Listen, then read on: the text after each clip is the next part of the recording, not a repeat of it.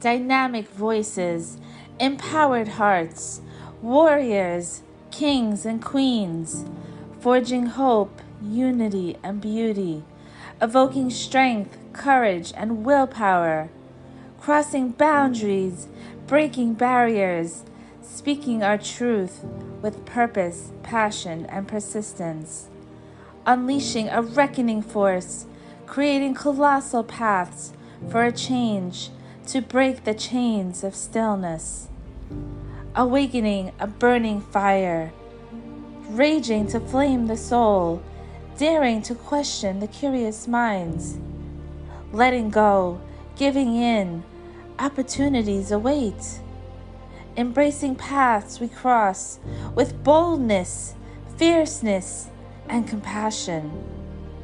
As we come together, joining forces, creating a powerful foundation for the fight we are all fighting. There's no looking back. There's no giving up. There's no backing down. We're here to fight. We're here to heal. We're here to rise. Your story, our story, will impact the masses. Will leave no truth untold. Fallen soldiers, we pick you up. We make you whole again. Broken hearts, we mend your wounds and wipe your tears. The battle is on. The race for freedom is here.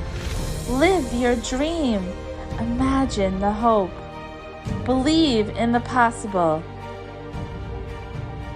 Wear your crowns, kings and queens. Sit on your throne with authority. Reign your kingdoms with confidence. Stand up. Stand strong. Level up. The time is now. Welcome to the 3rd Annual Global Healing Motivational Summit.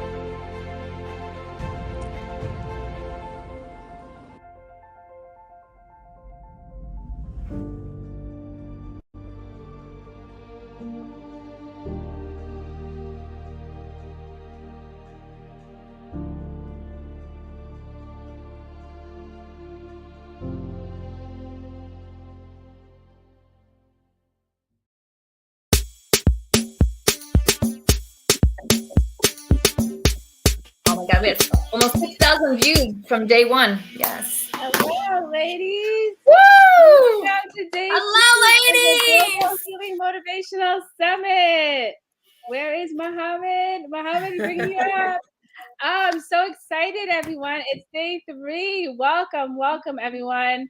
Muhammad, this is our new co-host today. First of all, let me just say a warm welcome to my beautiful co-hosts, Ramona Rogers and Mary Kim Farkas. And today we have a very special co-host joining us, Muhammad Talks. Muhammad, how are you today? It's amazing. It's awesome. It's a pleasure to be here. And everyone, stay tuned. Today, we have some of the greatest speakers from around the globe. They're going to just empower you and just give you the value.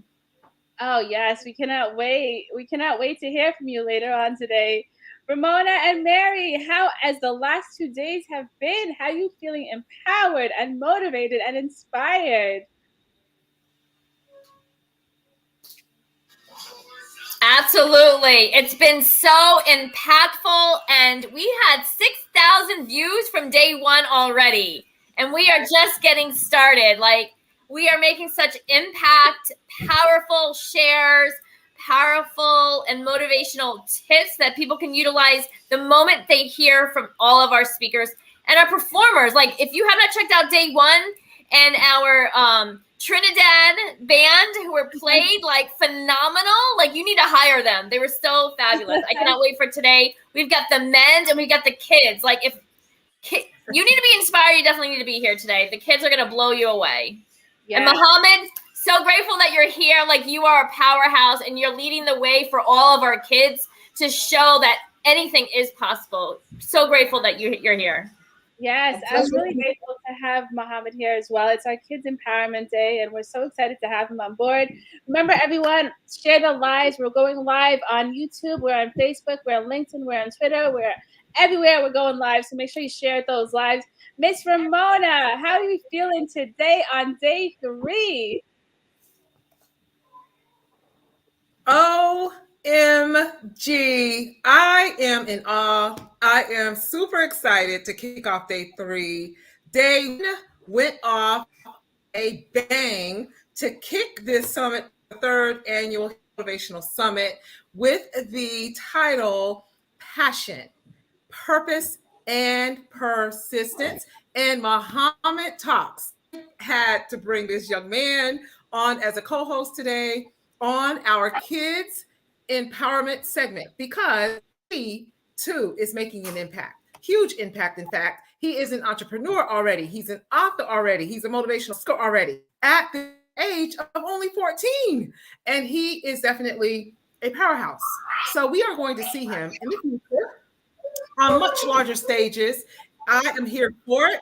And I definitely wanted to encourage and inspire and motivate and all of these other children who are looking at him and looking up already as their leader and as a beacon to exactly how they too, regardless of what age, can inspire others. So thank you so much, Muhammad. Send your mom love to your country of Algeria. And we definitely thank you for being here as well. Oh, back over to you, Jennifer. You know, it's a global summit, so we do have so many speakers, performers representing from all different parts of the world. And that is really the beauty of this summit, to be able to have so many walks of life of people really inspiring us with the dynamic stories and voices. And it's really all about the motivation and empowerment that we're bringing to everybody today. So, Mohammed, I cannot wait to hear your talk coming up very soon. With that being said, we are live on Clubhouse as well. Go in, share the live on Clubhouse, put it out to those Clubhouse streets. We are streaming live everywhere. Make sure you share those lives. Leave some comments in the chat. Let us know how we're doing. Let us know how you're enjoying this powerful, powerful 3-day summit. Today is the last day. It's a little bittersweet because I'm definitely a little sad, but I think I need a little rest after this. What do you ladies think? Yeah, I know, right? You know what? It is absolutely phenomenal. But you know what?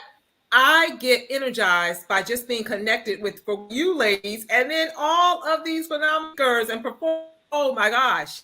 So I am just looking forward to it. It's going to be amazing. It is, and we're gonna start off the amazing powerful summit with Muhammad Talks. Muhammad, we are leaving the mic all up to you, and the floor is yours. Take it away. Hello everyone, I'm Muhammad Talks, content creator, motivational speaker, entrepreneur, author of Life Essentials, the book.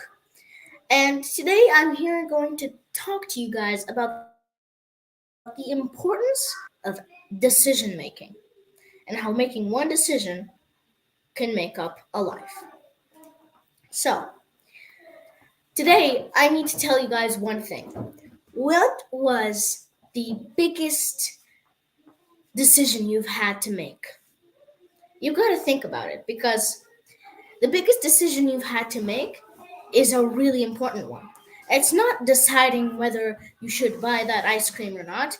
It's not deciding whether you should eat that gum or not. It's deciding what you should do and when you should do it. You need to have a lot of essentialism in life. No pun intended. A lot of different ideas come up in life, and decisions are the most important part. Here's why. Decision making needs very rational thinking. Most of the time, we've got two brains, right? According to many scientists, we use our brains in two types of ways. Our brain, out of habit and out of spite and out of ordinarily just doing so, because ever since we were born, we'd always just do the first thing that comes to mind. Here's what we do. If I say 2 plus 2, you're going to say 4. If I say 1,309 times 2, you're just going to multiply it by 2. You're going to do the fastest thing, but it may be the wrong way. Because slowly but surely, and fast but not curiously. So, in a way, decision making goes two ways. You make fast decisions that are rational and may be correct, or you make slow decisions. Better, easier. Do not waste any opportunities, though, because these slow decisions could really affect your life. So I'm here to tell you guys on how you should make your decisions in life and the essentialism in life. Because for me, I talk about a lot of things, but something that's mostly overlooked by a lot of people is that millisecond. That 1 second when you just blink. It takes us 0.23 seconds to blink, by the way. And what you need to do and what you need to understand is that in that moment of time, when you're blinking, what happens is billions of things around the galaxy explode. Billions. I mean, we live in a universe that's pretty much infinite. And a lot of things tend to explode in that universe. So the best thing you need to do is to not go to the dark. Now, blinking is not necessarily just doing this, but it's also fading out in making decisions. It's also fading out and not knowing what to do or when to do it. So, what is a decision? Well, you've got the old definition, the old reliable Google man. I call him Uncle Google because he gives you anything like your uncle. And then you've got the entrepreneur's definition and the motivator's definition of making a decision. In Google, making a decision is a choice. Because it seems to you that, you know what, I have a choice here, so I'm going to make this decision. 1 or 2. But who said you couldn't go for 3? Or 4? Or 5? So here's the thing. Most people don't know that you make the decision and you think that you have the choice, but in reality, you don't. As a motivational speaker, when it comes to making decisions, you don't make the decision, you make the question that makes you make the decision. If someone asks, you want ice cream or cake? Tell them I want muffins or donuts, because those are better. So sometimes it's best for you to open up and actually live freely in your life. You see, these little limitations, they can become a very bad habit. You can be reliant on people's choices and people's questions for decision making. You would never be able to have that much motivation to go above and beyond and say, you know what, I actually don't want this. Because sometimes saying no is saying yes. So, how is one decision going to make you learn more about yourself, understand more about life? Well, that one decision was you coming to watch this summit. Because when you started to watch this summit, you're going to learn a lot from hundreds of people from around the world. You're getting different cultures, different ideas, different mindsets, different definitions from many subjects. But here's the thing. You have never heard these people. So what you're going to do is you're going to gain knowledge. And that's the most important thing when it comes to decision making. It has 5 pillars. The knowledge, the data, the essentials, and then the last 2 are a little bit of an add-on for me, just the sprinkles. The motivation and the good habits. So these are what really make you make the decision. First of all is the data. Ice cream is delicious and cold, and cake is very nice without frosting. All right. The essentials is that it's delicious and it has sugar. Even though it's not healthy, it's delicious. The other 3, which most of the time really don't make you want to do it, but it's the motivation, the data analysis, and of course, that little good habit that pushes you towards it. Or a natural habit of liking sweets if you have a sugar tooth like me. So when it comes to making the decision, you need to learn about these 5 pillars. Make the right decision when it comes to being an entrepreneur, make the right data when it comes to being an entrepreneur, having the right motives, the right motivation, and the good habit. But what's important is not only those, but it's when you apply that information to your surroundings. Let me give you an example. If you're now thinking about how this information is going to change your life, you're already making the decision. Decisions happen everywhere at any time, no matter what happens, when it happens, how it happens, or why. So, this is how you've made the right decisions, or at least how to know you've made them.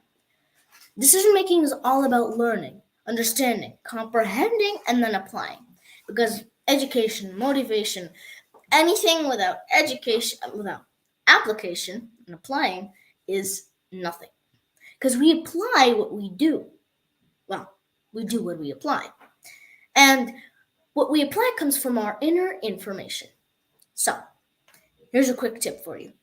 The next time you're going to make a decision, be sure that you're free, ready to go, and don't overlook important statistics. So, the next thing you want to know is that after decision making in life, you've got to have the standards for goals and, of course, for actually having a system for those goals. Because it's great not to say I have goals, but one system towards all those goals. It's there's so many hoops. So what's important for you to do is that you need to learn, understand, and comprehend the abilities that you can use in your life. So here's the thing. If you had a goal right now, say my goal is to climb to this top. All right, let me give you a little bit of a psychological idea here. So just do what I'm doing. I'm not going to make a fool out of you, and don't worry, your family's not going to laugh. Think about it. Do you want the mountain, the small mountain, or the big mountain? Which one would you like to go to? If you said the small mountain, awesome. If you said the big mountain, that's great. If you said the mountain, that's even better. But here's the thing. Who told you how big and how small the mountains were? Why not pick just the mountain? You see, perception is something that really makes people overlook data. They think, ooh, would you like a big spoon of ice cream or a cake? When you emphasize, it's like adding that fire emoji at the end of your text. It just makes everything hype for absolutely no reason, but it still does. It's the same thing with this. So what you're going to need to do the next time is you need to understand the actual essentialism of something. And here's what you're going on to do. After you gain the right amount of knowledge in life, you don't know where to go. Most are surrounded by the absolutely barbaric, bontatious, something that's really useless, but it can really put. Here's the thing. What you're going to do when you get to this bubble is you're going to just, do I go this way or do I go that way? Google Maps not going to tell me what my goals are and what my system is. So what should I do? A system is two things: a way of living and a way of acting.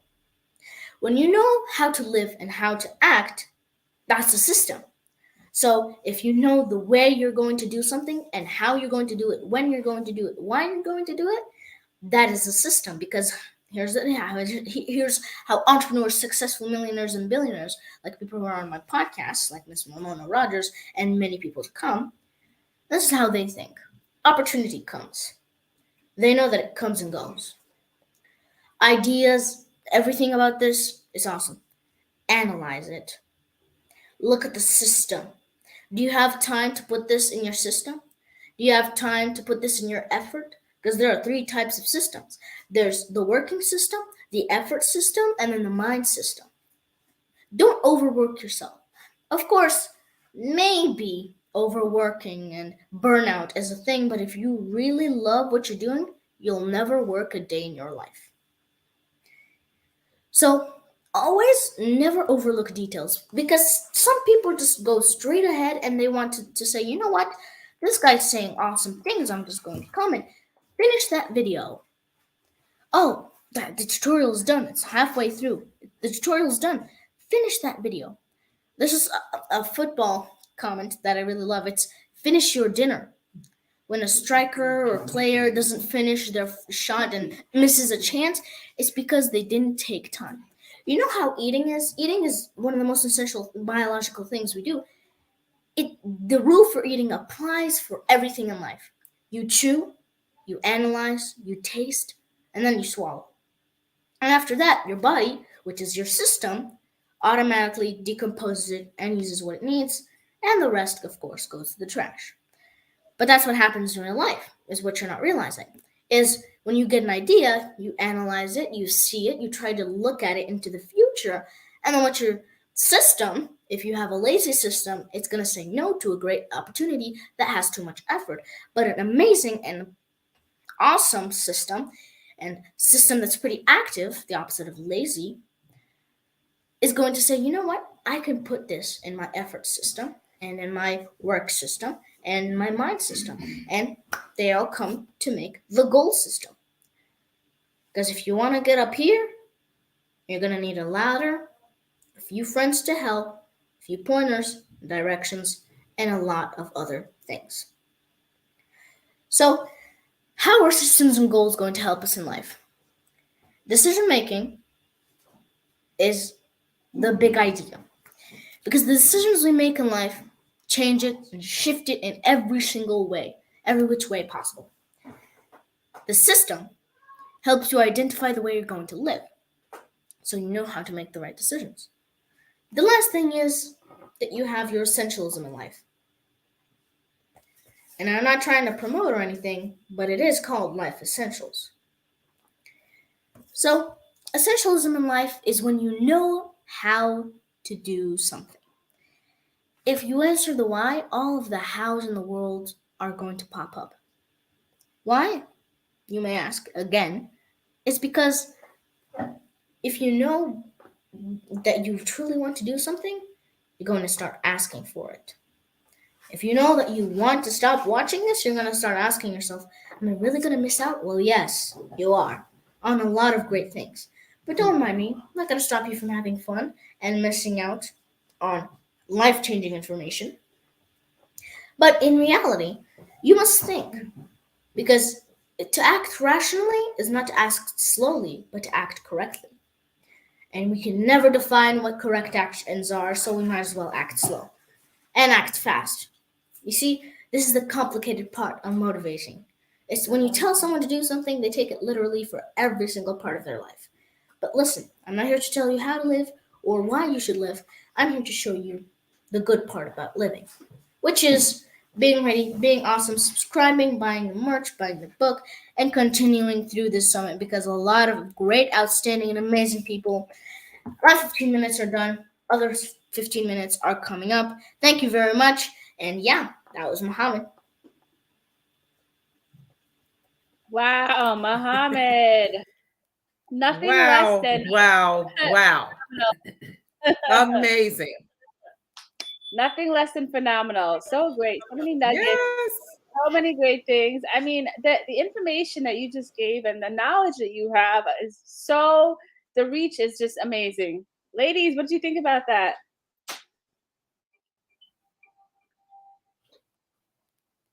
Amazing. Absolutely amazing, Muhammad. You already know what I think of you. I just adore you for one. Two, highly respect because you are showing up big, you are showing up strong, and you always never cease to over deliver on the value. So I definitely want to commend you for all of the work that you're doing. I see you. You are omnipresent. You are everywhere. You are in clubhouse rooms with billionaires. I was right there when you had a conversation with Grant Cardone. It was your first time him, as well as a host of other highly successful individuals who are pouring into you, who you are to. And I absolutely think that you are one of the new and upcoming. Even though you aren't new to entrepreneurship, you seem to be bounds ahead of so many that have been in the game already for years. So you are wise beyond your years. I want to parents, your family for just supporting you, as well as allowing us to have access to you that you actually. So I could not resist inviting you and having you as a co-host on our platform for today's children's segment of the Healing Summit. My co-host Jennifer Maharaj, as well as co-host or host Jennifer Maharaj. I host or co-host, but I definitely wanted to make sure it was said correctly. And then the co-host, the phenomenal Mary Kim Farkas. And it's just a pleasure and a privilege. So we are definitely proud that you have chosen to join us. So thank you, Mohammed, and back over to you, Mary. Absolutely amazing, Mohammed. Like, you're definitely an old soul, and like, you know, you're so powerful in so many ways, but I think the most impactful thing is that you're a child still, right? You're a kid. And I say that not to diminish who you are, but to showcase who you are, because there's so many adults, parents, caretakers who don't believe that their child has the ability to show up, right? And doesn't give them those tools or allow them to just flourish for where they are. So kudos to your parents, but also you stepping up, because it takes hard work and dedication from your end to learn your craft, to practice, to show up. So not only your parents for encouraging you or showing you different paths, but you saying, yes, I can do it. So it's just a dynamic team, and you're letting everyone know that, you know, our kids have voices too. Let them shine. So excited that you're here. I know you're going to continue to impact the world. Can't wait to see it. Yes, I know. I love the encouragement, and you truly That's are. Right. And you are helping so many other kids to have a voice today and helping them to shine as well. So the empowerment that you have is the value is impacting the masses today. So again, thank you so much for that beautiful, beautiful share. And I know we have a very, very special speaker on next. Ramona, I would love for you to introduce our next special guest coming on. Absolutely. I would absolutely love to share with you guys that this foundation is one that is near and dear to my heart, because it's directly connected to my purpose. It's directly connected to my big goal, right? That big, audacious goal. And my goal, big goal, is to impact the lives of 1 million women globally. And this particular foundation, the Renal Foundation, actually heard me speaking one day on Clubhouse. They were actually live streaming, if I'm not mistaken, that particular room. And they heard what my purpose was in a conversation that I was having on stage that particular day. And they heard apparently that my purpose was to actually impact the lives of women. And that is precisely what this particular foundation is all about, impacting the lives of girls ranging the age of 12 and ranging from the age of 18 and 30. And they are based out of Ghana, Africa, and their mission is to protect and support girls who have fallen into sexual slavery, as well as child early marriage and things of that nature. And they have also reached out to me to connect and collaborate and to create some empowerment programs for women and girls. And I could not be more thrilled to have invited them to be a part of the summit, the Healing and Motivational Summit, because who could not use more healing than all of these and young women who need more than now more support. And I am here for it. And that is why I'm so glad that they reached out to me. And I am so glad that they took the opportunity. They took the bait to join us and to definitely use this platform to reach others, tell us exactly what it's all about and what some of the phenomenal works that they are doing. And definitely want you to listen and enjoy and connect and support the Renal Foundation. So with no further ado, Jennifer, back over to you. Hello, welcome to the Renal Foundation. Thank you so much for being here today. Thank you, Jennifer, and thank you all the moderators as well. We are also glad to be here today. Yes, we cannot wait to hear your presentation. And with that being said, awesome. Take it away. We're excited to hear your presentation. Sure. So we would like to start with a video, the video that we shared with you first, so that maybe if you can help us show that video, then maybe we can start um, our presentation as well. Oh, so all you have to do, if you would just want to click present at the bottom where it says present, and then you can click video. Okay. Okay. Yeah. Okay.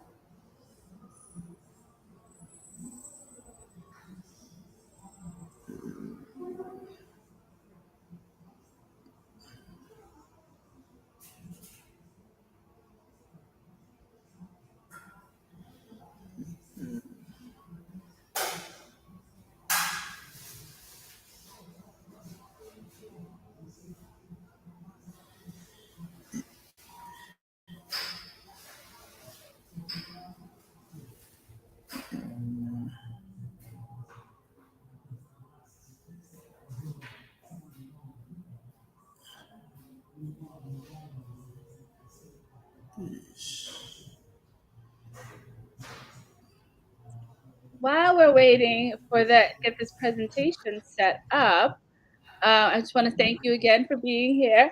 If you want to send me the video, I can try to help put it up. But yeah, I think All you're right. good. You just got to share your screen. Yes. And I know the work that you're doing is so beneficial to so many people across the globe. And this is a very important topic today. So I'm hoping everybody's tuning in, listening. And again, everyone, share the lives. We're live everywhere today. We don't want to miss out on these fantastic, empowering presentations today. You got it all set up? Are you good to go? Yes. Okay. I'm finding it difficult to share the video. I don't know if I've shared the link with Why don't Simona. So Yeah, if you put it in the comments in the private chat, I'll try to get it up for you. okay. Okay. Okay. In the Sure. meantime, you can start your talk. In the meantime, we'll try to get your video up for you in a little bit. All right. All right. Sure. Sure. Yeah. So thank you, everyone. I'm called Nelson Richardson Mandela. I'm the founder of Renel Ghana Foundation. Renel simply means Richardson Nelson Foundation.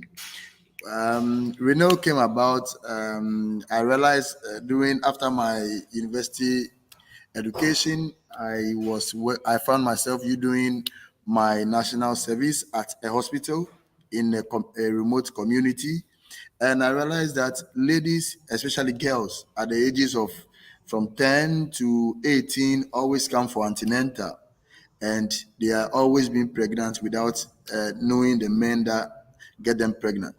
So I asked myself, what can I also do to help? I realized that they don't have a voice.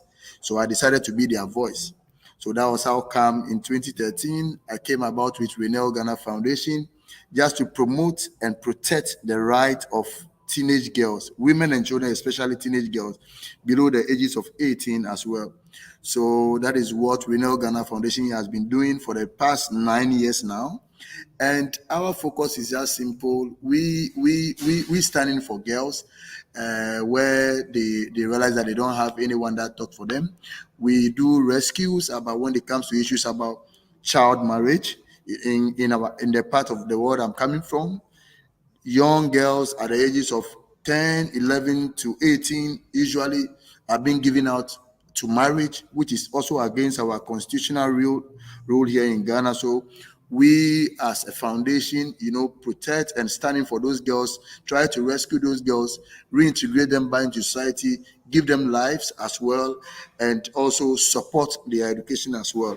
So from 2018 to now, we are able to rescue about 123 girls. We've managed to see about 60 of them through education, and 3 currently in the nursing training in Ghana here as we speak. Some of the things that we also do is also to empower women who give birth, just for them to also, because we can't be, reaching out to them all the time. So we look at issues about skill training, that we can give them skills whereby they can also be able to, do something for themselves that can cater for themselves as well. We also realize that their mental well-being is also a challenge. So we also try as much as possible to get people who can motivate and speak to their minds as well. And issues also about this role model. For instance, there's a family of three that we rescued just a few days ago. The elderly girl is 19 years old, has two kids. The one who follows, which is 16 years old, has a kid. And the last born is 12 years. So definitely the role model of that girl is just the sisters who have given birth. That is what they know about. So issues about education is not their focus. So we try as much as possible as well to try and take cases of that sort, take it upon ourselves, rescue them, and try to also reintegrate them. Sometimes it doesn't come cheap. We try as much as possible to get them people of their age, their caliber of age, that can motivate them, that even though you are 12 years of age, there are your colleagues who are 12 years of age who can also do better. You can also become a university graduate even at this age. So issues that we do is we try to, as much as possible, to get their ages, likes, and take them to the various communities also as well, and try as much as possible to get them apart with each other, so that they can also realize that they can also do it with a dream. One of the things we also do here in our country here in Ghana, if a girl is at the age of 16, she is allowed to have sex, but she can only get married at the age of 18. And if a girl is allowed to have sex, definitely teenage issues of teenage pregnancy is equally in place. So we also try as much as possible to influence our government policies, also try to help our girls education unit and our Ministry of Education as well, and also our Parliament of Ghana as well, just to all collaborate and come together and try as much as possible to make the education of the girl child paramount, make it a priority. That the fact that somebody is in a remote area doesn't mean that the person should be able to just be allowed to give birth. Yes, we understand that resources in the cities are not the same as in the communities, but there are other ladies also in the communities that are also making it very well. Also, they are not giving birth. So these are some of the things that Renel Foundation really does. And at this point, we would like to just show this video. This video is just a documentary evidence that we did about the effect of early child marriage that happens in our society. And in this video, we have some of our high office holders also advocating, who are our lead advocates, who also speaks to the issue, because a lot of people look out to them as well, and in everything that they do. So at this point, the link is in there. I'll be glad if the video can be showed, and maybe I'll just conclude it as well. Thank you.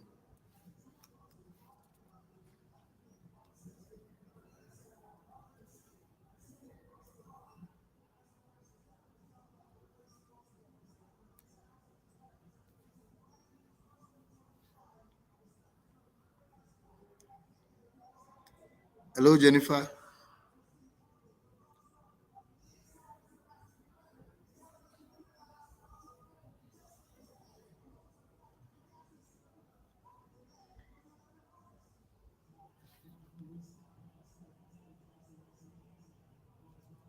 Hello, Jennifer.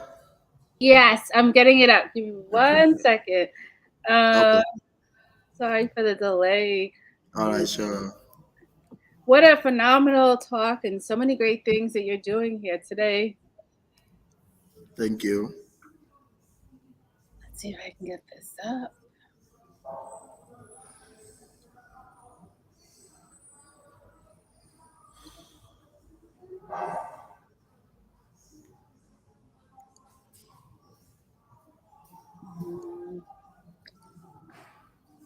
We apologize for the delay. These are the things that Sure, that's fine.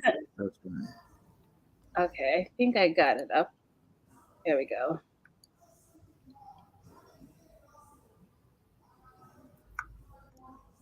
All right, can you guys all see that? Yeah, sure.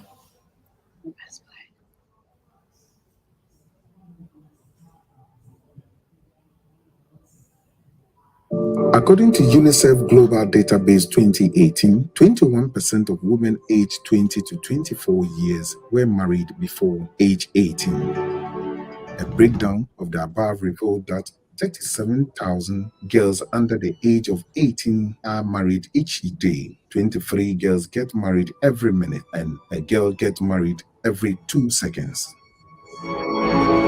Across the globe, levels of child marriage are highest in sub-Saharan Africa, where around 4 in 10 young women were married before age 18. Ghana, significant efforts are also underway to address child marriage. According to Ghana's 1992 constitution, a person under the age of 18 is a child and therefore cannot marry or be given off in marriage. Here, a 14-year-old victim. Mboyo Salif, Mami Yolo Bintu, Manda Bichagale, school man I get at Islamic school, Nabi a P5, and that year 14 years. Say they get a school. Man was 14 years school. I drag much poor.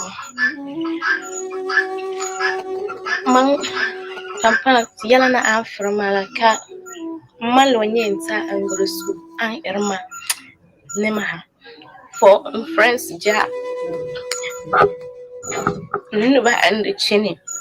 One of whom ama Irma and Nemaka, no Kariga at school. So Bama Wagara and Irma Nemaha. Come back, a can guys, Matsara, woman.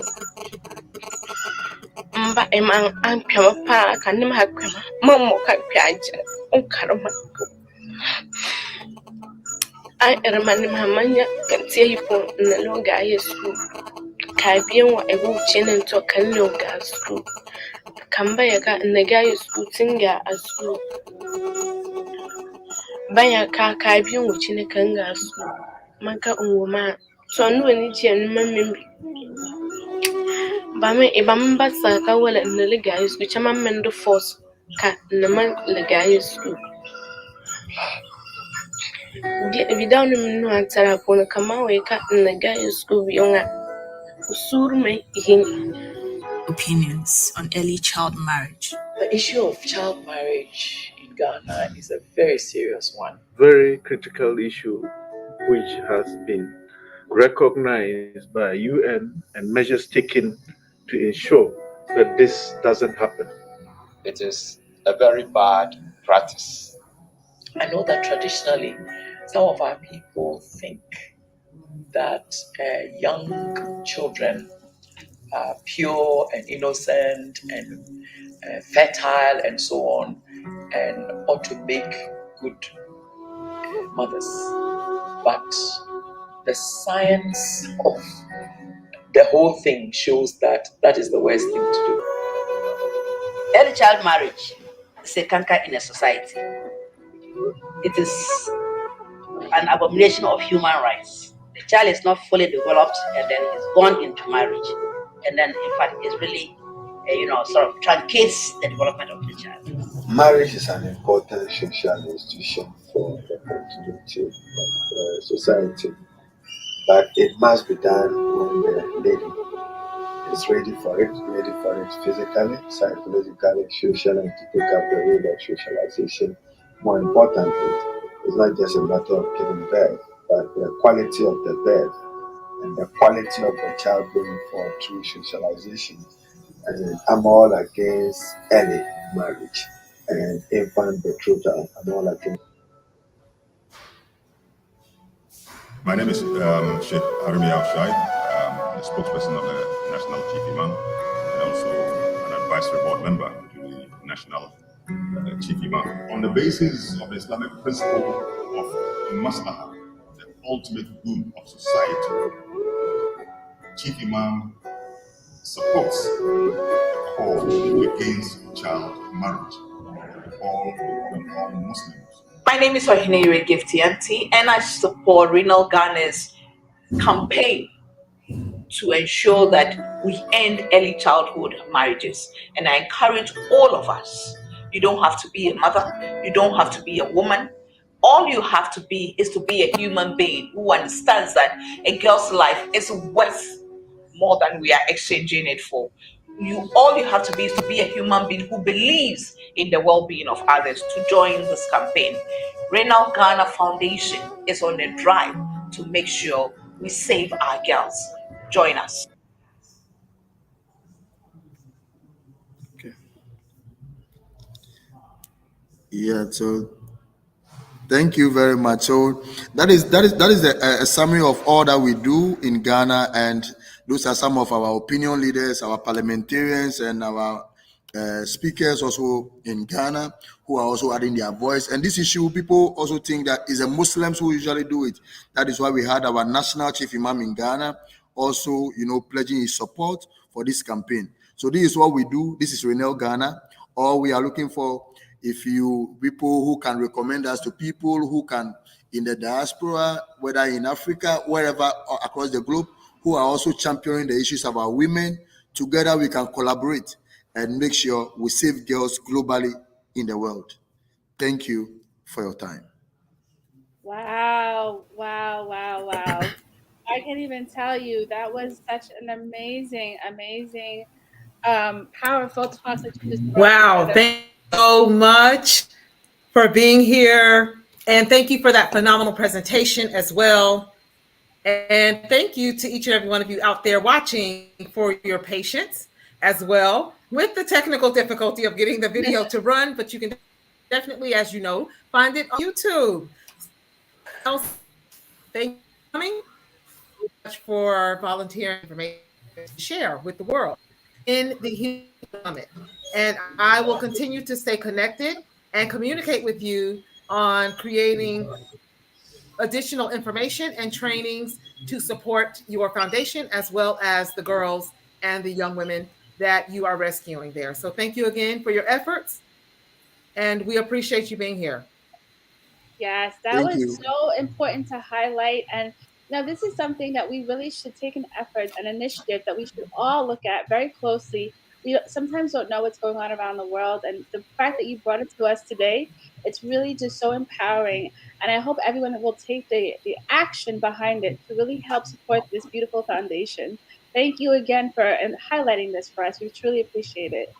Thank you. Thank you very much for the opportunity. I'm also grateful meeting big time people like you guys. Thank you and have a nice Thank day. you, Renal, for your passion and seeing that Awesome. it needed to be talked about. It's so crucial, and all the kudos to you.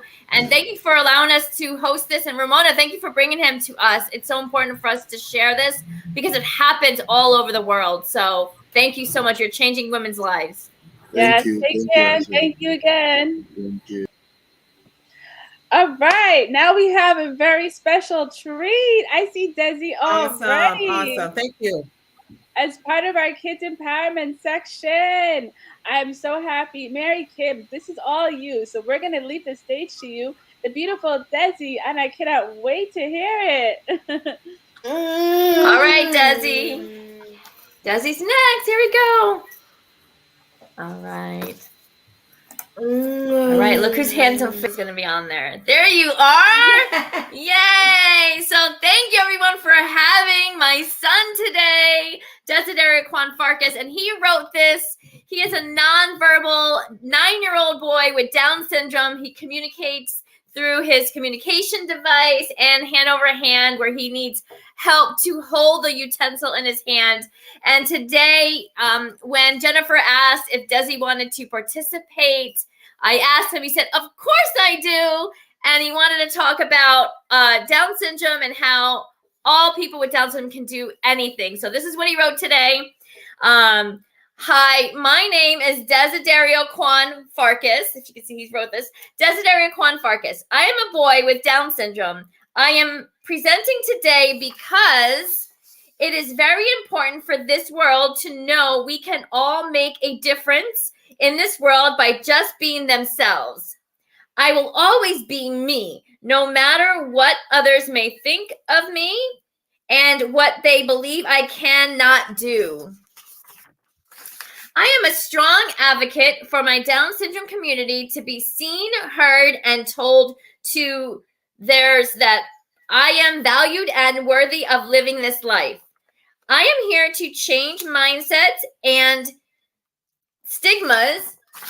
It is my passion to keep changing this world by being me. My purpose is to make this world a better place by showcasing all people with Down syndrome can do anything any typical person can do. I am going to be persistent in my mind, my walk, and my advocacy. I am a human being and deserve the same opportunities and acceptance to be me all day, every day. I am to be all that I am born to be. I will be a famous author as soon as my mom publishes my books. She is always advocating for me and my community and is an inspiration for me to continue my purpose on this earth. Continue to be kind, be joyful, and be open to learning and growing. My mom always tells me that I can be smarter than yesterday, and no, you can too. Be open to growth and be open to see me as me. I am a valuable member of society, and I can make you see that all things are possible. Purpose is a key to living. Passion is the love within you, and persistence is a necessity. Keep going. I am going to do the same. Keep shining and don't let others blow your candle out. I'm reading his handwriting, so it's to blow your candle out. You are doing it all. I love you, and please follow me, Desiderio _Quan_Farkas on IG. I will follow you back. My mom runs my account. However, I approve what she posts. One day, I will run my own account. I am not able to now because I have difficulty with typing on my own. I am learning this now with my mom and at school. I have a great community who believes in me and continues to inspire and motivate me. Surround yourself with this type of community. We need these people in our lives. Thank you, Jennifer, for hosting this summit. You are changing lives. Thank you, Ramona, for the queendom that you are. I love watching you interview my mom. And Mommy, thank you for being you and loving me. With love, Dequan the DJ XOXOXO. What do you think, Desi? Did you write that? Are you excited? Oh my God, Mary. Wow, what an amazing Desi. Hello, honey. That was so empowering. I can't even tell you. Desi was a part of a couple of events that I've hosted before, a Halloween meeting event. And oh my God, he is truly just a beautiful, shining child. And he's amazing. His soul is so beautiful and it shines through, Mary. What a wonderful, wonderful child you have there. He is amazing. He's definitely exciting, doesn't he? He does not look at it. Trust me. He's waiting for his phone back. He's waiting for his phone back. Yes. Wow.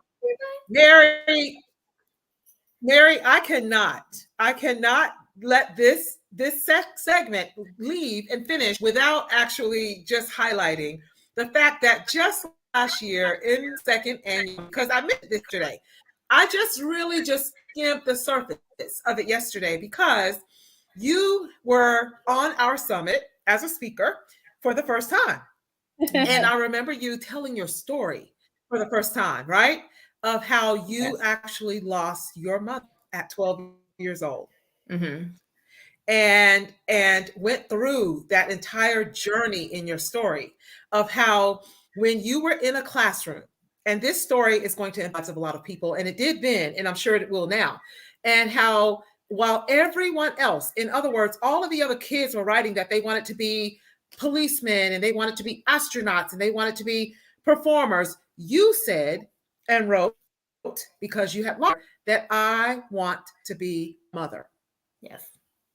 And because you had lost your mother at such a young age and was just going through the healing journey and trying to find yourself through all of the things that you had to grow through, more, that you wanted to be a mother. So you started your career, and then you started your journey on becoming a mother. And God saw fit you to be the mother he chose to be to the perfect child that he chose for you to mother. Yes. So with you having your abandonment issues, he chose a child that was going to require your undivided 24-hour support, love, and care.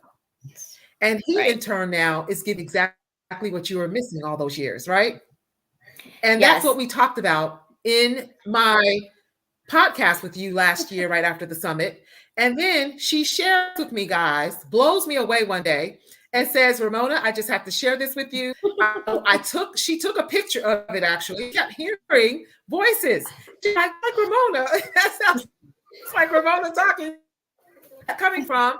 And lo and behold, her son, beautiful Desi, and I love you to pieces, Desi, she shared a video with me and said, this video, and he's watching it on loop over and over and over again. And he keeps rewinding it back to that part of the story that you shared for the first time in your journey, of him and how he came about.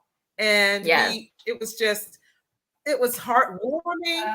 And I absolutely just love, I just love that. I still have it saved in my phone. I posted it on my old IG.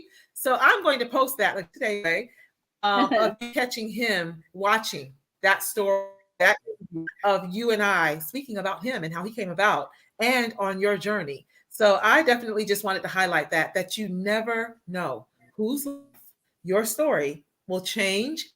And you guys have definitely impacted me. You too. You and Desi both have definitely impacted me as well, and just encouraging me to just continue serving. So thank you so much again, Mary Kim Farkas, and thank you, Desi. I love you. Back over to you, Jennifer. Thank you. Voices, so many children out there. And I just can't tell you how much he's impacting the world, impacting me. And I can't wait to see that book, Desi. Tell your mom, hurry up and publish it. My mommy has to do this. Mommy's busy doing all the things, but we will get it done. And I just want to say, Ramona, remember Desi's first, his due date was my mother's birthday. Wow. That was part of the conversation too. But thank you, Ramona, for believing in me and sharing our story. And thank you, Jennifer, for connecting all of us. And here we are co-hosting this whole thing together. So, and Desi's part of it. I love it. Yes. Absolutely. That's a huge part. Well, we love you, Desi. I didn't forget the details, but that's right. I did not forget the details, but we definitely don't have a lot of time to share them all. But absolutely, they'll have to go to my YouTube page to watch that podcast. It was phenomenal. Honestly. My gosh. Well, Desi, again, thank you, Mary, for that. We love it. We love it. We love it. So with that being said, we are so happy we're kicking this off. We have another dynamic performer on board. Javier Gooden was actually a performer in the first day one. He's coming back to empower us in the kids empowerment section. I'm so happy and honored to welcome back Javier Gooden. Hey, Javier. Hi, everyone. How are you? We are dynamic. How are you? Fine, thank you. I'm grateful to be here again. We are so thankful to have you. Well, the floor is yours. Take it away. Thank you so much. Well, hello, everybody. As you know, I am Javier Gooden, and I'm so grateful to be here during this Youth Summit.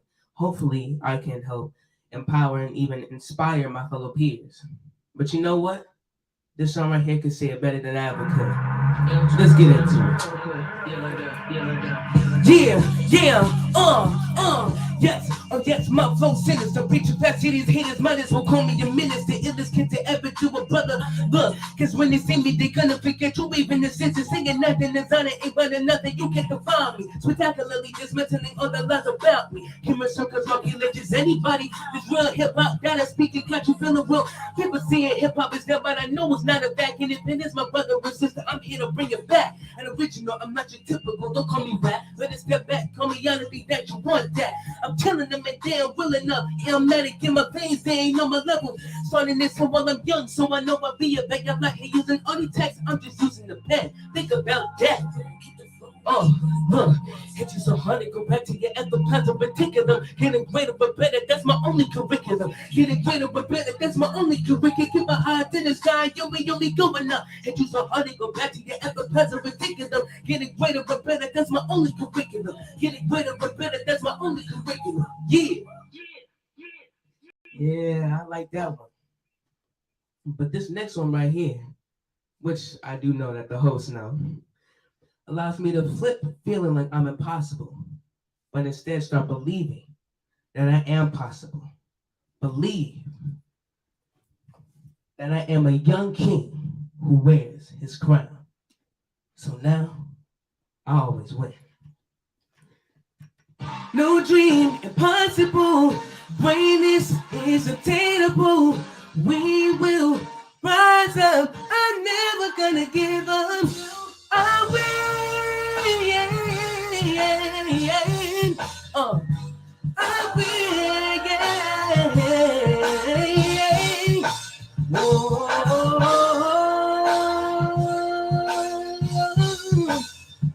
never give up till I win. Yeah. I am the greatest, bodacious, lyrically invincible, my flow shake mountains. Call me Moses, so we up with all these haters up. Let my people go, you know we gon' be coming up. Been together, he was buying my work. I tell the hell of people know of my work. I keep my mind focused, hard times coming, but I'll be there for sure. They use it cause when I get up with the first. So now you tell me what's worse. Being different was the time to come and get me. The other writer with God on myself, we come to heaven. Call these difference only the way they make the spiritual out. The silicon out. Yeah. No dream, impossible. Greatness is attainable. We will rise up, and I'm never gonna give up.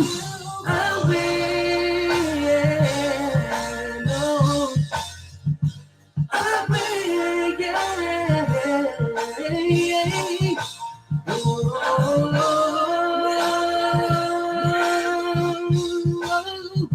Never give up till I win, till I win.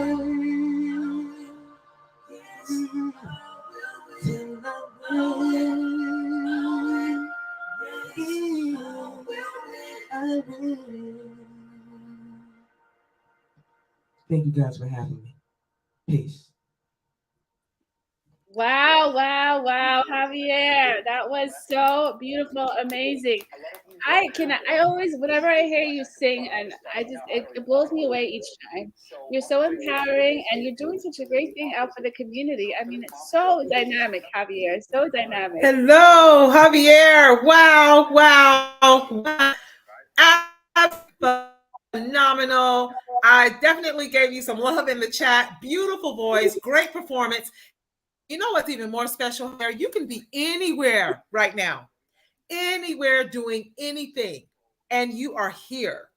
Not just today, yesterday as well, or the day before, I should say, inside of the Healing and Motivational Summit. That speaks volumes to you, who you are, your character as a young man, as well as it speaks volume to your parents and how they are raising you and pouring into you and supporting you. So you are definitely blessed to be a blessing, and you are definitely blessing many lives today and creating an impact. And I just definitely want to encourage you to keep doing exactly what you are doing. Don't listen to the naysayers. Don't listen to who does not speak life into you and into exactly what it is that you are dreaming of. And just so you know, achieve anything, absolutely anything that you set your mind to. So keep going, keep thriving, and you are yet another young man that we are definitely going to see again. So thank you so much again, Javier Gooden. I appreciate you, and I definitely enjoyed every word that you sang and performed today, as well as a couple of days ago on day one of the Healing Motivational Summit. So we appreciate you. Yes, and over to you, Jennifer. Gotta give a quick shout out to your dad too, Roberto Gooden from Funk Nation Radio. I so appreciate him and the connection that I made with him, and learning about you and your talents was just phenomenal.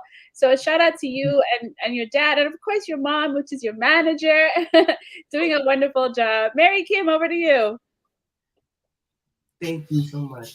Absolutely. Everything what Ramona and Jennifer shared, it's the community, it's the connection, it's people believing in you, pushing you, but also like you're so, you could tell, Javier, you're so passionate about what you do, and it seems like you love what you do, so keep shining, don't give up, because along this journey, whether your parents continue to support you or however those dynamics change as you grow and get bigger, you know, you're going to run across people who won't believe in you, who don't give you that shot. Shine anyways. They do not have the power over you. They don't determine your life. You do. So I'm so like, this is your I think my fourth or third time hearing you. It's so powerful every single time. Thank you for being here.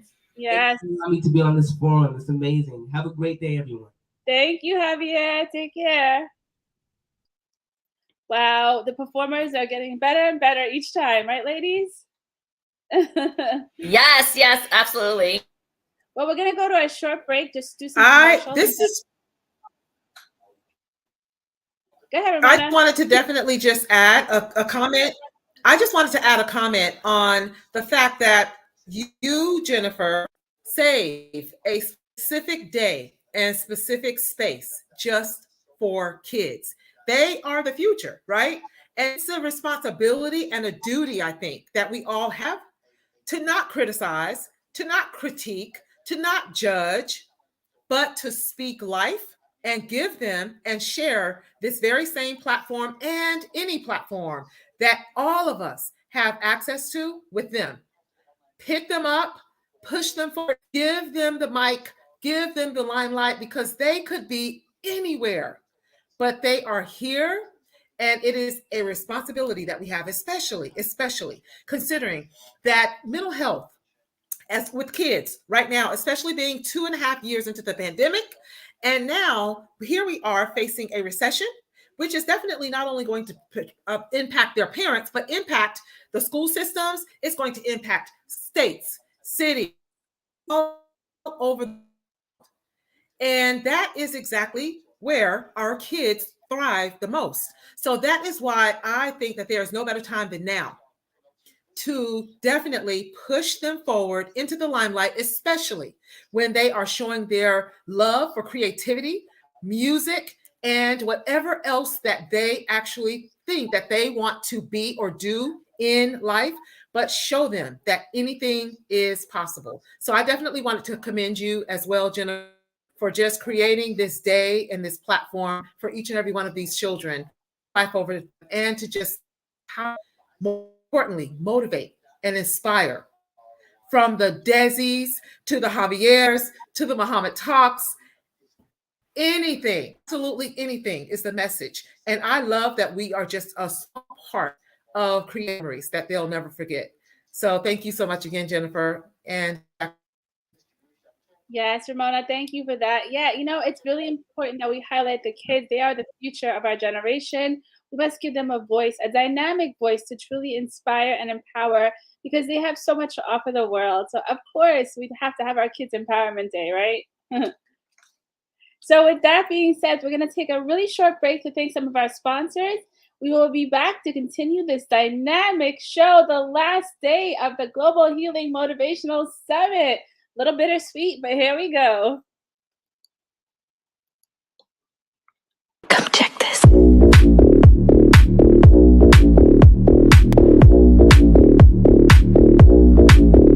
check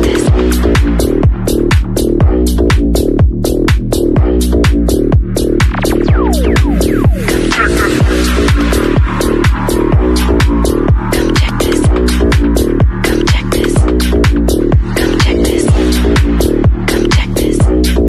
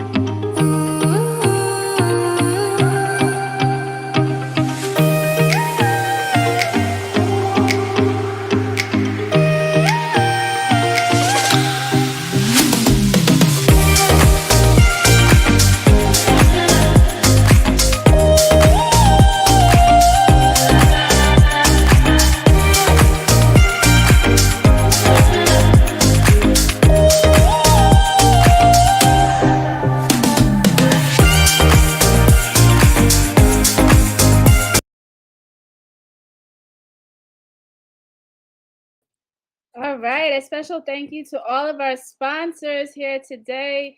We definitely want to thank our presenting sponsor, which is Crincoli Real Estate, Mary Crincoli, who's also going to be one of our dynamic speakers today. We have Keep Seat Pacifier, which is Mary Kim Farkas, the co-founder, and of course, JM Design. So thank you to all our beautiful sponsors. Mary, you want to tell us a little bit about Keep Seat Pacifier? Yes, I would love to. So I am the co-founder of the Keep Seat. It's a one-of-a-kind, innovative pacifier cover, and the only one that covers the infamous Wub Nub, which has been around for like 30-something plus years. If you've ever seen a pacifier that's attached to a small stuffed animal, we're the only pacifier cover that covers that. Plus, and we cover over 20 plus additional pacifiers and some baby bottle nipples. And the one that's distributed in majority of the hospitals nationwide, we cover that pacifier. We are food grade safe, drop tested, women-owned, certified women-owned business. We distribute all over the world globally. We have in the Middle Eastern, Taiwan, Canada, and bits and pieces across the United States, and also Amazon. What we do in our company, outside of solving a solution, and my friend, one of my best friends I've known since 13 or 14 years old, she created this pacifier cover because she had an emergency C-section in the NICU and was worried leaving the hospital and how to protect her baby. And so she came up with this. So that's how I got connected. But also our biggest flex that we love, we give back to our community. We give back, if you shop on our website, we give back to Sylvie Bells. And her daughter was given 10 days to live. And she said to God that if my baby lives, I promise I'll give back in some way. And so today she distributes NICU packages across the United States and Canada to parents who stay an extensive time in the NICU or PICU unit. Our other partner, which is part of my heart, we give back to a young lady on Long Island, and we met her because my son went to the same school that she did, Brittany's Baskets of Hope. And every purchase on our Amazon site, which you can get through my link, through meetmarykim.com, we donate a Keep Seat pacifier to Brittany's Baskets of Hope. And she's a Down syndrome woman who's also L'Oreal Famous Woman of the Year, like a couple years ago.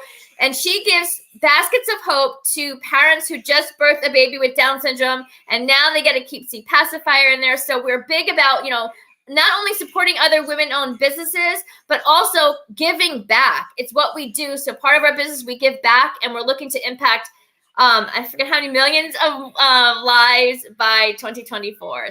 So honored. Thank you, Jen, for having us. Of course, amazing. And we're definitely looking forward to supporting you on that, Mary. I think it's a phenomenal initiative, and which is why we always power up with you. So thank you for that. We definitely appreciate that introduction.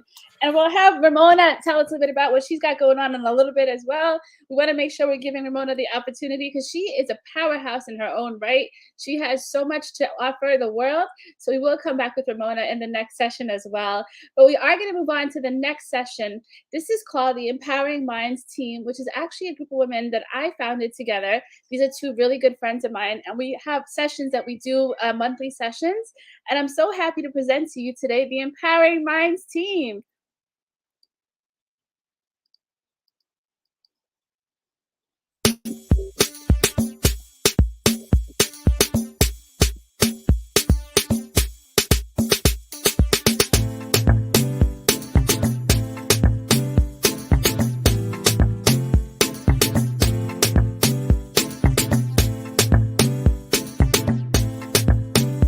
I had gotten a little sick, unfortunately.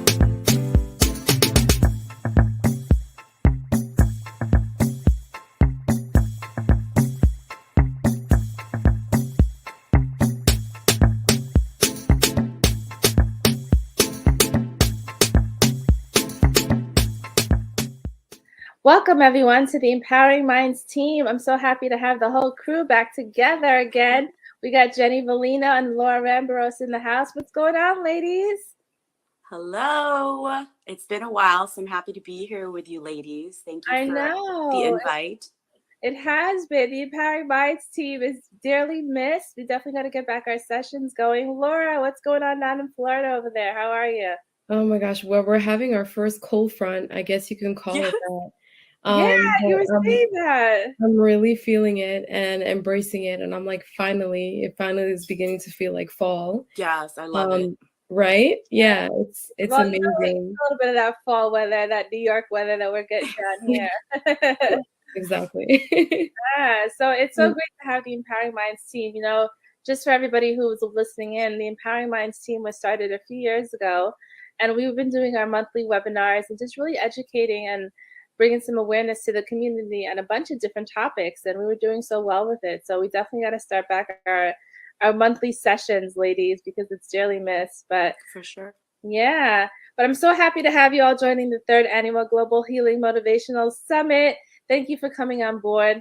And today, our topic really resonates with the whole theme of the summit, being that it's passion, purpose, and persistence. So today we're talking a little bit about how can we create with intention and purpose. We're always in that space of creating, especially as business owners, entrepreneurs, and the daily activities that we're doing. But how do we make sure that we're really focused in with intention and purpose and all the things that we're doing? So Jenny, I'm going to throw it over to you. Being an entrepreneur and a badass, doing all the great things that you're doing, how do you really create with intention and purpose?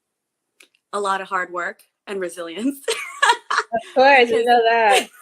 Because it's not easy. Entrepreneurship is not for the faint of heart.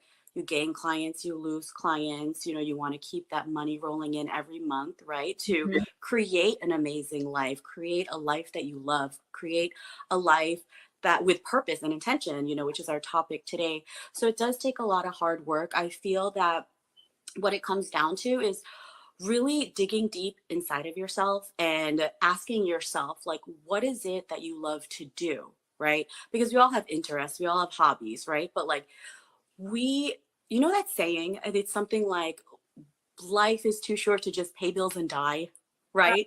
So yeah, so like I'm a big believer in doing something that you love every single day to be happy. People are multi-passionate. You don't have to focus on just one thing, right? Nowadays, like people like Jen, you're doing so many different things with your businesses, right? Like connecting with people, doing your health and wellness business, doing your networking, and you're doing a great job at it, right? So like the question is, how do you do it? Because you're a great example of someone that is living a life, like, creating a life with intention and purpose. So yeah, it's really digging deep and figuring out what you love to do and how can you turn this into a business, or how can you just keep doing it every day where you can share with people and empower people and just keep living life more than just paying bills. Yes. Right. No, and you're so right. And I love what you said about, paying bills and just dying, because that's true.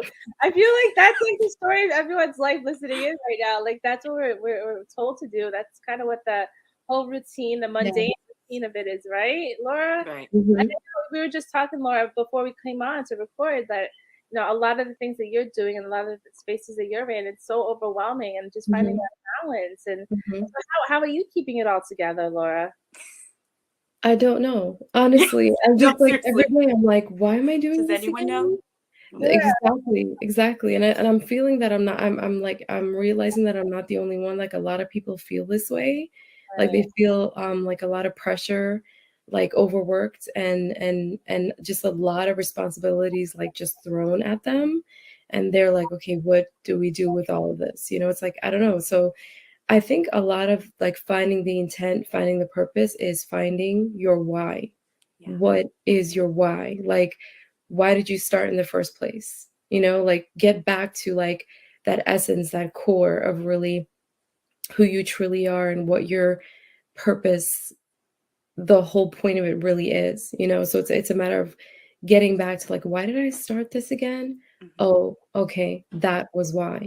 Just think back and you have to just remind yourself of where it all began, right? And get back to that place and just be like, okay, this is my why. This is exactly why. And you know what? It's okay if that changes too, and if it evolves, because I think with all things, it should evolve. It's very much a process, right? Ever evolving. So we're all, you know, a work in progress, all of us, right? Right. And I think it's really a matter of understanding your why, and if that changes, so be it. You just kind of go with it, right? And then also know when it's time to kind of change, divert, you know, maybe try another way. Clearly, if something isn't working out the way that you wanted to, all right, well, maybe there's another way, perhaps even an easier way that you had not even considered. Because I think all too often we take ways because they're comfortable, you know, familiar ways, right? Familiar paths.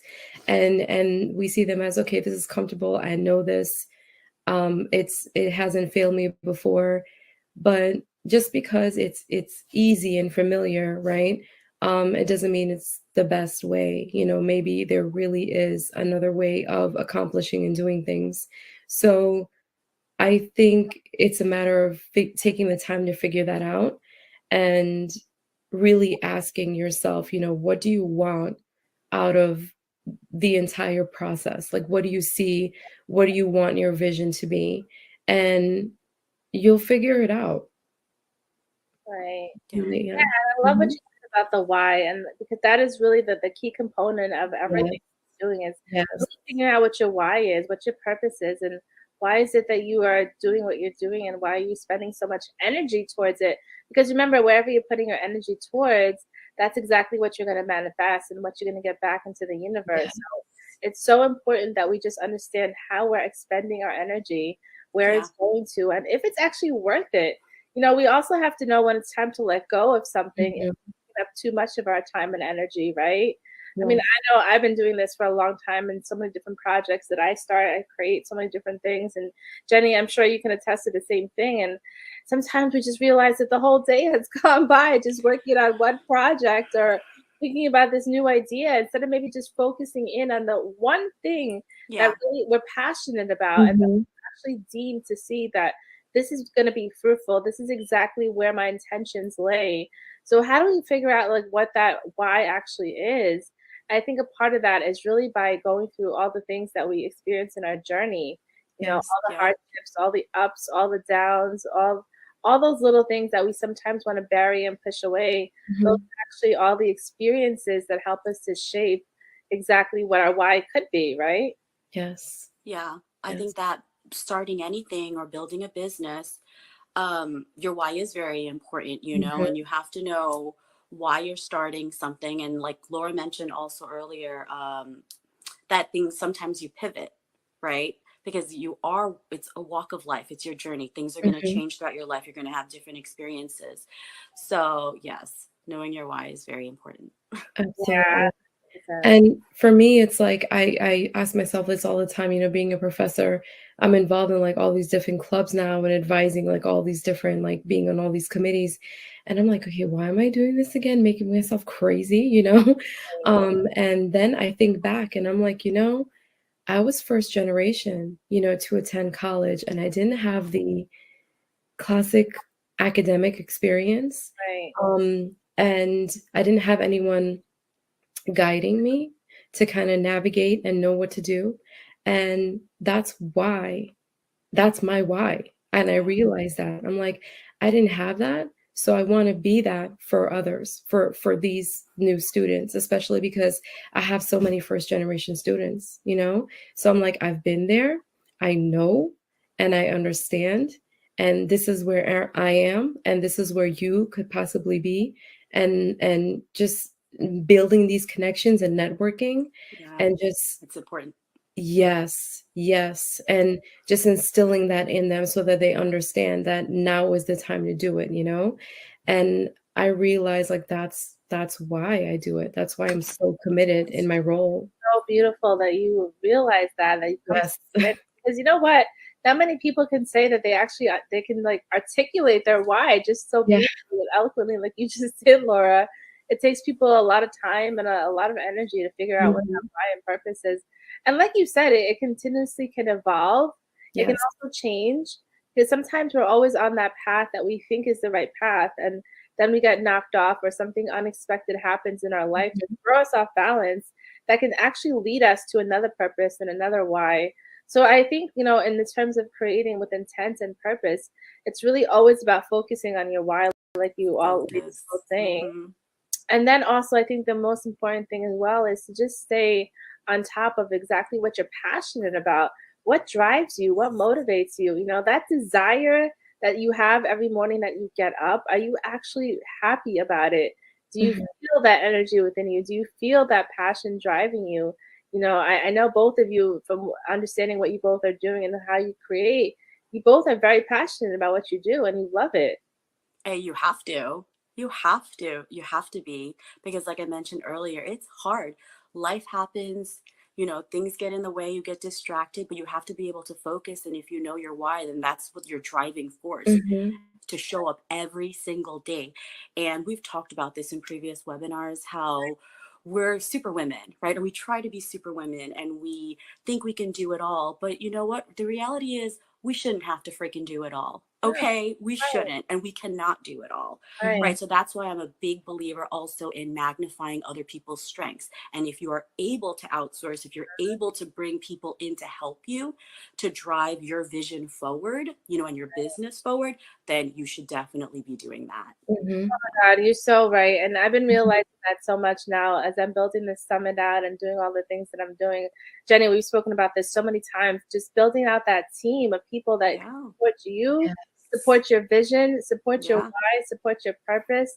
That is really about creating with intent and purpose, because now you're setting up yourself for success, and because you have that strategy, and that is something that I need to implement. I mean, I'll be 100% open about that. We know we keep it real here on Empowering Minds. We tell it as it is. We don't. It is not all sunshines and rainbows, okay? It's hard work. Anything here. We tell you entrepreneurship is a hard game. Jenny will tell you. I know what my weaknesses are, okay? But if I can bring someone on board to be like, you have a good eye for design, you're a graphic designer, you're going to work on this part of the project, like, hey, that's fine with me. I know what my weaknesses are and where I can push other people forward to magnify their strengths. Right. That's what it's all about, leveraging other people's strengths and just knowing your own weaknesses. And it's not a bad thing. It's not a bad thing to admit that you're weak in this area, but you're stronger here. But that's actually doing yourself a favor in the long run, right? Yes. And I think also you start attracting the right people too, right? Like when you start making, when you know what it is that you want, attention, you're putting it out there, right? And you're like, okay, this is what I'm trying to create, this is, and then you start manifesting, those individuals, you start attracting the exact people that you want, and randomly they just show up and you're like, oh my God, this was exactly what I was thinking about. And here you are, it just works out in that way, which I think is amazing. And collaborating. Oh, wow. Collaborating. That's so true. Yes, it's huge. What you just said is exactly how all of us, the three of us, came together to form the Empowering Minds team. The energy that we each attracted to each other, and just the vibe that we all had, and it just ended up being such a great thing. Yeah. Well, that's a perfect example of hanging around other people that are going to push you, challenge you, make you better, right? Believe in your vision, believe in your goals, believe in what you're trying to build for yourself and your family. So I'm very grateful for this team. Oh yeah, so am I. I know. And before we end, I definitely want you ladies to tell everybody a little bit about yourself, what you do as part of the Empowering Minds team, the phenomenal Empowering Minds team. And then, of course, we got to go into our Netflix picks because my gosh, I knew it was coming. It's coming. I do want to say one thing that I feel is very important for creating, with intent and with purpose. Don't overcomplicate things, right? Yes. Keep it very simple. Keep it very simple. Stay focused, right? Like, for example, if you're going to start a business, do you need all this overhead? Do you need to rent out a space and spend all this money? Do you need this big team? Or can you literally work from a desk in your garage, and start there, start simple, and build out from there. Exactly. Because I build my business from home too, so that's what I'm saying. Use what you have, because there are resources and tools that you already have within your reach that you may not cost any money at all. So use that, and then go from there. So Yeah. don't overcomplicate things. That's a great Just start. point. I love that you brought that up, because that's a really key part of it. Because some people think that when you're starting a business or you start creating, Mhm. you need to go out and purchase all these different tools. You need to get No. this, to get that. There's so many free tools. And I mean, Jenny, being in the business that you're in, you know that firsthand. Oh, yeah. There's so many free tools that we can leverage and take advantage of. Yep. And that's actually creating with purpose and intent, because now Yes. you're spending less time on trying to find and spend money on things and figure out the strategy and the big innovative idea, right? Yeah, exactly. If you have a phone and you have internet, you're There good you to go. go. You have Google. That's it. Google is your best friend. Yep. And I love that you said that, because it's like some people don't even know where to start, and Yeah. they get so overwhelmed with just it's just And then they daunting. never start. Exactly. True. It's so daunting, and you're like, oh my God, I have to do this, I have to do that. Oh my God, this is too much. I need this, I need that. How am I gonna afford this? What am I gonna and exactly what you said, just start with what you have, Yeah. and then just build from there, right? Right. And yes, absolutely. It's just you're more mindful of everything that you need in that space, in your space. Right. Absolutely. I think sometimes people just get the wrong information or get guided by the wrong people. And Yes. because remember, when you're starting a business, there's going to be so many people that are going to have so many opinions about what to do, how to do it, when to do it. And you just really have to know where your energy is, who your tribe is, who you're Yeah. listening to, and exactly where you're getting your information from. I mean, personal development, I truly believe in personal development to help you build your business, or even and in life in general. So, make sure you're just reading good books, find your tribe, like I said, Mhm. find a good network of people, and always just keep learning and empowering yourself with information. And I think that's the key to really being persistent and really keeping on track with creating with intent and purpose. Yes. So good. Yes. Yeah, definitely. So, ladies, let everybody know what you got going on and who you are as part of this phenomenal Empowering Minds team. Laura, tell us a bit about you. Well, I'm a professor of psychology, and I teach various courses, developmental, general. I advise also a couple clubs on campus and on the Honor Society, and it's pretty amazing. And in addition to teaching, I also am a children's book author. I wrote the Moon's Lullaby, which is available on Amazon, and I love sharing resources, especially free information when it comes to mental health, because I'm an advocate of that. And I really believe that choosing to take care of yourself is not selfishness, it's self-care, and it's the highest form of self-love when you finally do choose to take care of yourself. And I'm all for that. Yes. Jenny. And So she's good. very organized because she always comes. What's your paper and notes today? I tell you, It's important. You got to be organized. Okay, write things down. Organized one out of the whole team, but That's it. that's how we love her. Oh my Jenny, God. tell us a little bit about you. Okay, well, my name is Jenny Valino. I am a certified social media strategist with the National Institute for Social Media. Not only do I have a full-time job, but I do also own a business called She Loves Social, where we do social media marketing, content creation, social media strategy, and my favorite, Instagram Reels. We have a very small but mighty team that I'm so grateful for. I don't know what I would do without them. And yeah, I know what it's like to work many hours a day, but you know what? I love it. I love my job. I love my business, and I get to work with clients that I choose. And I am also a firm believer in striving for greatness. I believe in investing in your personal and professional development, which is why I am so honored to be a part of the Empowering Minds team and Jen's amazing summit, and speaking at other events as well. Yeah, and I just saw, congratulations, you were just speaking at an event in Florida, by the way. Kudos. Yes, that was really good. I was part of a practitioner panel at Social Media Expo Jax at the University of North Florida.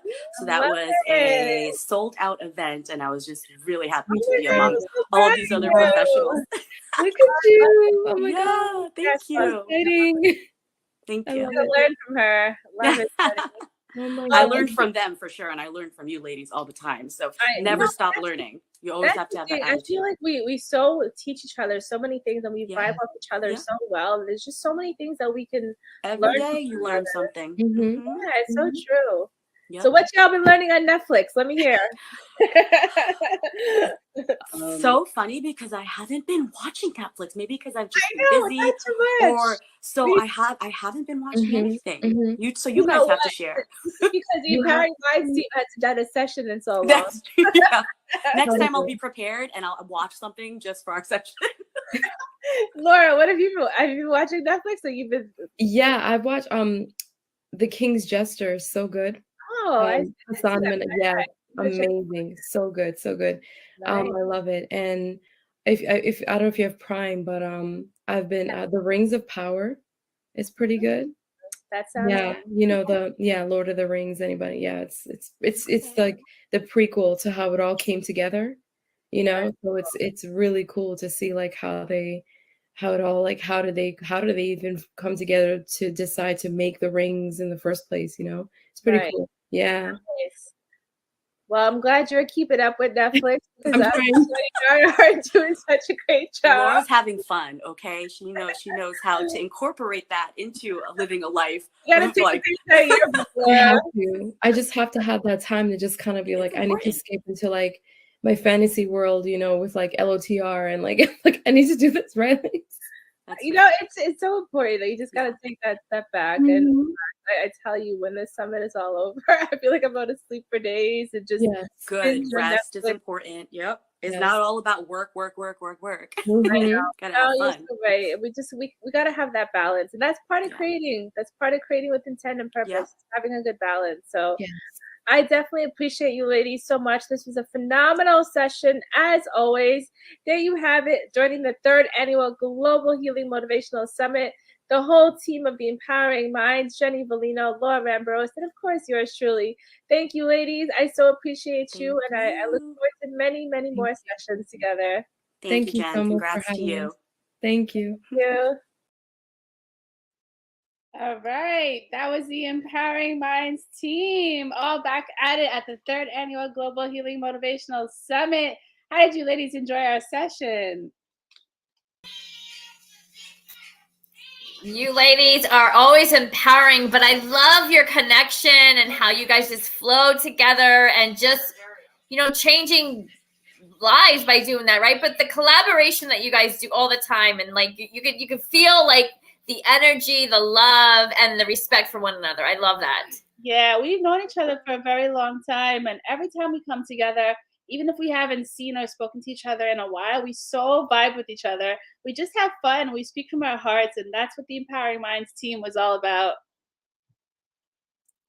Ramona, I know you know the Empowering Minds team from the last session. You're on mute. Yes. Jennifer, I absolutely love seeing the ladies again. They were in the last summit as well. And I absolutely love the camaraderie, just like Mary just pointed out as well. You guys are powerful together. And I absolutely love seeing women, powerful women, connect and collaborate, all for the same purpose, all sharing their passion and for the same cause. So there is nothing like when we all come together, we make things happen. We shift the atmosphere. We leave an impact. So I definitely just wanted to commend you for that. And I absolutely love that session that you just shared with us. So thank you. Thank you so much. We appreciate that. So a special thank you to Jenny Valina and Laura Ambrose for coming out and doing that session with me. And of course, we're going to keep things rolling with our next speaker. This is a great dynamic speaker who I actually met on Clubhouse not too long ago. He is the founder of Hadia Media. Zach Abukar has so much to offer. I've collaborated with him on so many things coming up, and he's just an amazing individual doing so many great things. His strategies he's implementing and how he really reaches out to people and building his brand is just truly amazing. So it's an honor to bring up Zach. Let's see if we get him in here. Hey, Zach, how are you? Ready to go? What up, y'all? How's life? We are You guys hear doing me good. okay? The floor. We can. Your connection's pretty good, actually. Perfect. Well, I'm gonna go ahead and go into presentation mode if that's okay. yeah, the floor is all yours. We'll leave you to it. Okay, I appreciate y'all. What's good, everybody? Hello, hello, hello. It's your boy, Zach Abukar, aka Dreams Too Big on social media land. I'm your favorite influencers. So get right with it or get left behind. I want to share with you guys a few things about social media, personal branding, influencer marketing, and social entrepreneurship. So I hope you guys can see my screen here. I think you can. I think you can. Can you guys see me okay? Give me a, if you guys can see my screen, go ahead and type below. You guys still see my screen? Yes. Okay, perfect. You guys can see my screen. All right. Chrome tab. Oh, I see. Okay. All right. There we go. Now I've got it. Okay. Perfect. All right.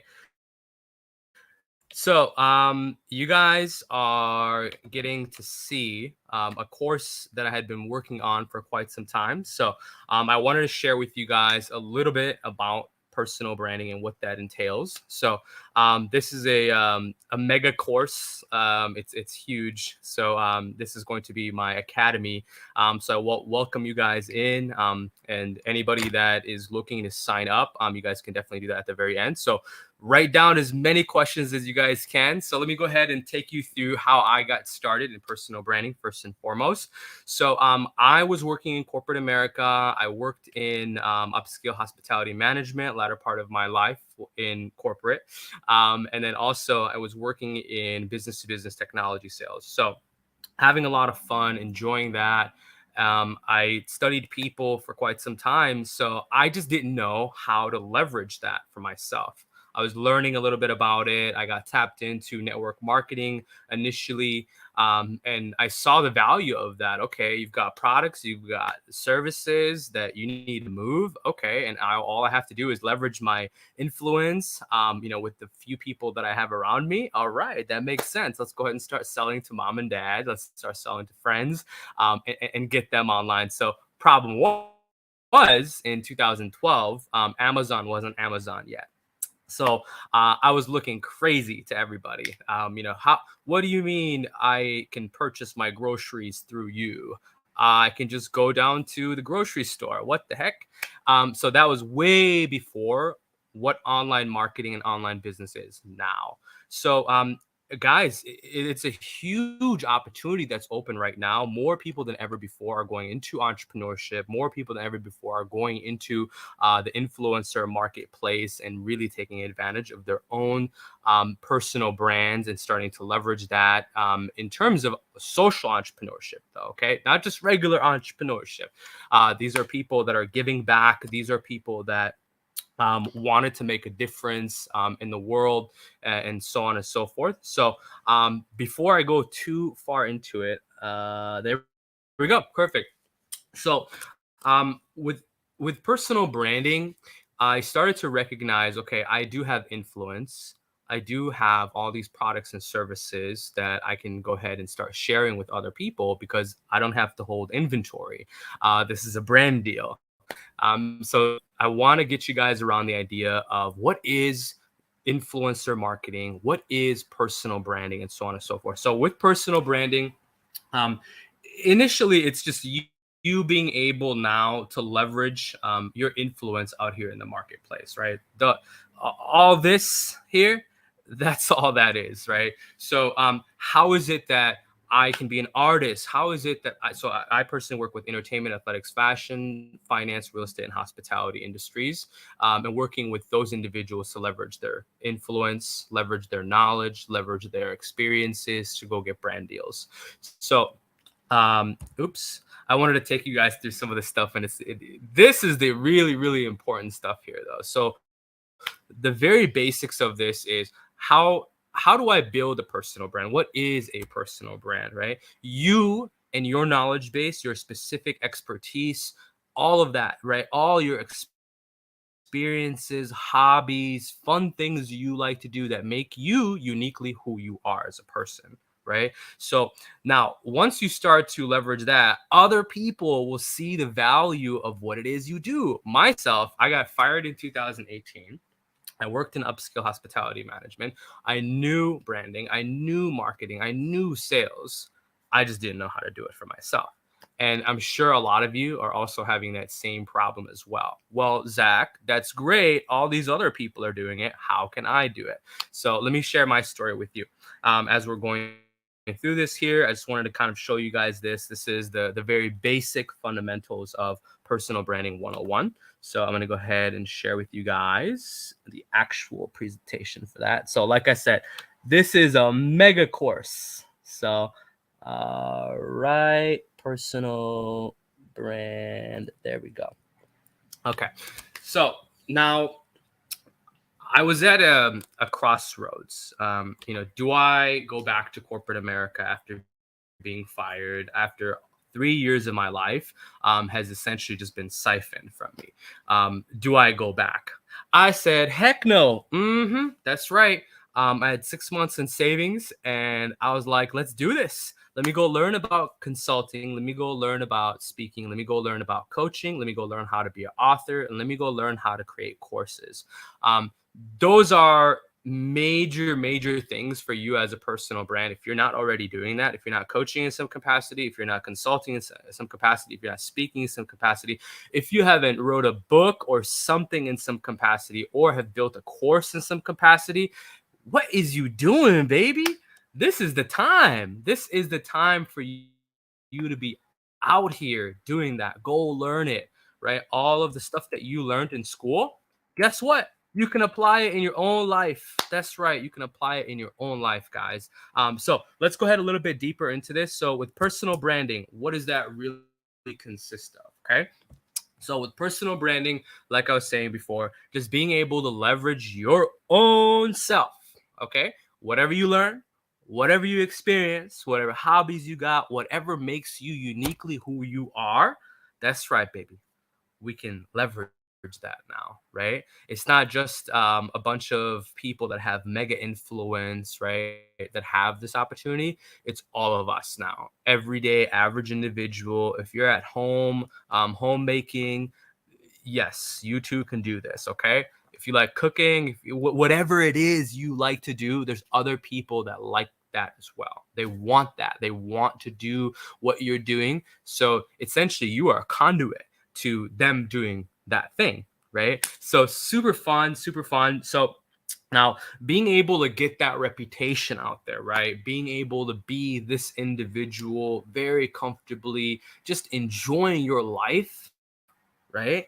And now more people start to pay attention to what you're doing, right? And they start to get it out to other people because they like that, right? They want to share that with other people. So with personal branding, the very basics of it is, how are we leveraging our reputation, right? What are we doing out here in the marketplace to make a difference in the world? So we're not talking your standard personal brand. Now we're talking about a social impact personal brand, right? Wholly different than what's going on out here. You're not just going to be looking for brand deals. We're going to get you aligned with nonprofits, for profits that do what you want to do. So with that being said, I started learning a little bit more about personal branding and really how to get that out to people. How do we make this simple, very easy to understand? So here are my principles. So with personal branding, obviously really focusing in on personal growth, right? Myself, I have listened and read over 1,000 books through my 20s up till now, right? I started my journey at 22, 23, and now I'm 33. So a lot of the stuff that I say, guys, it comes from all these books, right? If your personal development, if your personal growth isn't at the forefront of your personal brand, failure. Absolute abysmal failure. Because at some point down the line, you're gonna be like, who am I? Who am I, Zach? Well, we could have been figuring that out the whole time, baby. You didn't have to take 10 years now. So personal development and personal growth has to be at the forefront of your personal brand, right? Once you start to get a better idea of who you are, you understand your consumer base a little bit better, and and that you understand your brand message and your services that you can render to other people. You don't have to just wait for brand deals to come knocking, knock, knock, knock. Hey, what's up? We're here to give you $1 million. No, that's not the case. You will have to build a lot of that initial money yourself, right? Remember what I said? Coaching, consulting, speaking, get you a book, and get you a course. This right here is my course, right? That's it. Those 5 basic things, if you guys can do that as a service, really pay attention to who you are, again, as a personal brand, and get yourself out there to your specific target demographic, a consumer base. Now you got the big bucks rolling through. Well, maybe the small bucks at least. The big bucks come right here, right? So now being able to build that brand, what does that really look like? Who is your audience? Really get a fine-tuned idea of what your audience looks like. What do they like? Who are they? What are some things that they relate to you on? Very simply, then you just do and do and do and do. And with the platform themselves, get a better idea of which platform that you're actually going to be using, right? You don't have to use all the bajillion social media platforms that are out here, okay? Myself, I would say 3 social media platforms. I use LinkedIn, I use Instagram, and I use Facebook most of the time. I like to use Snapchat and TikTok. So 5 for me. I don't really use anything too much outside of that. I've got a YouTube channel. I do some blogging, guest blogging here and there. I get interviewed for podcasts. I had my own podcast before, but just these platforms again. How are you utilizing these platforms? What do they mean for you? Are your target demographic even on these platforms, and how are they using these platforms? Just things to get a better idea of what this personal brand can be for you, and then how it is you can start to leverage it in the marketplace. Last but not least, for brand building, man, start going to a bunch of events and activities. Why you guys think I'm here, right? Strategically, I'm here, but also Jennifer's my friend. I wanted to do this for her and educate her target demographic and be able to be of assistance in her growth, right? So again, all these events and activities, you guys can be there. There's a bunch of people out here that are at these events and activities that you can meet, you can bump into, start taking videos, start taking photos, right? And just get that out there, right? If you guys follow me on social media, a lot of the content that you'll see is highly educational, highly entertaining, and just sharing my lifestyle, period. Well, Zach, how do I produce content? Go to events and activities, right? Just shoot your phone. Hey, I'm at this thing. Hey, I'm at that thing. Hey, I'm with these people. This is what I've got going on. This is what my life looks like. Little by little by little by little. Now people will start to follow you. Other people that they follow will start to follow you. They'll start to share your content with other people because they're seeing you at these events and activities. It is wild out here what can happen for y'all. So with personal branding, why? Because you're in 2022, you can be leveraging your knowledge base, your experiences, all of the skills that you've been able to garner throughout your life right now, immediately, to go make money immediately, right? It's not, wait 10 years and you go make money. No, immediately right now, my clients are making money literally after the first week they start working with me, right? Because it's just getting a better idea of how to leverage your own personal brand. Now, with how, I hope I've shared that with you, just a very, very semblance of what does it take to start building your personal brand? What does it take to start getting into the influencer marketplace? We talked about brand deals. We talked about getting really a better understanding of what your consumer base looks like, building that personal brand because you focused on your own personal growth, and so on and so forth. So with that being said, I don't want to be too long. I know you guys have got more speakers here. I will share a couple of these and then just breeze through it real quick. So if you guys have questions, please feel free to go ahead and tap in. With the goals, obviously with sales, with that personal branding, you've got to get some money rolling through. If you don't get money rolling through, it's hard to feel like you're doing anything, right? Well, Zach, it's not all about the money. I get it, but like bills got to get paid. So, obviously you have a better understanding of what it is socially that you're doing, right? Money is just going to start to flow to you because you're empowering yourself to get aligned with other people that are doing what you're doing, mission, vision, so on and so forth. So those, your brand deals, your own personal growth elevates because you're focused on the mission, so on and so forth. So with goals, we're looking at just goal setting, right? It's just standard goal setting. Really get a better idea of what you're looking to do, and then what are your action steps to do that. Developing a little bit more clarity as to what you're doing. Then you start to develop practical action steps for what platforms am I using, what kind of content am I producing, who can I get aligned with, what are my brand partnership deals. So without practical action steps, nothing gets done. Without clarity, it's too foggy, and without really understanding that goals are important. Goals are so important for sales. If you don't have those goals, it's hard to make a little bit of money out here or impact at all. So with your game plan, just really realize that to get these results that we're looking for, we got to have those action steps. We got to have goals. And then there are challenges that are going to come up, right? There's going to be people that message, terrible things to you, via comments, DMs, and so on and so forth.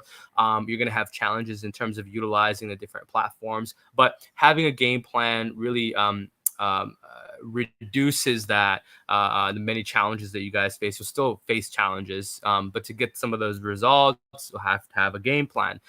Utilize your calendar and your agenda a little bit more effectively. Be a professional out here. Kill it. Kill the game.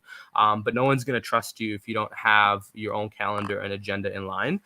So brands, influencer brands, brand partnerships in the influencer marketplace. So keep the main thing, really focus on whatever it is you're looking to do. Focus on it, grab hold of it, and crush it, baby. So executing, whatever it is you're doing, have some accountability.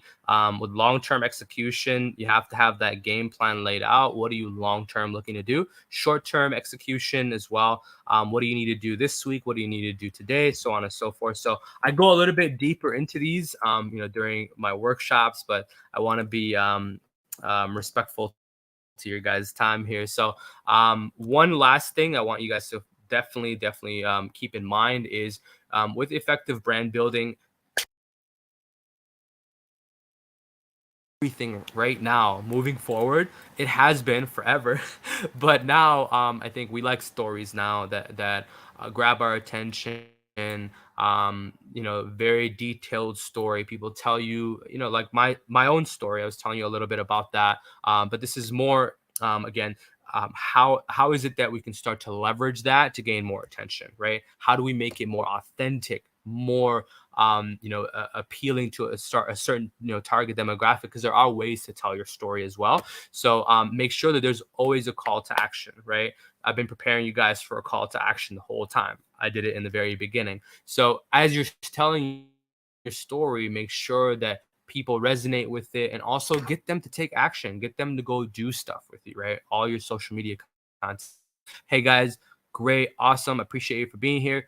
Make sure to connect with this, that, the other. So specific target demographic for your content is everything, but essentially if you don't structure that content out where it appeals to a target demographic of your choice and they resonate with your brand, you're just doing a lot of action without any results or the results that you're looking for. So getting clear on that audience's needs, entertain and educate, and then make it shareable. So I have a graphic design imagery that I like to put out with my words on it, and then I type up a story, and then that same content, I utilize it now to do a video content. So just things to keep in mind, guys. Make sure that eventually we want to get to monetizing it, right? So brand promotion, partnership sales, a little bit of what I'm doing with Jennifer is going to be geared toward that. I already told you guys about the coaching one-on-one and small groups, digital courses, speaking opportunities, becoming a content creator and getting paid on the different platforms that you're on. Those are things that can happen for you guys. So with that being said, I'm going to go ahead and turn it over to you guys. Before I turn it over to you guys, I do have an activity. What are the components of your personal brand? Go ahead and type into the comments. I'm going to go ahead and share that again. What are the components of your personal brand? Go ahead and type. And then I do want to go ahead and give you guys a quick summary. So how is a personal brand built?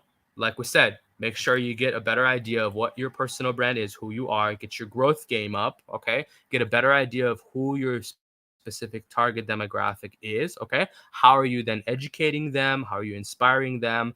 How are you entertaining them in some capacity to keep them coming back, right? And then get you some brand partnership deals. And number 5, get you some money rolling through, even without brand partnership deals. You can go coach, you can go speak, you can go consult, you can go write a book, you can go create a course. So with that being said, I appreciate you guys for your time. Go ahead and follow me on social media. That is Dreams Too Big, DREAMZ, the number 2, big, on all social media. So appreciate you guys for your time. Thank you so much, Jennifer. You're a beast. And keep in mind, what are the components of your personal brand? Write that out. Write that out in the comments.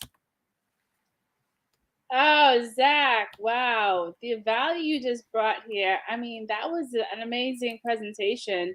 And it was so needed for people to hear about their brand and how to build up themselves. I loved every second of it.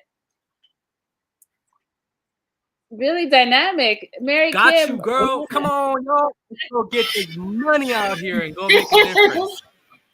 Zach, that was so powerful. All the nuggets, the gems, like, so you can't, like, a mini masterclass, so impactful. If you were not taking notes, you need to rewatch it and take all the notes, because branding, you know, on these social streets, this is what we do. And sometimes your brand is everything, and how you show up is everything. So thank you so much for that. It's amazing. Over to you, Ramona. Absolutely. Yes, absolutely, Zach. What a phenomenal presentation. Lots of value. So you definitely want to go back, like Mary Kim Farkas just said, because there was so much to capture and to actually and use. So definitely connect with Zach, and especially for all of your branding needs, because there's no better time than now when the world is on social media. So we need to know exactly what it is that we need to use in terms of the vehicle and all of the other aspects of how powerful social media actually is, growing and just being in business, period. So with that said, thank you so much, Zach, for being here. We appreciate you, and thank you for participating in the summit. Yes, thank you again, Zach. We are definitely looking Back over to you, Let's go get this money, guys. Don't make it impact, please. Thanks. Let's rock it. Let's go. Thanks, Zach. Take care. All right, ladies, we're going to keep this rolling and rocking. I do want to give Ramona an opportunity to tell us a little bit about her brand and what you're going to be offering to Ramona for everybody here today before we move on to the next speaker. Uh-oh, did Ramona get Absolutely, frozen? Jennifer. Thank you so much for... I think I'm good. I'm good, right? Yes. Now you're good. You're good. Awesome. Awesome. I did notice that it's getting a little glitchy, guys. So wherever you are in the world, if it's getting a little glitchy for you, it's a little glitchy for us too. But I am going to just slow down my speaking just a notch so that you can definitely catch as much as possible. However, I am Ramona Rogers. I am a business consultant as well as an empowerment and purpose coach. And just in case you did not know, this month of October is Women's Small Business Month. So here we are watching 3 women host and co-host this phenomenal summit, the Motivational Healing and Motivational Summit. And this is the 3rd annual, by the way. And I am in the process of rebranding. I have definitely, speaking of branding, right? Zach just actually did a phenomenal sharing. So I am in the process of rebranding, and I definitely wanted to invite everyone to, one, follow me. Follow me on IG at Ramona Rogers 959. Follow me on Facebook at Ramona Rogers Smith on Facebook, as well as on Twitter. I am Ramona SMI on Twitter. And I'm also on LinkedIn. So that's a branding, right? It's being omniscient on all platforms. And that is exactly where I am on all platforms. So you can also follow me on LinkedIn just by searching my name, Ramona Rogers. And I also have a link tree. inside of my link tree, because of October being the month of small business month, I am offering discounted promo prices for coaching packages. So inside of that link tree, you will also find that I have just launched in the last week's own club, which is a membership, and $5 per month. And it's called the Preneur Queen Club. And I am so proud of it. For one, it's a club, it's a membership, because especially for entrepreneurs, because entrepreneurs are out here in these social media, Clubhouse, LinkedIn, as well as Facebook and IG streets, so we call it, right? And a lot of us really quite know how to navigate, as well as market, as well as promote ourselves and our businesses and things of that nature. So I want to create a community, an ecosystem for entrepreneurs, for women in business. And it's called the Preneur Queen Club. And inside of my bio, on all of my social media sites, as well as on Clubhouse, I guess I should mention, at Radical Ramona is my title on Clubhouse. The inside of that link tree, you will find a link how you can actually join me in the Preneur Queen Club, and or you also have access to join any of those coaching packages that I have offered, as well as I am a Toastmaster certified speaker as well. And I also do some television and broadcasting with the Glory Network. And I definitely also do masterclass, which I did some speaker workshops for some of the speakers right here inside of the Healing Motivational Summit. But I also offer Speaker Nation masterclasses. They are very much more in depth to exactly how to speak with impact and power. And that is exactly what I want to also offer, which you can find inside of my link tree. So how do I get the link tree if you cannot find me on all of my social media sites? Is you can just go https://link, linktr.ee/Ramona. And we definitely sure at the end of the summit to make sure that we post these links. And that way you will definitely be able to just take a screenshot of them. However, it is on Linktree inside of my bio. Go to my websites, follow me on all of my social media sites as well.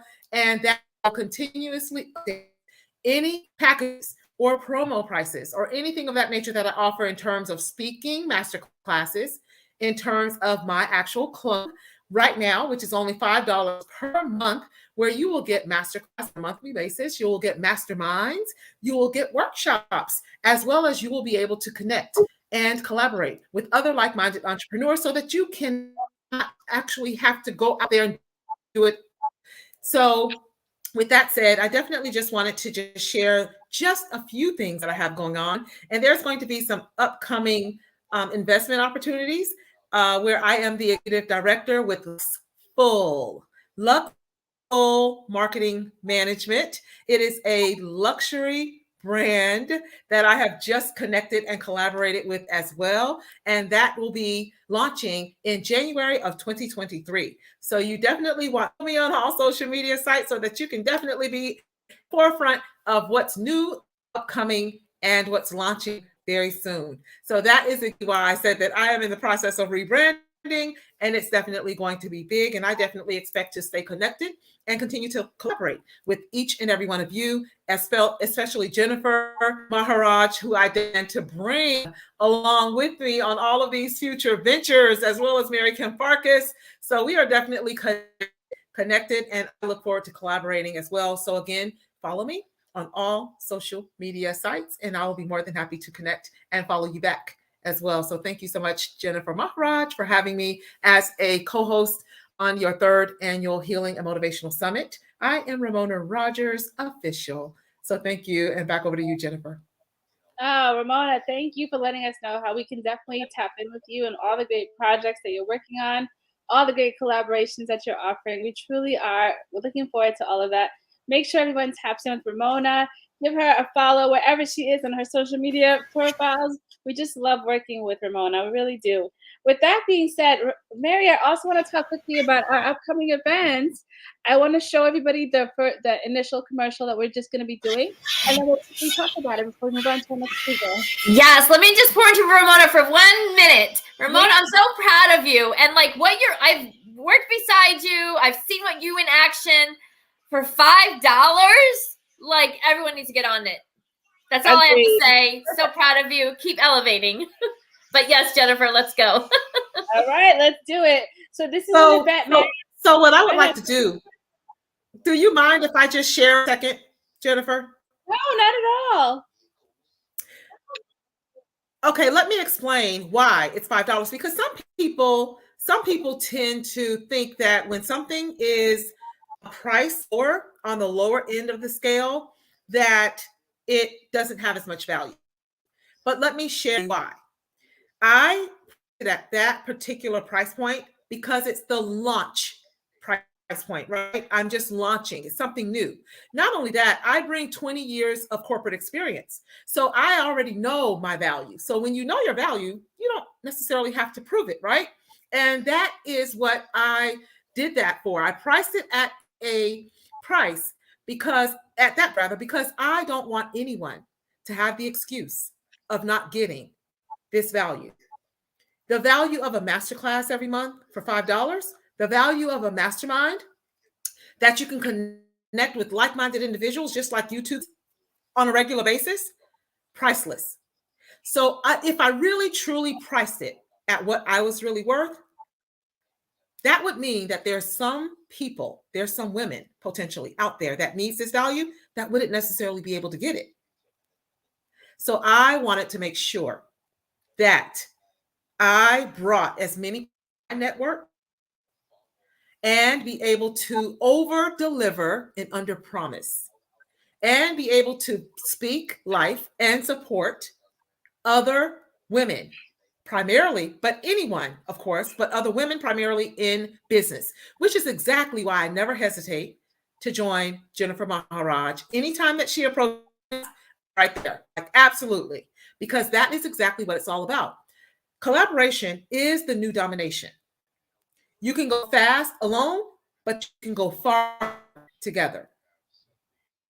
Exactly why I created this ecosystem, this membership, this community, and I priced it at $5. Now, is it going to stay at that price? If you get in at that price. So whatever price you get into, that's the price that you are grandfathered in at. However, the more value and the more people and the larger the community grows, of course, it's probably slightly value.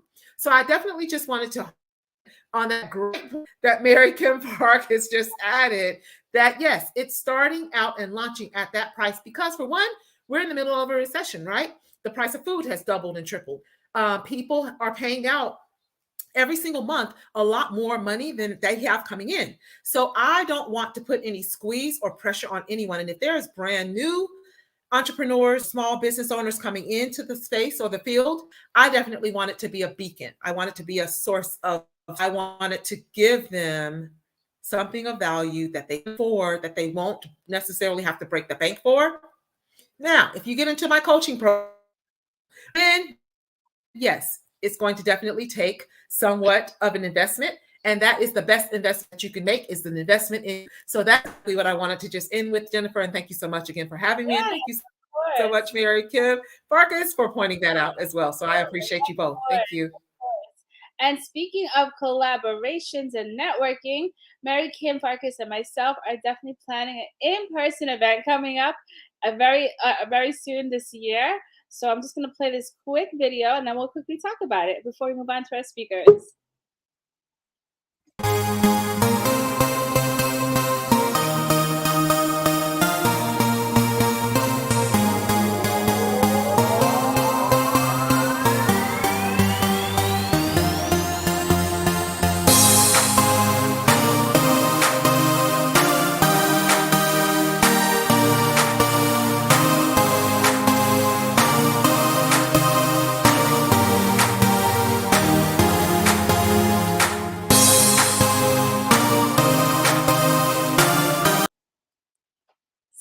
Mary, I am so excited. This is our first in-person event that we're doing together.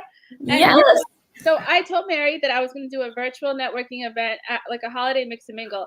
She's like, Jen, why don't we do it in person together? I'm like, you know what, Mary? Let's do it together. It's yeah, because Jennifer did not know this, but I was thinking, like, I want to do something in person. Like, let's, why can't we host our own, entrepreneur networking event in person for the holidays?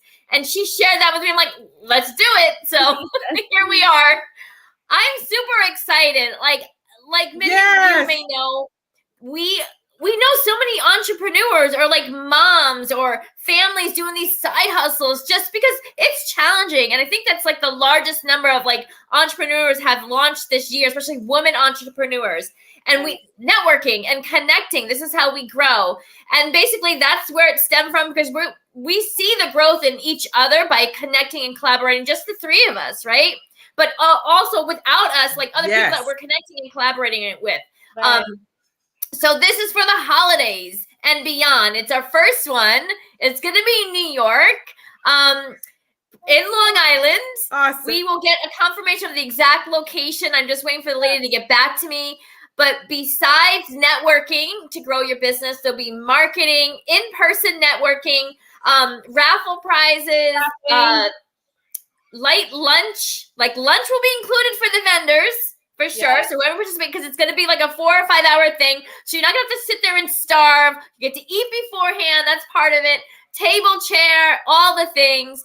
And you know what? It's connecting, but also be able to shop locally for a mom that's doing the extra side hustle to pay for those dance classes, to pay for the family vacation, to pay for dentists. Like if your kid has to have braces, sometimes your insurance is not covered, right? So all these extra things that we want for ourselves and our family, it helps support that.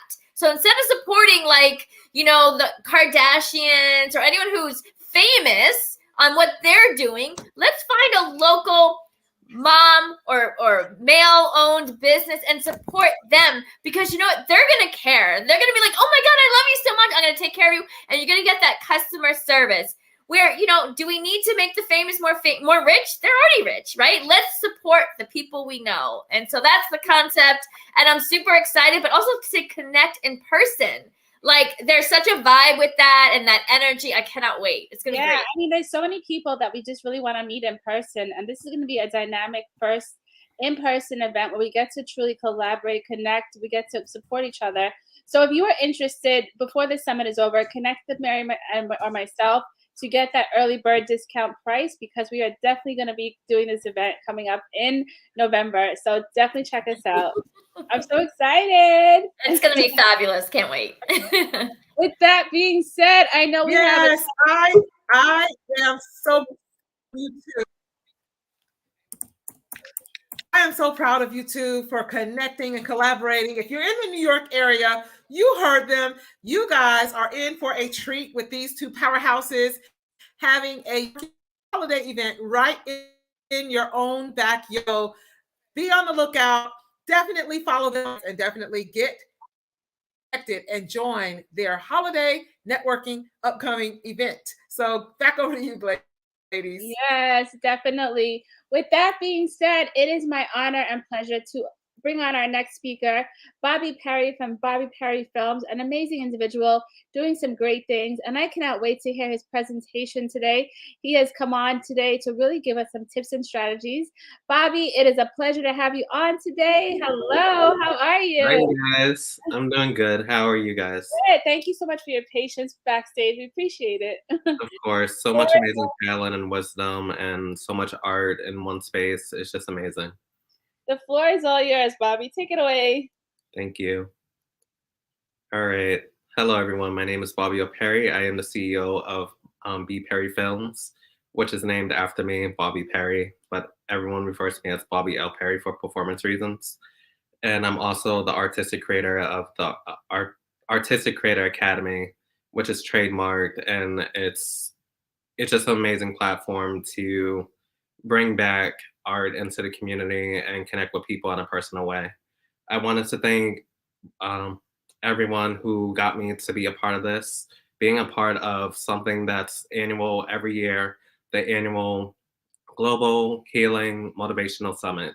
Like that's big, and it just feels like so much pressure and so much love and support from all the artists and all the entertainers and public speakers in the background. We're all watching each other and watching each other grow. The topic that I wanted to share today is creating your narrative story. And what does that mean?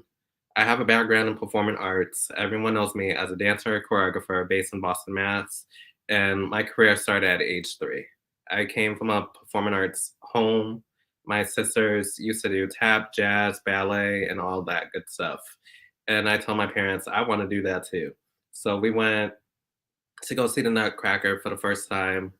And it was just mind blowing being able to see that art, being able to see the lighting, the costumes, the musicality, the sequences, and all that. And when you're at that young age, you don't really understand everything that's going on. But in that moment, I felt like I understood the whole story and how it brought me to life and how it started my career. I went to Elliott Church School for musical theater, and that's where I got my stepping stone, acting, dancing, and singing. I prefer just dancing because it just brought me to light. It was my comfort zone, and I grew up on stage. So it was just like an amazing opportunity. I later joined so many dance organizations, step team, dance team. I remember going to see the Alvin Ailey performance for the first time. There was Revelations and another piece that I can't think of at this moment that resonated with me. Seeing people that look like me from different shades, different colors, different countries, different states. And I wanted to have that same impact. And I started my art as a choreographer. I used all the money that I did from chores around the house, buying costumes, lighting equipment, lights, gels, music, everything was paid by me. And I used to have these announcements from my family saying, come see me perform at the house. We're going to have live entertainment, me performing, my nephew also helping around the house, and also my family watching the performance. There was about 10 to 20 people jammed into one room, and I would put on about an hour, hour and a half performance, all choreographed by me. And it just felt like home. And I used to charge $10 for kids and $20 for adults. And people like, what? Yeah, definitely a businessman. I took everything seriously. And I've been choreographing ever since. I went to Boston Arts Academy for dance. There were hundreds of students, thousands of students looking to get that opportunity to perform on stage. I joined Ailey Camp, Act 2, Uptown Dance Studio, Originations, much more, and got opportunities to showcase my craft. I work for a cable station called Boston Neighborhood Network, and I wanted to learn about the behind the scenes, learn what the technicians did to make us look good on camera. We learned about storytelling, we learned about lighting, we learned about sound, we learned how to make a commercial ourselves, and made a 30-minute segment that was aired all over Boston neighborhood. And it just felt like I'm really starting something, and it just clicked. I remember when I turned 16, after performing and being on TV, being in a newspaper, and I just wanted to grow even more. And I don't like speaking about myself that much, but it was a very humbling experience. And everyone's like, you were on TV, you did this, you do that. And I'm just like, I'm focused on the next thing. I'm grateful for this opportunity. This is just a stepping stone to something greater. I remember at age 16 as well, that I ran into creator's block, choreographer block, and I couldn't compose any work for some reason. And we had a master class with Desmond Richardson from Complexions Dance Company Ballet, based in New York. He had came to the school, and I remember taking this class and feeling empowered. Someone that looked like me, delegating different roles to everybody, connecting with people on a personal level. And I remember when the class was over, I was thanking him for everything, and I had a quick question for him. I said, "Question: how do you get out of creator's block? Because I can't get out of it. I feel like I'm in a rut, and I have so much going on." And he's just like, "Just relax, just breathe. Everything is gonna take its course, and you're gonna be great. You're gonna do fantastic." And I just remember that. By age 17, going on age 18, I believe. I'm trying to remember the years, but it was my senior year of college in 2011. I remember writing a list when I was at age 8. I used to have these affirmations of things that I wanted to do. They could be extravagant, but I had to do everything on that list, whether it's traveling to different states, getting my degrees, pursuing dance, moving out. I had everything written down. Um, I remember at age 10, I had wrote down a list saying that I wanted to move out to New York at age 25.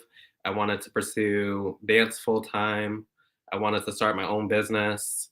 I wanted to visit at least 30 states by the time I hit 30. But due to COVID, I had to put that on hold, safety first, and it's important to put yourself first. And like I said, it was a big, hard decision. Senior year of school, I felt I needed something outside of dance. What if something happens? What if I get an injury? What if I lose a passion or anything else? I applied to 20 schools in 1 month, right before the deadlines were due. I got into the top 3 schools that I wanted. I didn't care about anyone else saying denied to whatever because that didn't matter to me. I applied to IT to Tech for technology. I applied for Johnson and Wales for business. And then I applied for Dean College for both dance and business. And of course, I went with Dean because it offered both. And it was a big stepping stone. I decided that I wanted to go and get my master's degree. I had a cold hard conversation with my parents, and I said, if I stop school now, I'm not going to go back, and I'm being very serious about it. So I applied to Cambridge College for business management with a concentration in organizational leadership.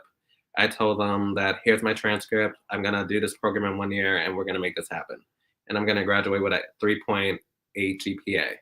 And they're like, you can't do that. And I'm like, well, we're going to make this happen. So I negotiated with them. I was like, here's my transcript with all these A's. I'm not repeating any classes. Did my program in 1 year. And I graduated with a 3.85 GPA. So technically an A minus. I was very grateful for that. During those moments of my success, there were many obstacles that have occurred in my career. People saying I'm not attractive enough, not tall enough, not worthy. I got to bleach my skin to be perfect or fit this image. I have to be really thin to fit the mold that everyone wants me to fit in.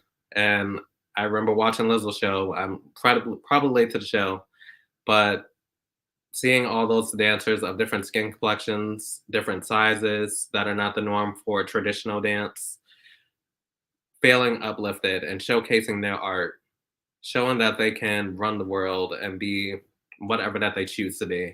I want to challenge people here to take out their natural hair, take out the weaves, take out the tape-ins, clip-ins, wigs, male, female, gender neutral. I want you to look in the mirror and look at yourself and say that you're beautiful, you're handsome. Yell in that screen in that mirror and say, I am one with myself and I love myself for who I am and all my imperfections. Find an area that you don't like about yourself and love on that, whether it's your stomach, whether it's your thighs, whether it's your arms. Love yourself. And it was a journey that I had a testament for my own self. I've been through a lot of situations. I went to a hairdresser that did my hair for prom because she did a great job doing it. And I remember leaving there and I noticed that my hair was different. I have 3B hair, and I remember going to my cousin's house and she said, while she was doing my hair, she's like, your hair is like falling out. And I was like, no, I think it's just like, and after months went by, my hair was really breaking off from heat damage. She had damaged my scalp and I had to do protein treatments for a whole year. I remember sitting in my cousin's chair a year later, and we're like, we're gonna cut this from 16 inches in this area right here to about 6 inches. Do the chop like that. I almost teared, cut another 3 inches, and yeah, a lot of protein treatments and taking care of my hair and embracing what my hair is. And even at the barbershop, people question what my nationality is because my hair is not coarse. And I didn't understand what the big deal was between type 4 and type 3 hair was. And a guy had explained to me that when he applied for his corporate job, they told him that he had to cut off his dreads that he had for 10 years. And I was like, I would never work for a job that would tell me to take something that is important to me or makes my identity what it is. And we really had that conversation, like all the men in the barbershop, because, you know, to me, I'm just like, I'm grateful for the hair that I have. I never felt like I was better than anyone. Even people with straight hair don't like having straight hair. People with curly hair don't always like having curly hair. There's perms, there's bleaching cream, there's all types of products to make us feel less than what we are. And we feel like we have to be something different that we're not. Be proud of who you are. And I think the biggest pivotal point of my career was when I got to document my grandmother, and I'm gonna try not to be emotional about it. I have a tissue on the side, but being able to document my grandmother for 3 years, asking her, can I record you with a camera and hear your life story out? And she said, sure. Sorry. It was 3 years, recorded 80 hours, over 4 hours of footage, documenting her birthdays, holidays, everything that she wanted to talk about, and take out some parts that were sensitive towards her and share what she wanted to share. And B. Perry Films is an homage of her career. She went to every performance that I participated in. Same thing with grandma on my dad's side. And being able to be in their presence and just grow and putting that all out on the table. It took me 80 hours in only 2 weeks to put that film together. And I asked her what the true meaning of life meant to her. She said love, life, and dedication to her family. And that's what I wanted to showcase in her video.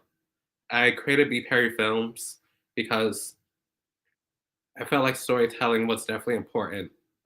I went through so many traumas with different employers. One that I won't name because I still have good relations with. She, at this job, this lady fired all the Black people in the department for no reason. She later got fired 2 months later due to a hate crime. They tried to request us all back, but we all left because we didn't want to go through that again. The next job that I had, named Maximus LLC or Maximus Inc. I don't know what they want to identify as, but I went through so many traumatic experiences with them. I had anxiety attacks. I had back pains and all types of issues going on with my own life. And I thought I had to challenge them because they didn't pay me for 3 to 5 months. I didn't receive a paycheck until I had to take them to court. And I encourage people who go through those traumatic experiences because you have to make a living for yourself. You have bills and other obligations, and your landlords and all your bill services communities don't care about that. They want to know, they just want you to just perform at your greatest. And I decided I can't no longer deal with this, and I had to leave. And I started B. Perry Films a little later than the date. My grandmother passed at age 100, which was a very traumatic experience for me because I was very close to her, but her legacy still lives on. And I thought, why not bring back storytelling into film, get rid of all the graphic effects and everything that doesn't mean anything, and started podcasting. I work with content creators, performing artists, and small businesses, helping them get exposure through film. And it has been a long journey. It has been a path that I can't believe that I'm even taking, that people are like subscribing and listening to what I have to say, and even showing my passion out to the other artists who are striving to have the same recognition as me and even greater. Sometimes you have to be a student before you're a teacher. And I always implement to people, you're not an artist until someone tells you you're an artist. You have to go above and beyond. You're going to be faced with different challenges that are outside of your comfort zone. You're going to be pushed. If you're not willing to advance yourself or listen to the tough criticism, these are just micro criticisms. Your weight, you already know what your size is. Your hair, you already know what it is. Embrace who you are. No one can take that away from you. Love yourself.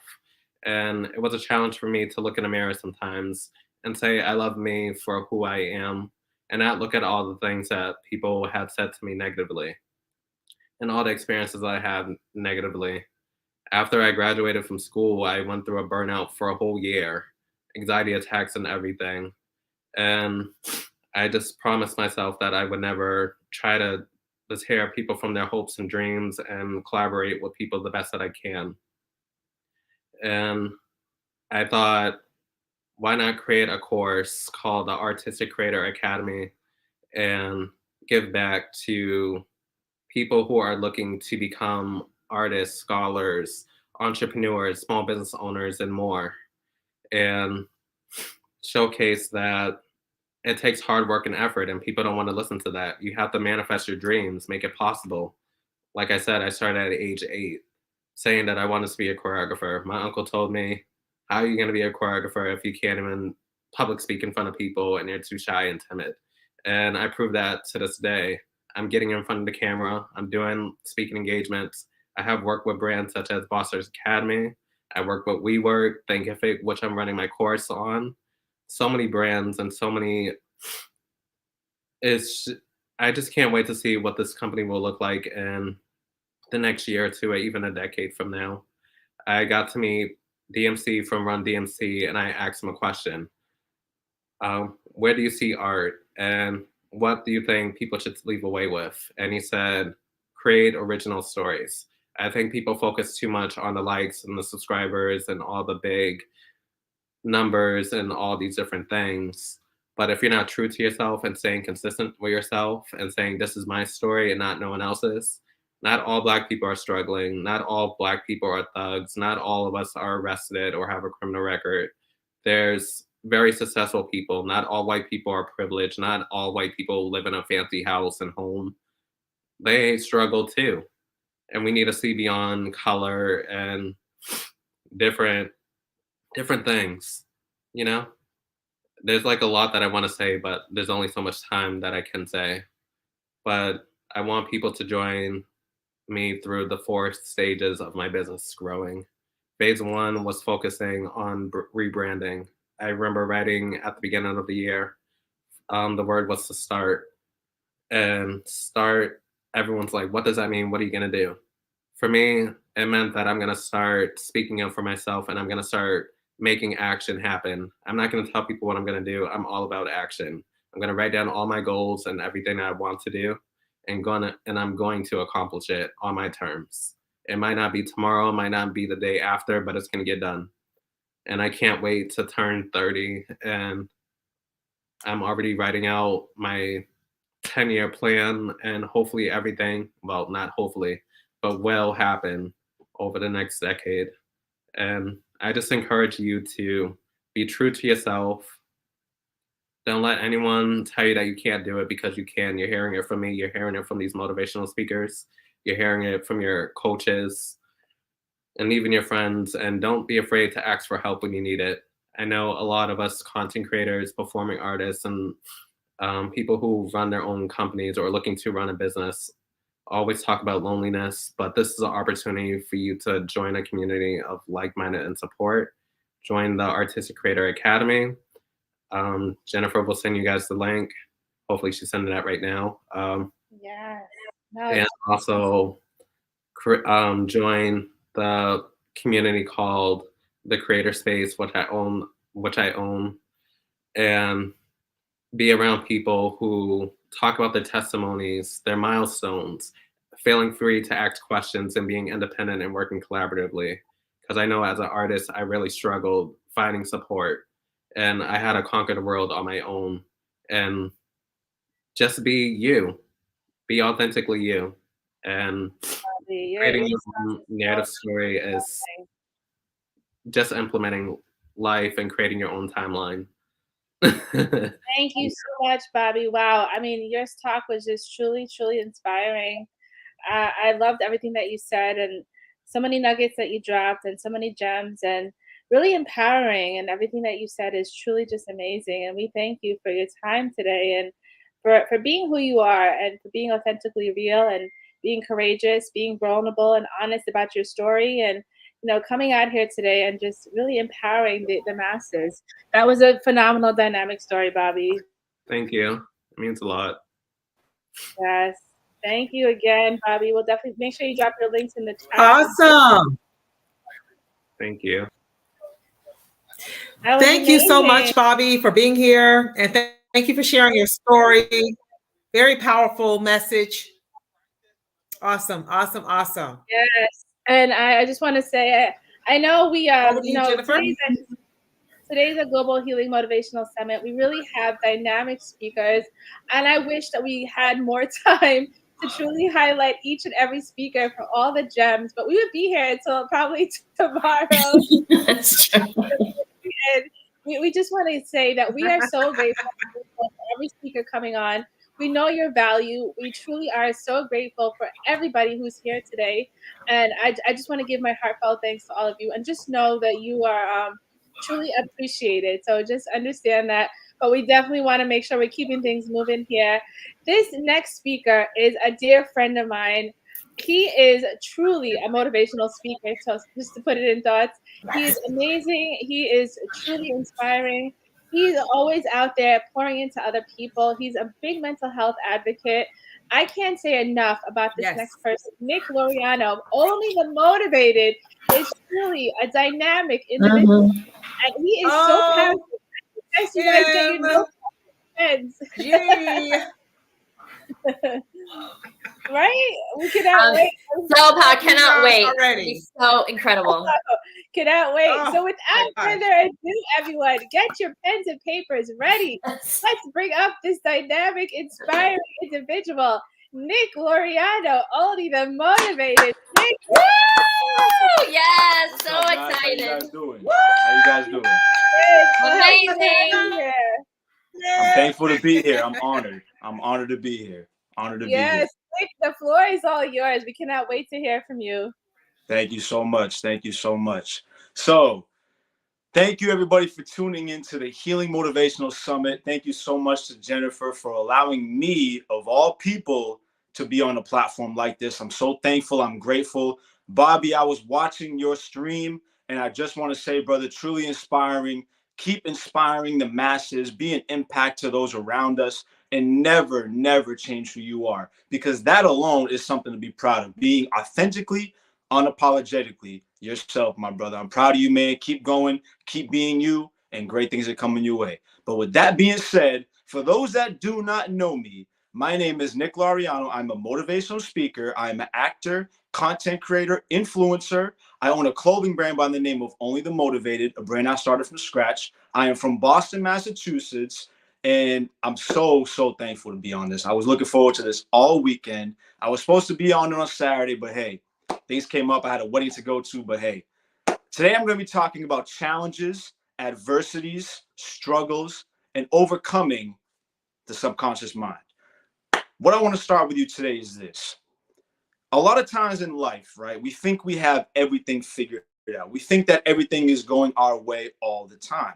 But in realistically speaking terms, nothing is ever going to go your way. You always have to be able to bounce back from whatever it is that you're dealing with in this point in time. No matter what happens to you, how you deal with it determines everything.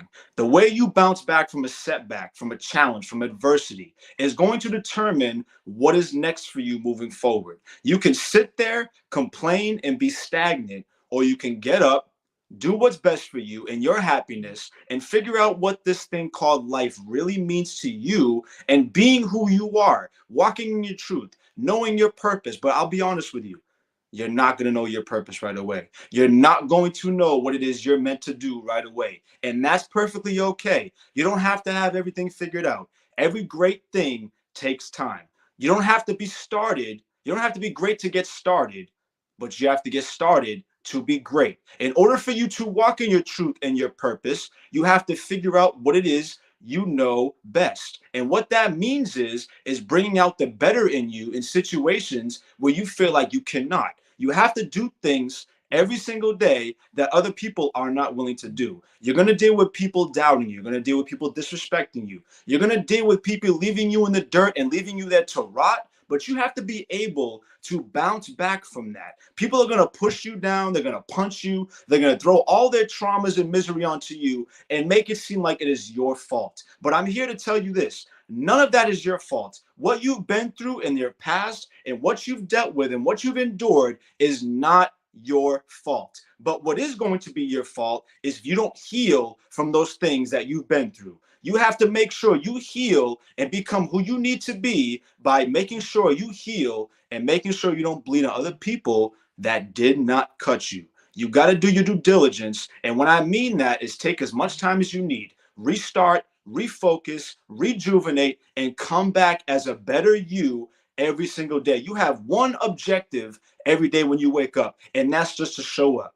Just to show up. You don't have to know what it is you're doing in that day. You don't know what your next move is. That's perfectly fine. But I'm asking you this. You need to show up for yourself because no one's going to support you if you don't support yourself. No one's going to love you if you don't love yourself. No one's going to believe half the things you say and do if you can't follow what it is you're speaking. I get it. Sometimes we say things not knowing what they really mean, but you got to be conscious of the words that are coming out of your mouth. The power of your tongue is extremely valuable. And what that means is life and death is in the power of the tongue. I'm going to go into detail about that because what you say as far as I can't do this, I won't do this, I don't know if I can do this, it may or may not happen.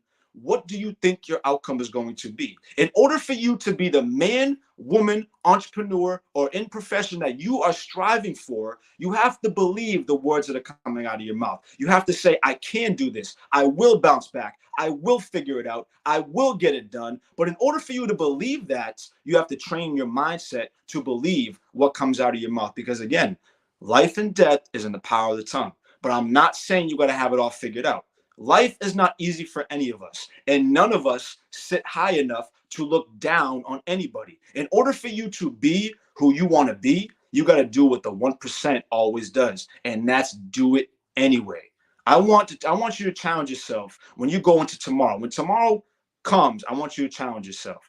Do something tomorrow that your future self will thank you for. Do something that you've never done and watch everything unfold before your very eyes. But you have to go in the mirror. Go in the mirror. I do this every day, 3 times a day. I tell myself, I love you. Just those simple words. I say, I love you. And the reason why I do that is because you have to be able to love yourself, flaws, imperfections, trauma, and all. You got to make sure you love what you see in the mirror because, again, you are not going to have it figured out. You're going to have moments where you think everything is crumbling down, crashing down, but you got to be able to believe in every little thing about who you are because God did not make any mistake on you. God knows what your purpose is. Right now, you may not know that, and that's perfectly okay. But I need you to do one thing. Just show up. Just show up. Clock in. Put your time clock in.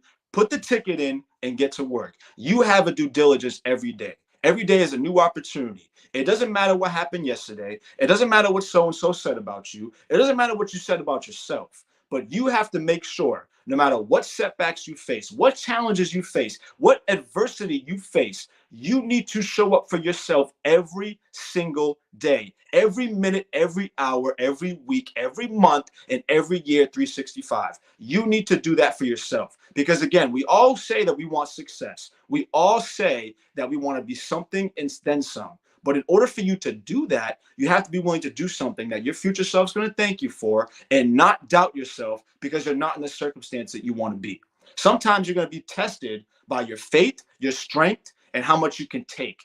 All the punches that you keep getting punched left and right, back and forth, you have to be willing to take those punches, roll with them, and understand that it's teaching you something in that moment. You go through 3 stages in your life: losses, lessons, and blessings. The losses you've endured because you're not those losses anymore. You're going through the lessons because it's teaching you something in that moment from those losses. And you're going to receive and embrace the blessings that are coming your way. Don't ignore those 3 stages because you are who you are unapologetically, authentically. God made us all differently for a reason. So I need you to believe in every single circumstance about who you are, what you're placed in, and what's coming your way. Because again, it's not going to be easy. It's going to get harder before it gets easier. But in order for you to grow and elevate and prosper into the being that you want to become, you have to believe in yourself. It starts with you.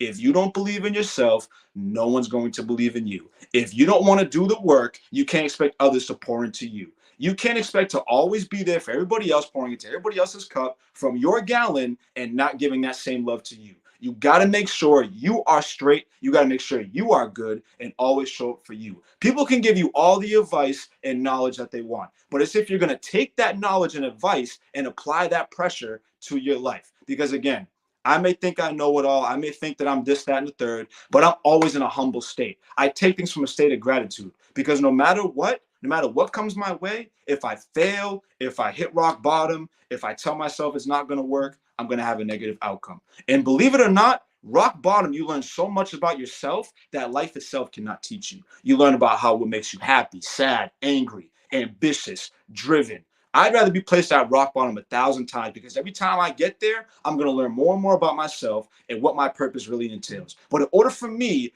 to do that, in order for you to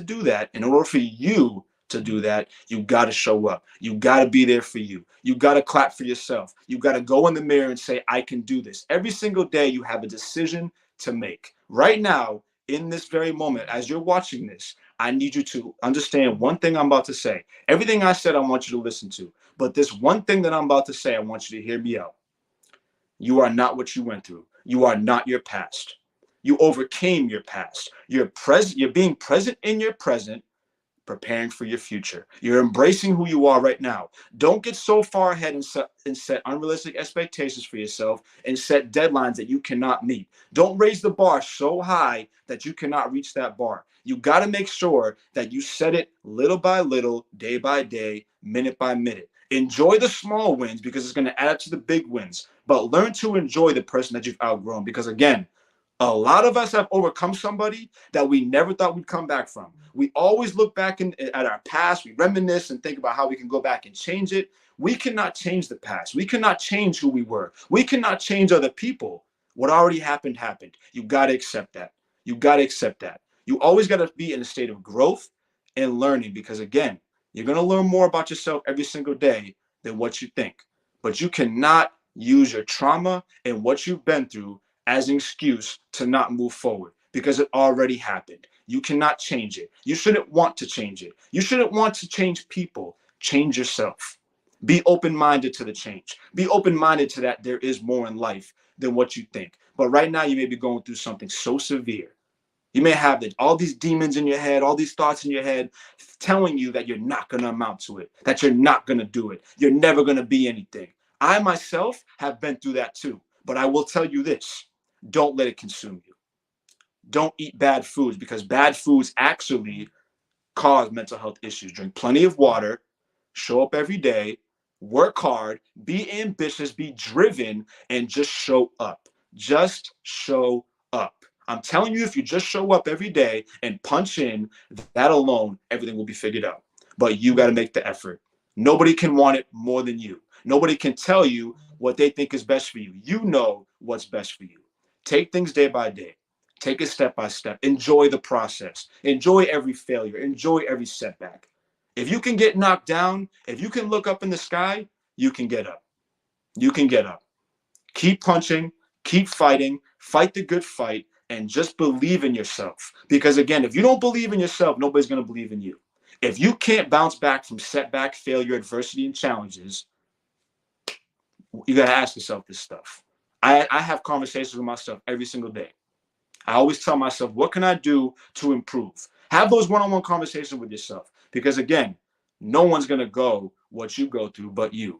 No one has ever lived a moment in your shoes. They don't know what you've been through, how you bounce back, what you're going to currently go through. But again, it's all testing your faith, strength, resiliency, and your mindset. But it all starts with your mindset. You got to be disciplined. And I'm going to tell you this, coming from a motivational speaker, motivation can only get you so far. Discipline is what's going to determine how ambitious you are about this. Because motivation is only a feeling, but discipline's always going to be there. You got to speak life into yourself and believe in your circumstances that you're placed in. God put you on this path for a reason. Don't always follow the path that everybody else takes, because that means you're following them. You want to be like them. Be yourself. Be unapologetic. Be authentically you. God created us all differently. That's why we're unique. Take the path less traveled. Do something differently today that you can be thankful for and proud of, but be proud of who you are. Every day, be proud of who you are. Whether you're having a bad day, a bad moment, don't let a bad moment determine a bad week, because we all have them. We're human beings. We have these instilled emotions with us at birth, but it's going to get better. But in order for it to get better, you have to believe that it's going to get better. It all starts with your belief and faith. Don't worry about what the first step is. Take the first step, take the risk, even though you may not know what may come from it, but believe in yourself. Because all you got to do is take that first step, and then everything else will shortly follow after that. But in order for you to want more for you, because everybody else can want more for you all they want, but you have to want more for yourself. You got to ask yourself what it is that you're ambitious about, what makes you happy, what are you willing to do differently? Ask yourself these questions. Don't be afraid to look in the mirror and just stare. Because I guarantee you're going to have a lot of reminiscent thoughts going through your head. You're going to be wondering, why am I not doing enough? Why am I not amounting to enough? Why am I not succeeding? Why is everybody else around me succeeding and I'm still in the same stagnant place that I was a week, month, or a year ago? Think about how you're perceiving yourself. Think about what you can do differently today so that you can be better tomorrow. But be 1% better every single day. Don't be like everybody else that's 99% following the same trends, the same paths. Set your own path. Raise the bar for yourself. Do what you think is best for you. Because again, everybody can tell you left and right, up, down, and center what they want for you. But you gotta ask yourself, what do you want for you? To be honest, I would never thought in my life I'd be a motivational speaker. Never. But I was always well spoken. But I believed in myself. I perfected my craft. I worked hard every day, and I showed up. You got to do that for yourself. Again, you don't have to have it figured out right now. You may not even know what profession you want to be involved in, but take it little by little, step by step, and enjoy the process. Love the failures you've been through. Failure is the greatest lesson. If you're not failing, you're not learning. If you're not failing, you're not growing. If you're not failing, you're not going to succeed. You are not going to succeed. Failure is a part of the process. You can't run from what's meant for you, because what's meant for you is always going to be meant for you. Show up, be vigilant, stay ambitious, and be driven. And just remember, show up. That's all I want you to do. Show up and look in the mirror. When you find yourself struggling, when you find yourself with your back against the wall, just show up. Tell yourself I love you. Tell yourself in the mirror it's going to be okay. We're going to figure it out. The hardest person you ever have to convince is that person you see in the mirror. Every day you're going to have that silent battle, that one-on-one fight. But just remember, it's going to get better in due time. But you got to make a conscious effort to make it better. I appreciate you all for listening to that message. I hope that message helps somebody today. I love you all. I'm proud of you all. I'm so thankful to be at this Motivational Healing Summit. Shout out to Jennifer and the team for doing such a great job. And again, you guys are going to do it. I believe in you, but you got to believe in yourself first. You guys have a great weekend. Have a great Sunday, and I will see you guys soon. Wow, Nick, amazing. That was so amazing. No excuses. Show up for yourself. Wow, I'm just speechless. Nick always brings the fire, always has the positive attitude. I mean, seriously, no excuses, guys. Just show up for yourself. That's exactly what the message was today from Nick Loriano. Only the motivated.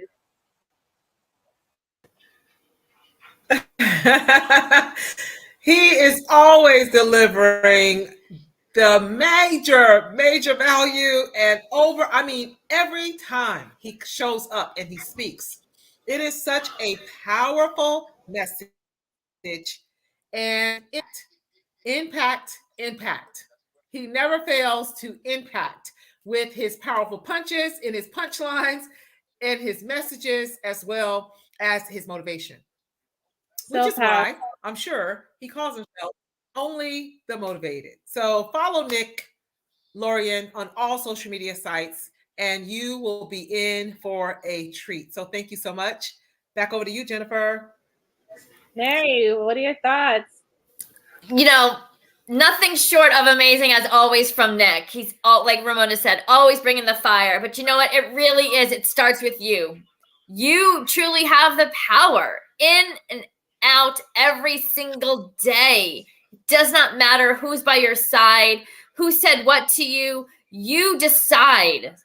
You're making the choices for your life. So I love that, everything that he shared, but like that hits home because it's all about what you decide to do and where you want to go. Because at the end of the day, you may not be with your husband or your significant other or your best friend or whoever. At the end of the day, you're going to be standing there alone when the time passes. So do you all day long, unapologetically. That's my vibe. I agree. Yes, I love it. Again, a shout out to Nick, Only the Motivated. You know, as I said, he's also a very dear friend of mine, and he's always making sure that he's pouring into others. And I love everything that he stands for, and which is why he's part of this Healing Global Motivational Summit. So shout out to you, Nick, and we appreciate everything that you brought to the table. With that being said, we are definitely moving on to another empowering, motivating speaker. This dynamic individual truly wears his crown every single day, brings it to the table, has that powerful message. I can't even say enough about Morris the Connector. He is truly just a dynamic individual. The first time I heard him speak, I was just blown away by his story and by his resilience, by his confidence. And he truly portrays the image of exactly what this summit is about: passion, purpose, and persistence. Without further ado, it is my pleasure and honor to introduce Morris the Connector. Hey, Morris. Yes. Thank you. The kind words. OMG. We are in for a treat, guys. I hope you're Yes. ready. Ready also. You're gonna have lots of those to take here. Hey man, I just want to say this, man. After Nick here, it's like speaking to me. You know, Nick here was awesome. You know, I know Nick from Clubhouse. Well done, Nick. But what I want to say to every one of you here, man, when born, do you know what? We're dying. Yes, dying. But we're fighting to find ourselves because we've been put here. We were going through thousands of terms. So that means you are special. Every one of you have something unique. You are kings, you are queens. You are born to lead, leaders serve. We have to wear our crown. Kings and queens, every one of you. But we have to find ourselves. I want to tell a story about a boy that never knew what to do in his life.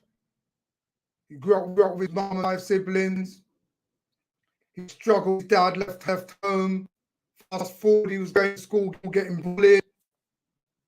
Teacher saying he would be nothing in life, putting him in a corner, humiliating him. He then left school and joined a drug gang. He didn't know what his life, he couldn't get a job. There's many kids that a lot of you are listening to are faced with non-belief in themselves because of the system that's created. And I want to say to every one of you, I was that child. I was that child that didn't know myself. I turned to drugs, drinking, smoking, selling drugs. I became big in the drug gang. I'm a former drug, I'm a gangster. But now I'm a game changer. I'm an international speaker, life coach. I've got coming out on Apple TV. I have a charity for kids now. I'm doing amazing things, but it wasn't always like that. When I was selling drugs, I was going to jail. Twice I went to jail. But let me begin with my story of empowerment. It was a day when my son passed away. He was 18 months old. I struggled with that because I must have hugged him 10 or 15 times because I was out drinking and smoking. I thought that was success.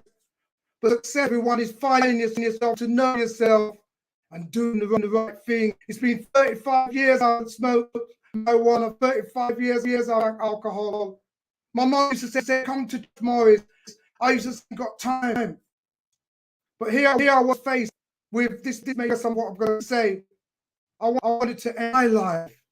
I hugged my son 10 or 15 times. Can you believe? Sometimes focusing on the wrong thing instead of the right thing, focusing on the wrong thing. I didn't realize where the focus goes to the mind. I was focusing on darkness instead of the light. But I want to say to every one of you, I wanted to introduce a man and woman to themselves, introduce me to myself. In our darkest hours, we have focused on the light. You are the light. The light is shining bright on you.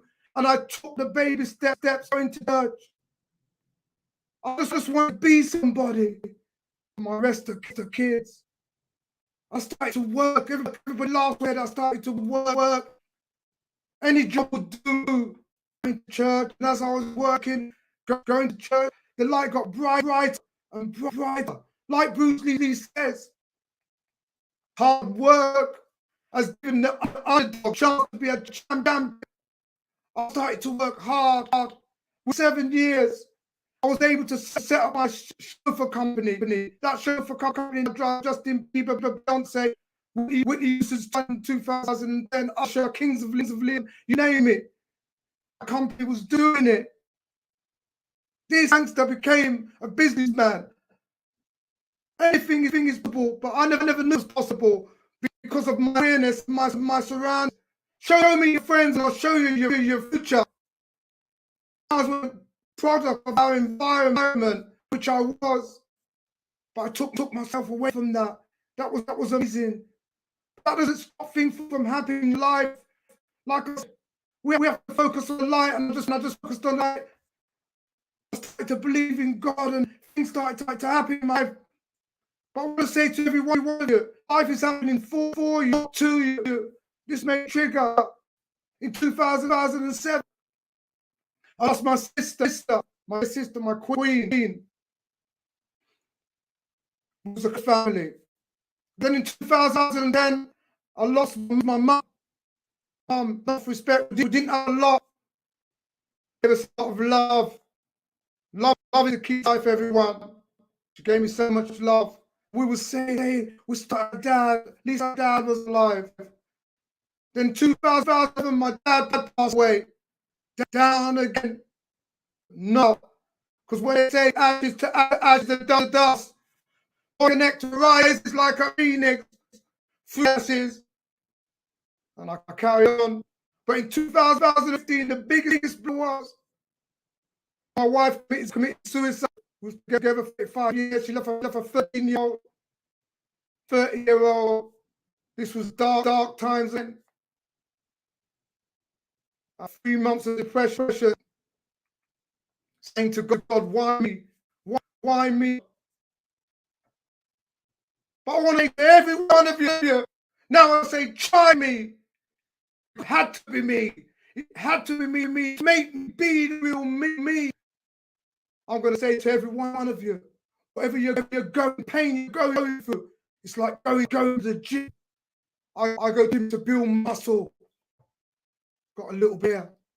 But life is building muscle. Your experience is what counts. And we have to grow. Pain is from pain to power. I will say, try me. I say, try me because I believe in me. I believe God was chipping away at me. We get molded all different ways, one. But when God molds you, he says, walk this way. I started to walk with God.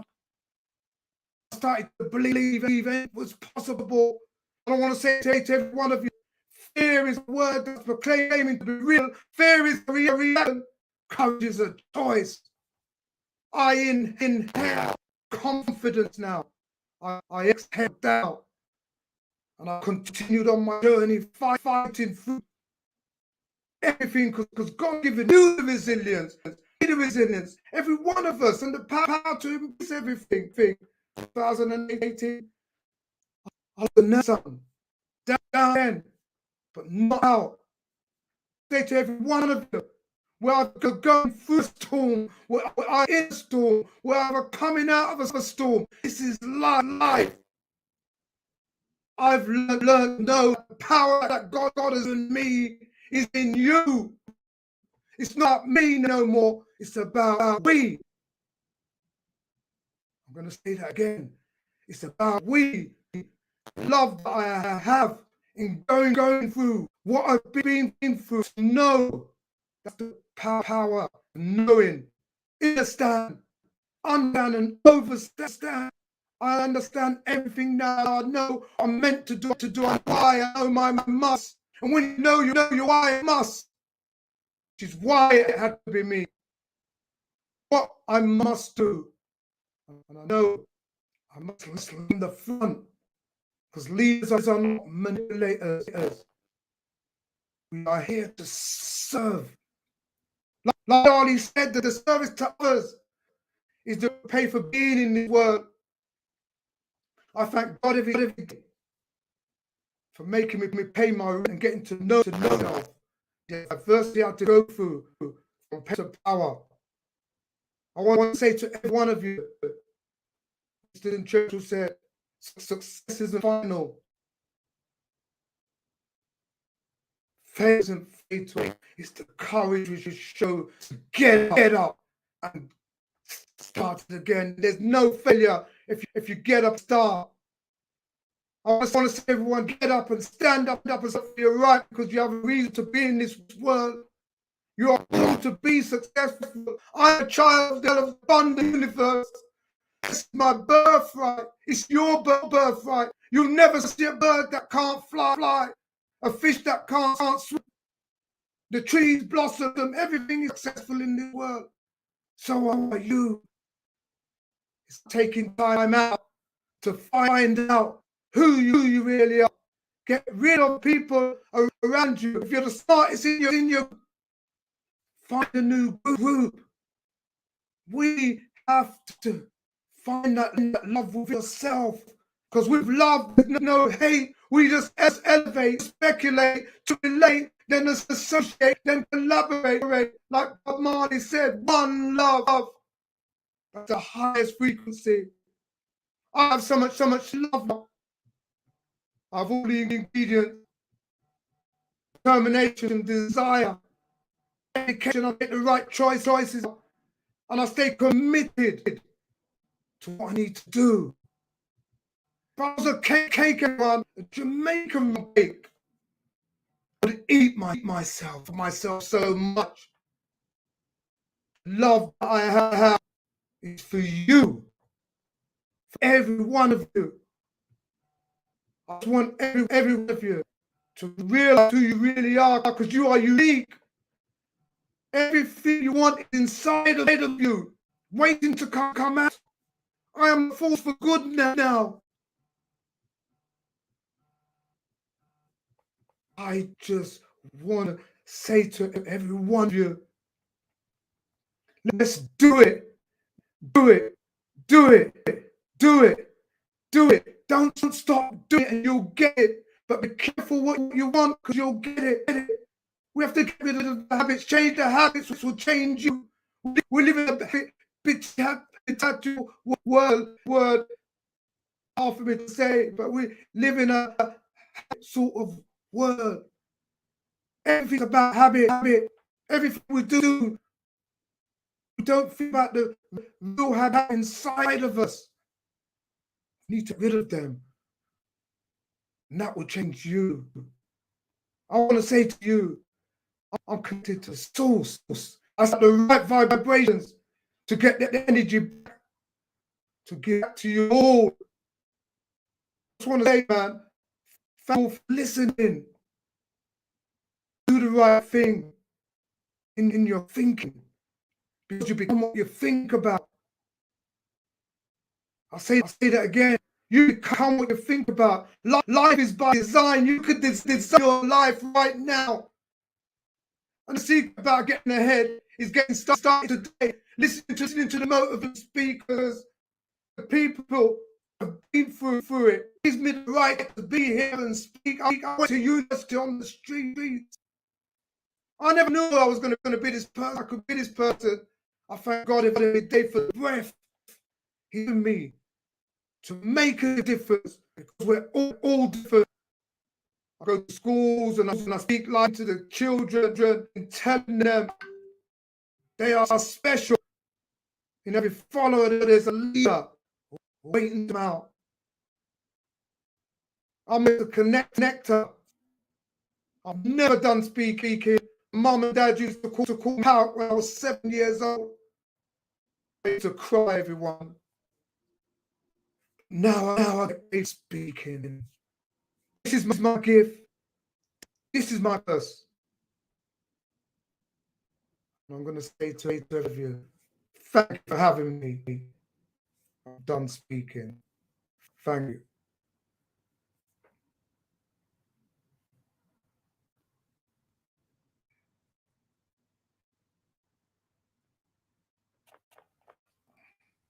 Thank you for that.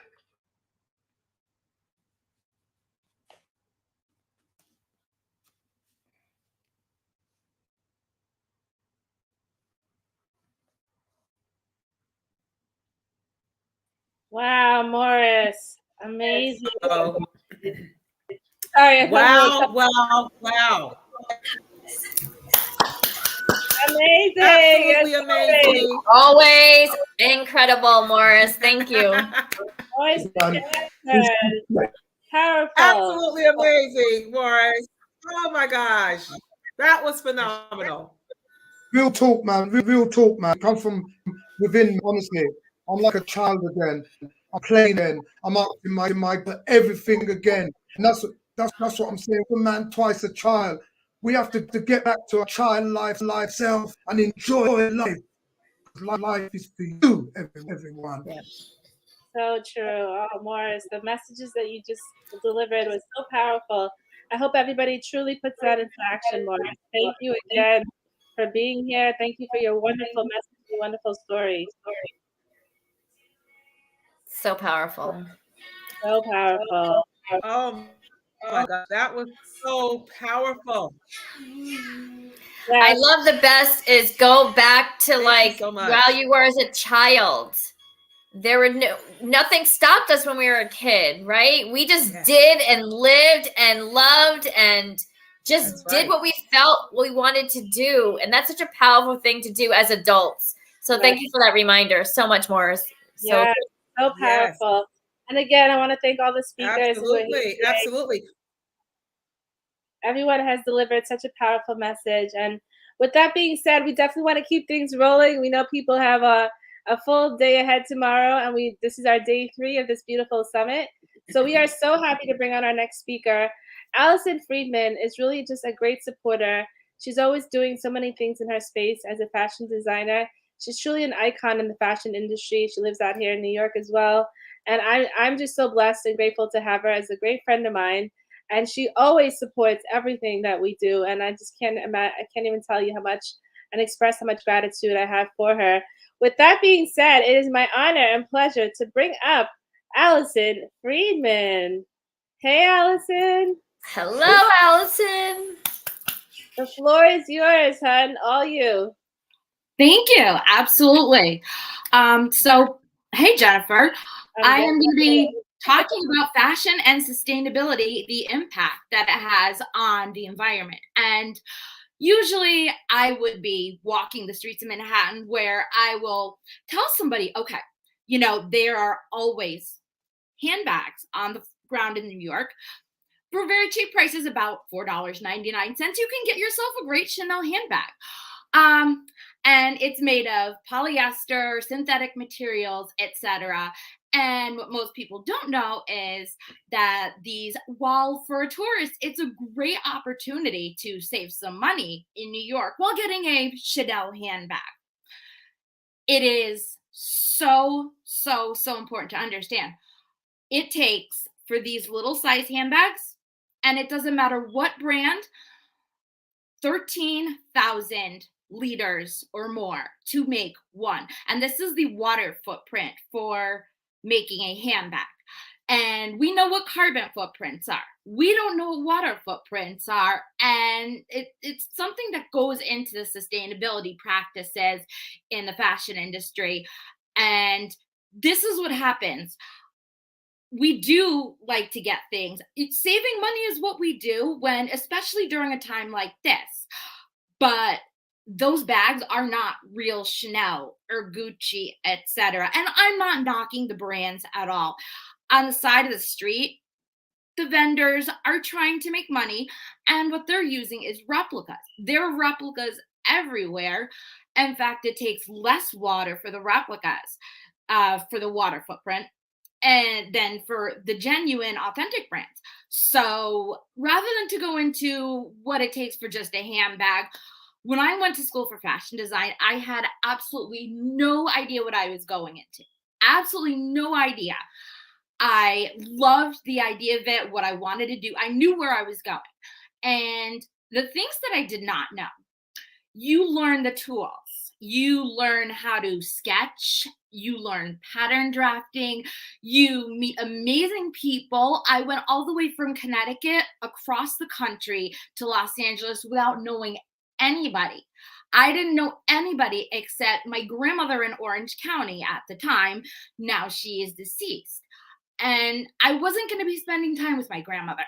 So, of course, it took a few weeks to really get a group of friends. And it was an excellent experience. Long story short, I learned all these classes: creative design, pattern drafting, technical design, all these different tools, these literally tools, also these different rulers that you have to use to create something. And when I graduated, what we're told, you go to the career center, you get yourself a job, this and that.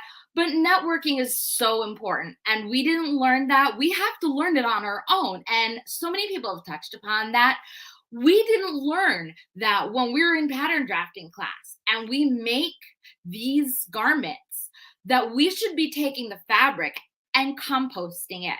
There are companies where you can donate used scrap fabric, and that even it consists of your socks. If you have socks that have holes or pants that have holes, that's considered scrap fabric. This is something most people don't know, and I didn't realize even then that there are all these manufacturing companies. You have to go to trade shows, order a minimum quantity of X amount of garments and fabric for this many garments for a collection. And wanting to start a collection, this was new to me. What is a trade show? Where is it? I had absolutely no clue. So I had to learn throughout the process, and I eventually got into fashion styling, which at the time in Los Angeles, I was interning, working on set for movies, music videos, TV, film, red carpet. And that actually was more sustainable than the type of fashion styling that people have thought I've done, because we would go and you pull the garments. And this is the sort of styling where people do costume designers for TV and film, fashion editors for New York and the runways and for events there. So they're actually different titles, but it became a little complicated as I moved along. And you don't have to go and throw it out. You rent it from a designer or a PR house, a fashion house. And it was such a great experience. I loved it, and I loved working fashion shows. I loved styling. Then I went to freelance. And then the problem I had was I was surrounding myself with, more specifically, 2 of the wrong people. So I moved back east without even realizing that the New York fashion industry is not the same as the Los Angeles fashion industry. In fact, they're 2 different industries. The New York industry is all about New York Fashion Week, the boutiques, events, and Los Angeles is more geared towards red carpet events, celebrities, Hollywood, what goes on there. And it's the same thing. The designers cater to the same crowd. But I spent so much time styling. And then when I moved back east, people thought I was personal styling. I did get involved in that, but it wasn't what I did. I was so confused at first. So after a prolonged amount of time, I realized I love design. I'm going to trade shows. I'm like, wait, I'm a stylist. What am I doing this for? I had no clue at the time. I was living my life with a blindfold on, doing these things that I didn't understand until I had, as many people mentioned, that light bulb moment. I love design, but what I did not like was the sustainability practices. And it's not the company's fault or the factories or whatever. And I can seriously say, yes, I have worn things from fast fashion because that's what's there. Does it make me a hypocrite? I don't know. But what can we do? We have to change this collectively. So in order to actually make a difference in the fashion industry, in the world, to make this earth a better place, is to do little things. Number one, recycle. It's that hard to put your plastic bottle in the recycling versus the trash. Another little fact, there are actually some places where they do put the green triangle or the blue triangle on it and throw it in the garbage. And it is legal, you have to put it there. But some places actually do, and they do it for trash. That's not how things should be. These are things that need to be a priority because we've all been listening to everybody talk about what we can do for our mindset, making more money, our health, our wellness. What about Mother Earth? Is it going to do any good to learn business coaching, learn strategies, to learn what you can eat, how you can make more money or take care of yourself, fill your cup before filling other people's cups? If there's nothing there, if we are damaging the earth the way we've been doing it, we are not going to be going down this path. The weather is changing, the climate is changing, and it's not what some people say a hoax. You look at the weather, you look at what's going on in Florida. How many tornadoes were going in the middle of the United States compared to the 70s? I was not here in the 70s, but I know plenty of people that were. Look at the hurricanes now compared to 20 years ago. I remember in 2013, in the middle of Connecticut, digging 3.5 feet out of snow in a blizzard. And 2 years before, there was a blizzard right before Halloween. That didn't happen 10 years before that. So maybe we should think about what's going on and what we can do to change it. And some ways we can change it is stay in the know. Get to know as much about sustainability as possible. And that's really important because a lot of people just don't know. They think, oh, okay, I'm going to stay away from greenwashing. Well, do you know what greenwashing is? Greenwashing is when a company, for those who don't know, portray themselves as being sustainable when they really are not. And it happens a lot. We see it in the food industry. Get to know what some of the fabrics are for young designers going to school. If you shop at, for example, Free People, they give you cloth bags. Make a class project and take your shopping bag, cut it up into pieces and make a scarf out of it. That is an amazing project for a student to take on.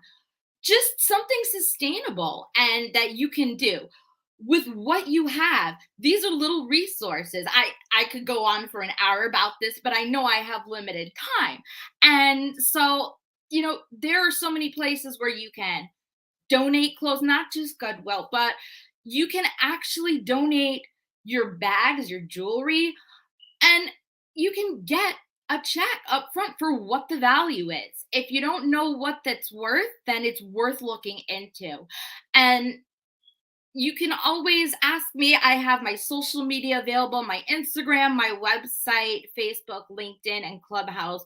I use those the most. So definitely reach out to me if you're interested, because if we don't work together on changing the environment, if we don't work together on making a difference and looking into how we can change the industry, new fabrics such as things made of bamboo.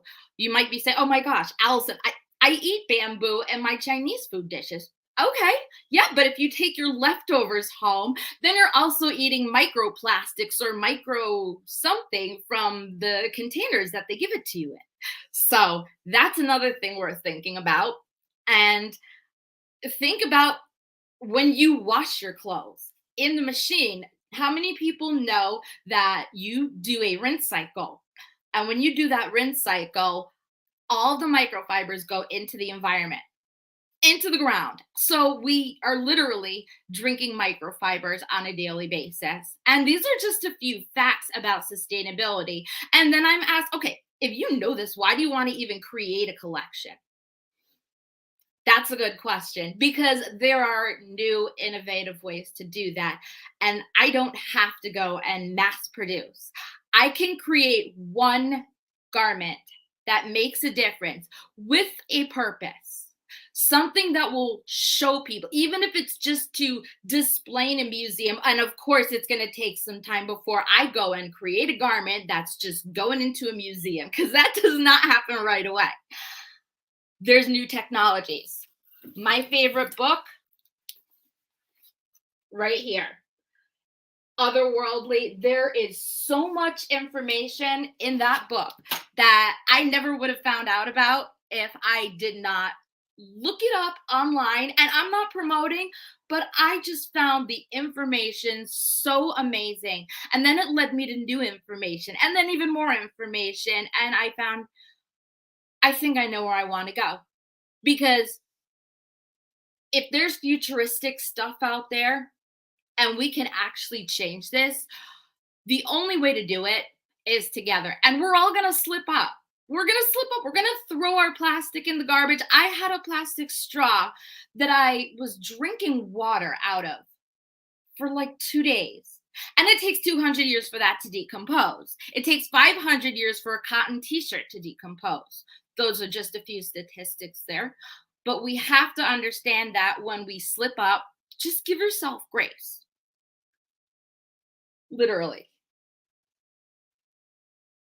This is Philosophy's skincare body wash. So I actually went out and I bought this because I know I do slip up. I know that I wear Victoria's Secret's yoga pants every now and then. And I have to give myself grace because we have to do this together. I can't do it alone. Nobody can do it alone. If we are going to have a fashion show on the moon or on Mars or wherever, we have to do better on this planet.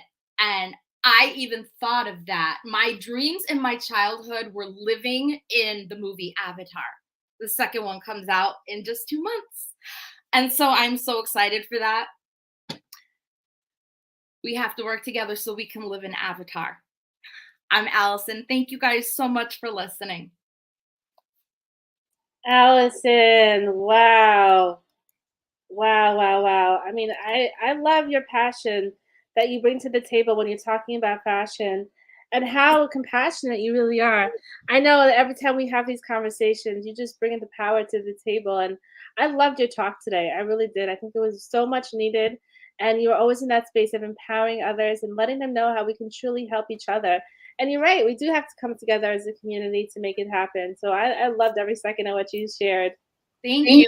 And we're out of time. Like, I'm not that old. I'm still young, and it's just like, oh my gosh. Goodness, Allison. As always, she brought the power to the table. I can't wait to speak more on this subject because it's so important. There are not enough people. One of the things we may have to plan is a fashion summit coming up. You know what, Allison? Absolutely. That's right. And Mary Kim and Jennifer, you know I'm going to be more there's a big delay that I'm getting. I don't know about you guys. Yeah, there's a little bit of a delay. Not how there you go. Exactly. Yeah. Well, again, Allison, thank you so much. There you go. Welcome. Take care, hon. That was incredible. Yeah, that was incredible. The sustainability, like we're talking about our youth, right? We got to do our aspect today for our youth. So I love that. I loved Allison's spirit and energy, and I can't wait to meet you, Allison, at our event soon. Yes. We do have so much more coming up for you guys. We do have a phenomenal performance coming up very soon because it's our kids empowerment section. We have a dynamic youngster performing very soon for you. So definitely stay tuned for that. But we will move on to our next speaker right now. Another dynamic person, Larry L.P. Penton, is so fantastic. I mean, Larry is always supporting everything. He's pouring into people. He is really just a survivor at helping people. I know, Mary Kim, you were featured on his podcast, I believe. He does so much. He was featured on my podcast as well, too. Larry is just a phenomenal human being, so compassionate, bringing the power to the table each and every day. And it is my pleasure and honor to welcome Larry to the summit. Hey, Larry. Woo! Thank you, Larry, for being here and for your patience. You know how this goes. Yeah, thank you again, Larry. And the floor is all you. Look, I got a lot to say, but I'm going to keep it short because Mrs. LP is like, look, don't get off track. Don't get off base. Don't get in left field. We got a lot of other speakers that need to come out and speak. So I'm just going to get right to the point. I am Larry Penton. I am a fire medic, retired. I am also a CEO of a company called Penton Pending Consulting Solutions, LLC. And what I want to talk to you guys about today, and I'm going to share my screen on some of these things, is this summit is the third annual Healing and Motivational Summit, focusing on passion, purpose, passion, and persistence. And so I'm going to be talking from a public health standpoint or position as a first responder because, and I know today we talked a lot about the kids. And so this is going to be focusing primarily on kids, but everybody can take some nuggets from the conversation that I'm going to have. Because I think that for me, being a first responder, I tend to have conversations that some people don't like to have because they could be triggered. They could be something that, we don't want to talk about because it's uneasy. It's not something that people like talking about, different things like that. So I wanted to share my screen and play 2 short videos to kind of emphasize the point. I don't know if I'm able to do that right here. Hold on a second.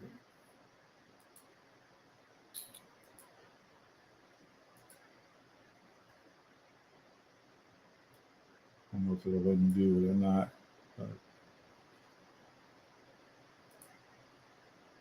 Okay.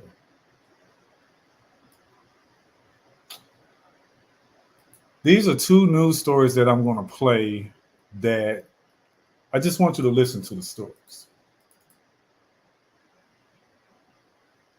The Child Abuse Unit of the St. Louis Police Department is looking into possible charges after a toddler shot himself in the head and later died. It happened in the parking lot of a car repair shop on South Kings Highway around noon today. We're told someone drove the 2-year-old boy to the hospital where he later died. Mayor Tashara Jones tweeted about this shooting today saying, quote, "Our city tragically lost another one of our babies in an accidental shooting today. While the state legislature prohibits us from making our own common sense gun safety laws, St. Louisans can take steps as responsible gun owners to protect our families and our communities," end quote. Now, one of the ways that we've said many times is to prevent these tragedies is to store them with a gun lock. You can pick one up at the St. Louis police stations, firehouses in the city of St. Louis, and the St. Louis Public Library. That's one story. I want to play the next story, and then I'll go into why this is important for me and to all of us. Because again, it's about the kids.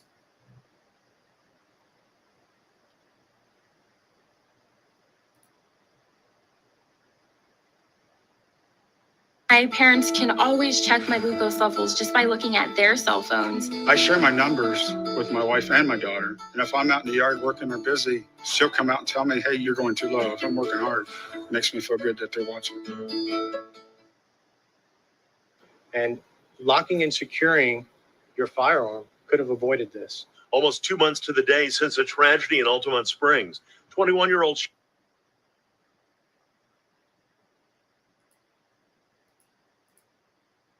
Jemiah Lynn at home on a work-related Zoom call. People on that call see a toddler in the background and then they hear a noise. Lynn fell backward. She had been shot in the head. She could not be saved. Today, the owner of that firearm, DeAndre Avery, father of the two children, has been arrested. 22-year-old DeAndre Avery faces a charge of negligent manslaughter and unsafe storage of a firearm. In a release from the state attorney's office, they say the toddler found the gun in a child's Paw Patrol backpack in a bedroom. The investigation found the toddler did fire the gun, a loaded gun. Police say never should have been found by the child. You have the responsibility as a gun owner, to take care of those firearms. Ruiz says the careless storage of the gun cost the kids their mother and now has her dad facing criminal charges. To have children have to deal with something like this for the rest of their lives is really what's heartbreaking to many of us. The charge indicates a criminal level of negligence. Without that, could it have been avoided? Absolutely. Are you the owner? Absolutely. Is it your responsibility? Absolutely. Lucia Canella overcometh emotion late. So I bring that story and those two stories up because I get breaking news stories every single day. And I mean every single day, not only from across the country, but across the world about active violent incidents. Now, the media calls it still active shooter hostile events, but a lot of these breaking news stories, the firearms do get a lot of the press, but we're not going to just focus on all of those issues because we know that worldwide firearms are not as prevalent as they are here in the States. So this is an international summit. So if you go across the pond into Europe and some of the other countries, they don't have firearms like we have here.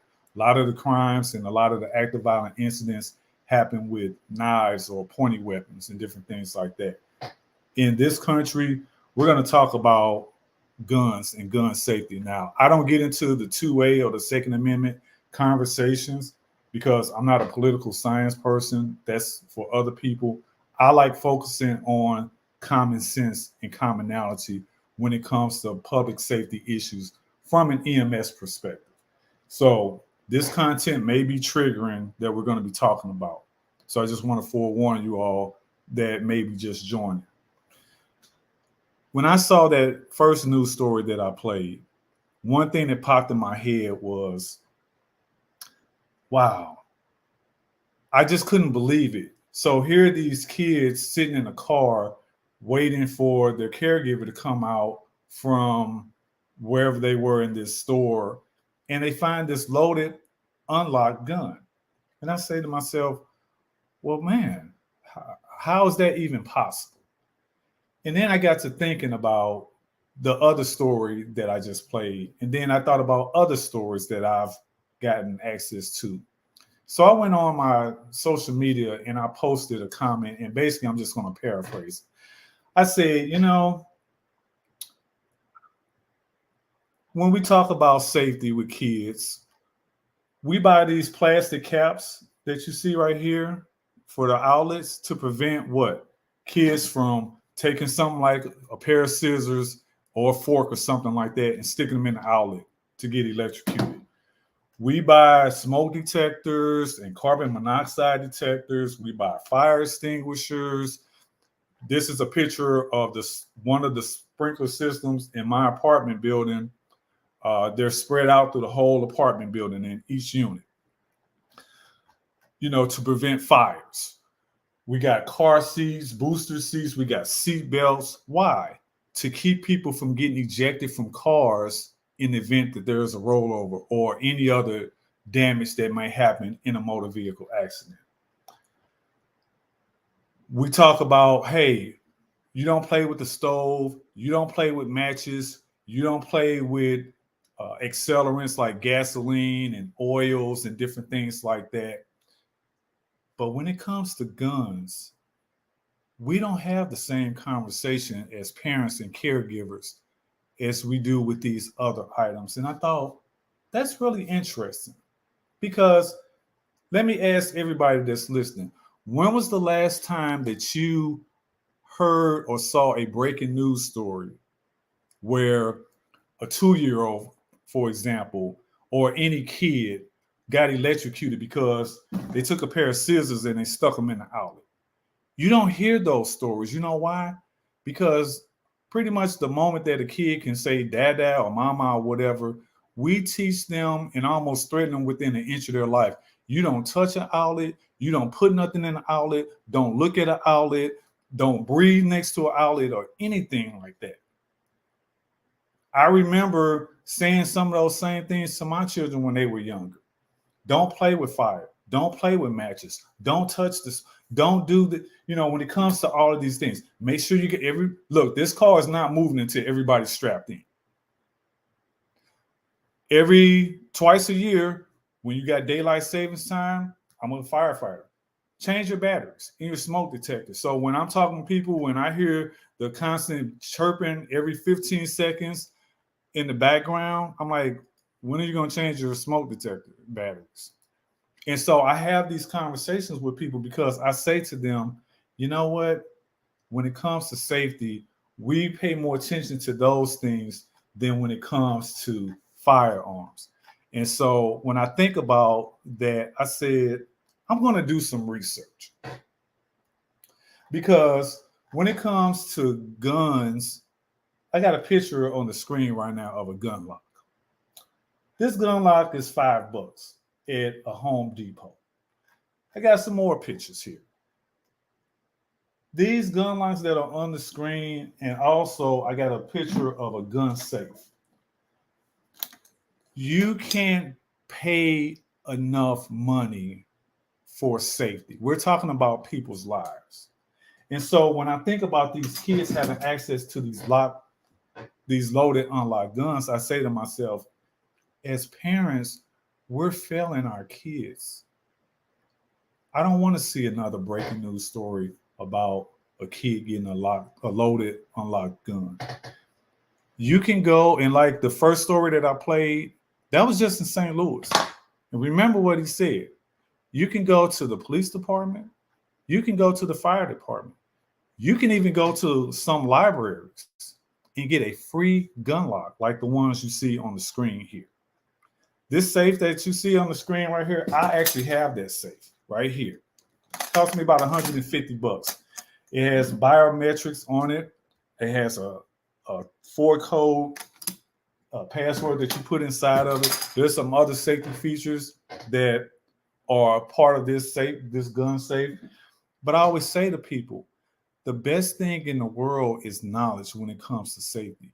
If we're not having the same conversations with our children about gun safety like we do when it comes to electrical outlets, seat belts, smoke detectors, fire extinguishers, gas, electric, flammable liquids and flammable materials, we're doing our kids a disservice. So when we're talking about purpose and passion and persistence, I come with that because I speak with passion from a compassionate point of view.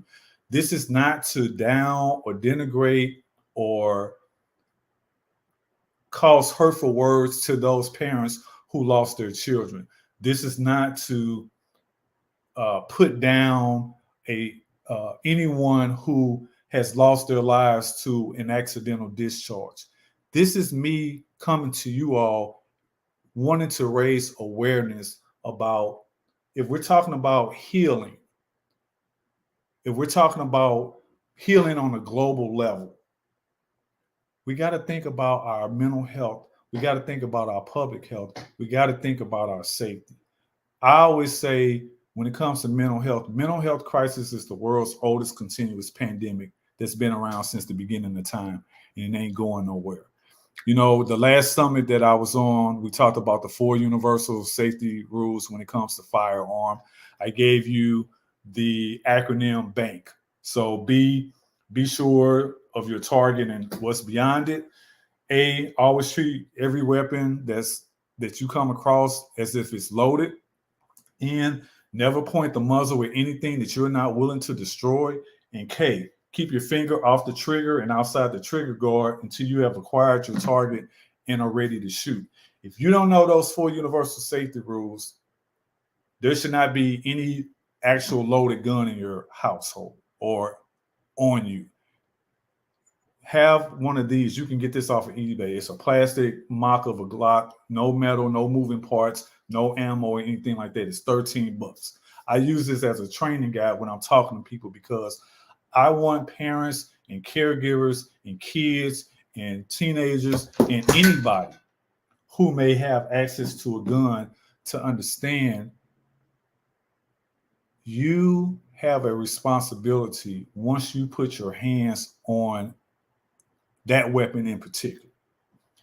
And if we're talking about these kids, I always say LP loves all the kids. I love all the kids. And I don't want to get another breaking news story.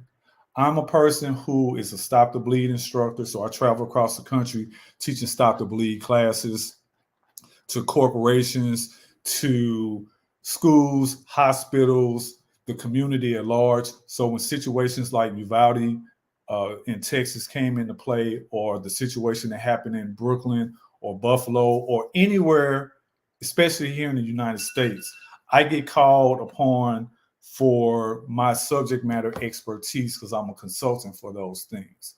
We teach people about how to use tourniquets, how to survive in real time, how to be a by-doer instead of being a bystander, because being a by-doer is going to help somebody that may get caught up in a situation like that, whether it's an accidental discharge or not. So my focus today is just about remembering safety is always first. And we can't separate focusing on some things and not everything when it comes to safety. If we're going to give the same, I want us to give the same energy and attention to gun safety as we do outlet safety or fire safety or tornado drills and different things like that, because it saves lives. And as a first responder, I got to take that home with me. If I show up on the scene of an accidental discharge, like that first or that second story, that's going to affect my mental health. I'm not a robot. I'm not a one-cell amoeba. I'm not somebody that looks at it and says, oh, you know what? That doesn't bother me. No, I got to go home and talk to Mrs. LP about my day. What am I going to say to her in that situation? So there have been many first responders, especially as of the last few years. The numbers of suicide rates are increasing because we're seeing these traumas like what happened in Uvalde. We're seeing substance abuse issues. We're seeing, and that could be narcotic use or alcoholism. We're seeing increasing numbers of domestic violence occur. This is October, so this is Domestic Violence Awareness Month. I talk a lot about that. And as Jennifer said earlier, I've talked to and interviewed, I've been on her podcast, but I've also interviewed people who are on the show right now. Let me show you. Kendria Johnson, who was on yesterday. She has the current podcast interview that's going on right now. Her interview came out last Thursday. We talked about her story. She talked about it a little bit yesterday. We got Kiki Boyd. I interviewed her on the 6th of this month, talking about her story with domestic violence and different things like that. We talked to also Mary Kim. I don't have her flyer on here, but we talked to Mary Kim and interviewed her and talked about her story. So when we're talking about public safety and mental health and different things like that, I cover a lot of ground on my journey as a first responder, as a company owner, as a podcaster. My podcast is called Trigger Warning Talk Podcast, streaming on all platforms. It's all 4 of those words. So when you look it up, it's Trigger Warning Talk Podcast. And again, I just want to impart to all that are listening, especially the kids, if you see a gun anywhere, do not touch it. Go tell a responsible adult, because you don't know what that gun is. You don't know if it's broken, damaged. You don't know if it's loaded. You don't know if it's going to misfire. You know, it's just too many dangers associated with firearms. And even if it's something in your house or in your car, don't touch it. It is too dangerous, and it could cost the life of yourself, a sibling, a family member, or a stranger. And that has a whole lot of paperwork that goes along with it. It has a whole lot of stress that goes along with it. It affects the community, and you can't walk that back. I want to thank everybody for their time. I want to thank Jennifer and Ramona and Mary Kim. Ramona and Mary Kim, excuse me, I'm sorry. Ramona, I need to talk to you about the trafficking issue that you brought up earlier today, because I got an ongoing series, because my podcast covers human and sex trafficking, and we're focusing now on international traumas with domestic violence and sexual traumas and missing persons. So Zach and Ramona, I really would like to talk to you all about doing a special episode about that. If you want to get in touch with me, Google me. I'm at lp10k.com. That'll show you my business card. It'll give you all the links to my social media, and it will give you access to how you can get in touch with me for anything, whether it's the podcast, whether it's the company, whether it's training, or just to have a conversation about some of these things that we're covering today. With that, I want to turn the mic back over to our beautiful hosts, Jennifer and Mary Kim and Ramona. Peace and blessings be upon everybody. LP out. LP, amazing as always. And Savannah put it correctly in the chat. And, you know, I already agree, like making a positive impact, bringing awareness. You're right. Just like hurricane, tornado, outlet awareness. Why are we not talking about gun awareness? And all that. So, you know, I already love what you do on your podcast, sharing real stories, but also you also highlight missing people with your wife, Mrs. LP. So like that is another impact, and definitely Ramona's going to add value to your podcast. Keep doing you. Love you. Love you too. You're muted, Jennifer. Oh, you see me? I was here talking the whole time. You are amazing, Larry, as always. Every time you speak, every time you come up on these stages, I learn something new each time. And your value is so important. And what you're telling people, we really have to start listening and putting it into action. As I've been saying this entire summit, everything we've been hearing here today is I'm hoping people will actually put it into action, not just listen and write down notes, but actually implement it. So Larry, again, a powerhouse of information. Thank you so much, LP. Thank you so much. Oh, that was amazing. Larry's always amazing. Always bringing the value to the table. Well, with that being said, we have a very, very special performance coming up for you. I actually heard this youngster on a Clubhouse room, and I said, wow, he's actually really good. I mean, he's so young. I'm going to let him tell you a little bit about himself when he comes on. And I reached out to his mom, and I said, listen, we're having a kids empowerment section of the summit. And she was so grateful to say, yes, we want to have him perform. I mean, this kid is just dynamic, and he's doing some great things. And we got to empower him. We got to inspire him, right? Because he's so young and he's just dynamic. With that being said, I want to welcome to the stage Nine Tails Kid. Hey, what is going on? How are you? It is so nice to see you. Well, you know what? You can take it away. The stage is yours. My name is Nine Tails Kid. I'm a 10-year-old rapper coming out of Elizabeth, New Jersey. My song is Red Light, Green Light. Go follow me on Instagram at number 9 TAILSKIDD, and follow my TikTok at THE9 TAILSKIDD. Let's go.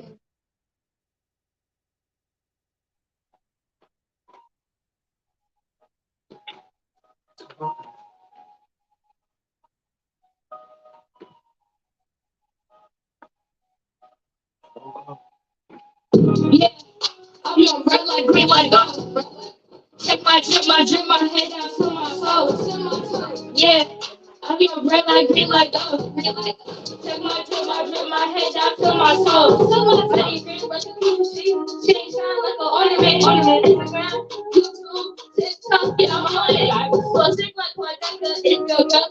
check on her, you know I stay fresh from my feet to my neck. Yeah, I be on real like me like up, me like up. It ain't just my drip, they like the way I fuck, the way I got to my demon. If I'm saying it, then I mean it. So make me versus me, and can't nobody get between it. Yeah, I be on real like me like up. Yeah, take my drip, my head down to my toes.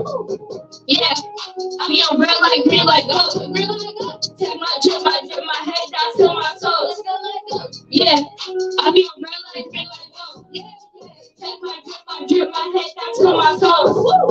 Yeah, I be on real like me like up.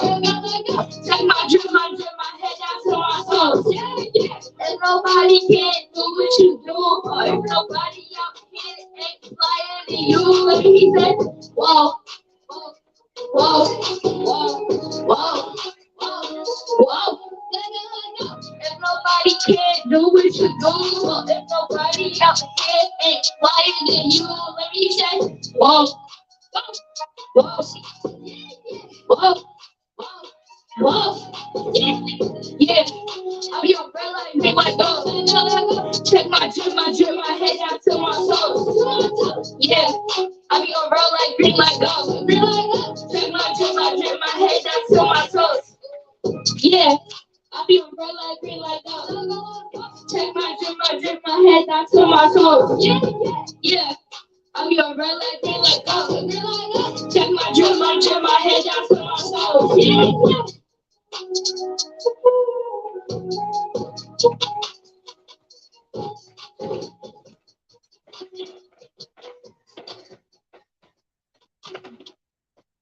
Huh?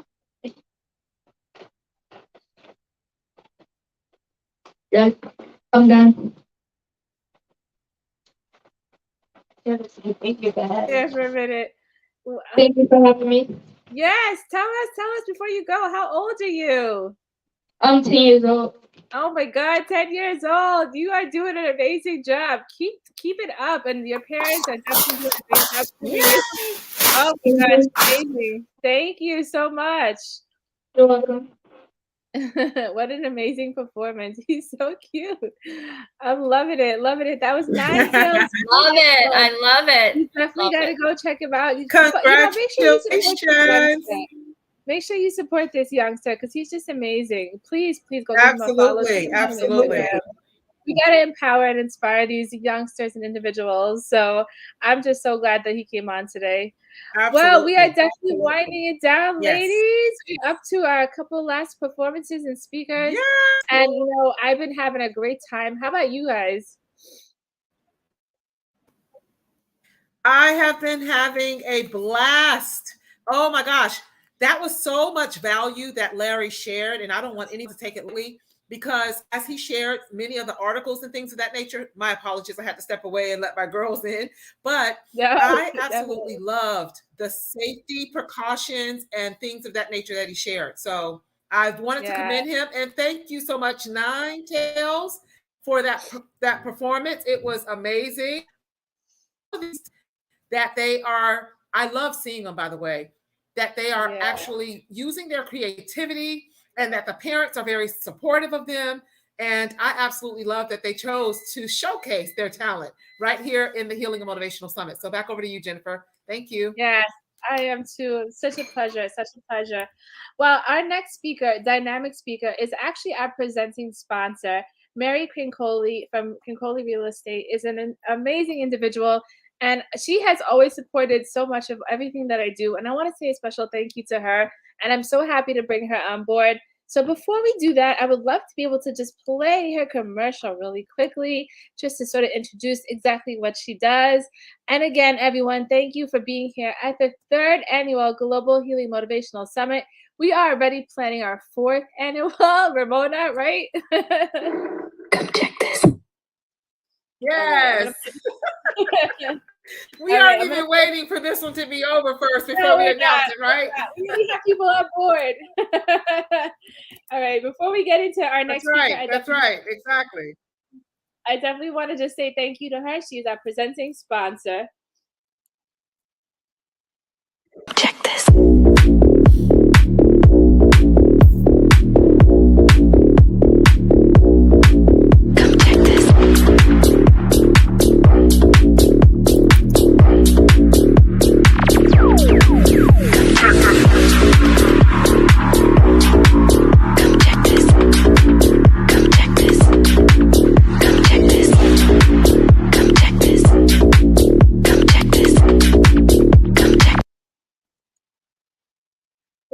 further ado, ladies and gentlemen, I am so happy and honored to present our next speaker and our presenting sponsor, Mary Crincoli. Hey, Mary, how are you? Hi. Good, Jennifer. How are you? I'm doing good. It's so nice to see you. You too. You too. This is great. You're doing a great thing. Oh, thank you so All much. three of you. And we just have to say we're so grateful to you for being our presenting sponsor today of this entire summit. So special thanks to you.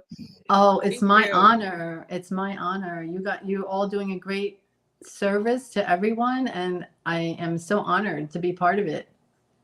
Yes, So, well, we're gonna leave you to it, Mary. The floor is all yours. okay, well, thank you, Jennifer, and thank you, Ramona and Mary. You are all doing an amazing job. You have some wonderful speakers. I have to say, Savannah, Jasmine, Danny, Dr. Cobb, but I have to tell you, the best thing, I'm sorry, for me, is Nine Tails Kid. And the reason, they're all great, everyone's great, but I'm also from Elizabeth, New Jersey, like Nine Tails Kid. So Nine Tails, you did a great job. I'm from your town, and keep it up. Keep it up. You're going to go far. So that being said, again, I'm very honored to be here. I am a sponsor, and I sponsored Jennifer because Jennifer is amazing. Jennifer, I've seen you grow from the beginning when you first started to where you are today. And the work you're doing is absolutely, absolutely amazing. You've grown. You're offering the world some positivity. You're offering other people the opportunity to share their gifts and their talents and their messages to help others. And that is amazing. So bringing people together is always a good thing. And bringing people together in this positive way is a great thing. So thank you. Thank you. Thank you, Ramona. Thank you, Mary, for all the time and effort that you put into it. The topic of your summit this year is purpose, passion, and persistence. And all your speakers have shown that.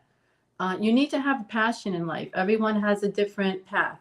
So it's important to understand that all of our paths are important.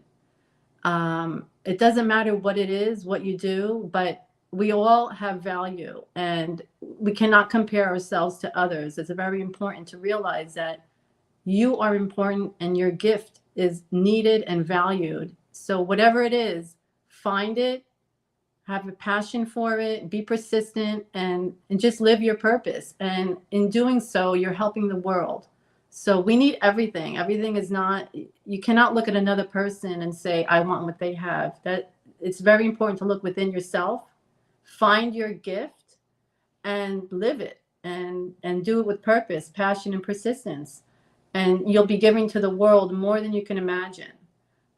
Just like Nine Tails Kid did. He's great. And I think it was a great performance. But that's pretty much, what I want to share with everyone. Just find what's in with yourself and follow it and stick with it. You will have obstacles. You will have things to overcome because that's normal. That's part of life. But overcome them in a positive way. Find a solution. There's a solution for things. Look for the positive solution in everything. Look for the good in people and overcome things in the most positive way with light. And you will see good things. And that's all we want. The world has a lot of good in it. And so enjoy the world and look for the light. I'll tell you a little bit about myself, which Jennifer did mention. I have a real estate brokerage in Fort Lauderdale, Florida. I've had it for 12 years.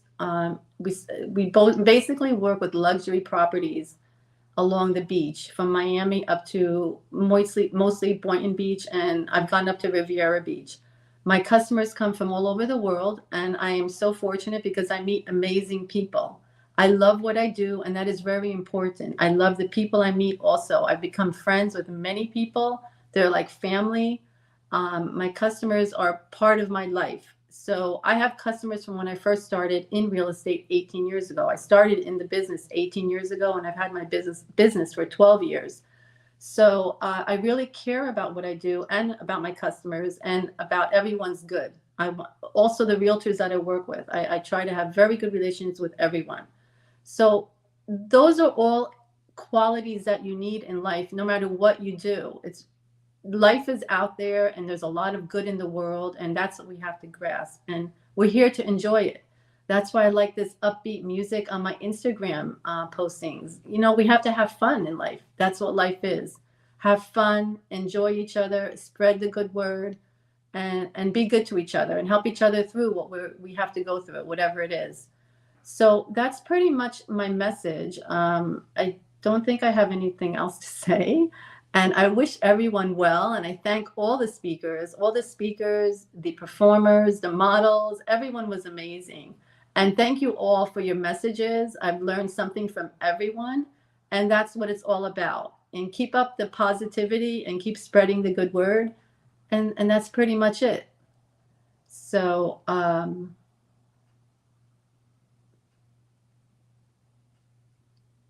sorry, I can't hear you. Oh, I have my mic muted. I've been doing that a lot lately. Okay. My mic. Did you say you were finished? I didn't hear your ending. Yeah, I mean, yeah, that's pretty much my message. I think that, you know, people just have to listen to themselves, believe in themselves, and spread good and share good, and they'll see success. So as long as they listen to themselves, stay on track, follow your vision, your goal, and from that, you'll have a lot of good. That's pretty much summing up where I'm at today. No, you are a phenomenal individual, and I know that my parents also know you pretty well, which is kind of how we. Yes. And Exactly. you know, they keep themselves around very, very positive, motivational people as well. My parents are, you know, taught me to be who I am today, so I have to give a special thanks to them. But it's just amazing to have you here, Mary, and being supportive of this event, and it means a lot to me. It really does.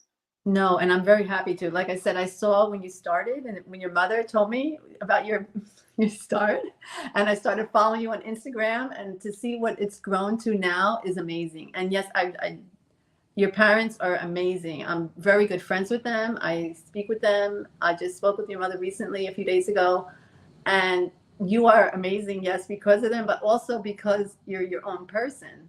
So everyone, yes, we do come from our families, and we do also have to follow what's within us. And when you follow what's within you, that is when you're going to reach high levels, no matter what the high level is, no matter where it takes you, as long as it's good and it's within you and what you're getting from God, basically, what your mission is in life. Just follow it and stick to it.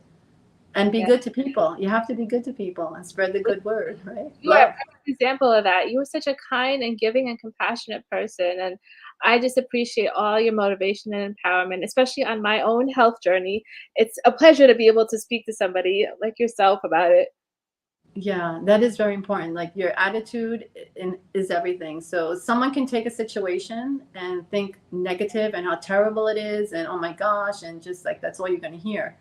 And someone else can just say, okay, whatever, put it in the back burner, let it go. It's not, you know, I have other things going on in my life that I'm focusing on. And that's what you have to do, all positive things.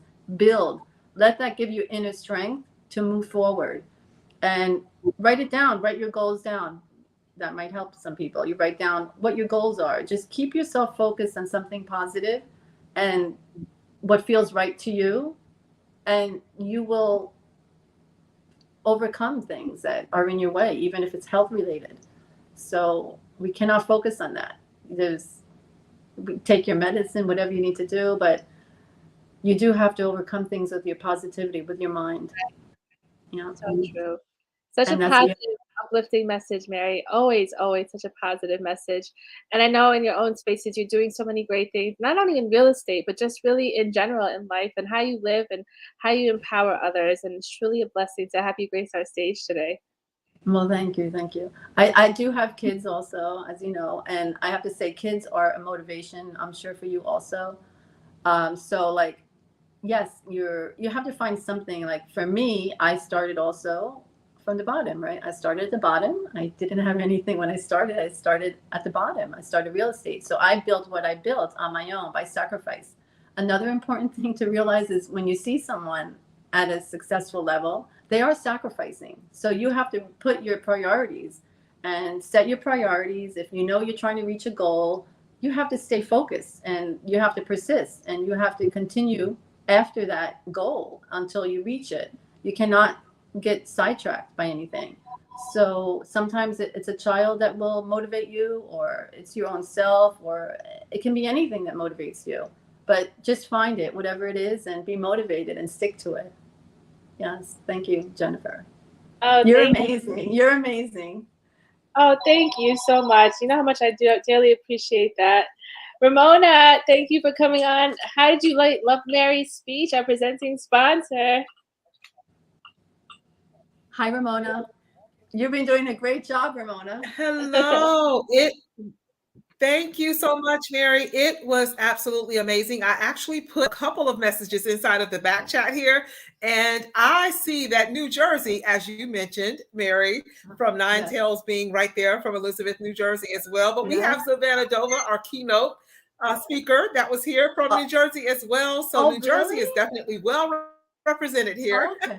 Well, but Nine Tails is from the same city, though, too. Oh, wow, that's amazing. I know exactly. I noticed that. That is amazing. Well, isn't that something? How you put us right? You put me right after him, right? Coincidence, right? Yes, it is. Wow. Yes, exactly. Let me tell you something else that's amazing. It's a small world, right? And guess where I'm from? Florida. Yes, I know. I heard you before from Miami, right? Yes, so I am one of your yes. That's great. You see, a small world. Awesome. So yes, absolutely. So I'm very familiar with your area of right there between Miami and Fort Lauderdale, where you are selling real estate. So definitely highly commend you and thank you for supporting the summit. You made it just that much better to have a sponsor such as yourself that believes in exactly what we believe in as well. Just positivity. And hopefully with that and all of us collectively combined with that same message, we can definitely impact more people. So thank you. I agree. You're welcome. Thank you. Thank you. Yes, Mary, again. And thank you, Mary Kim. Thank you, Mary. So powerful. Love it. I'm from Jersey too. I'm in New Jersey today. I'm in New York, and I grew up in Florida. So definitely great to get to know you more and more. You too. Thank you for your support. Are you? Yeah, New York is great too. What can I say?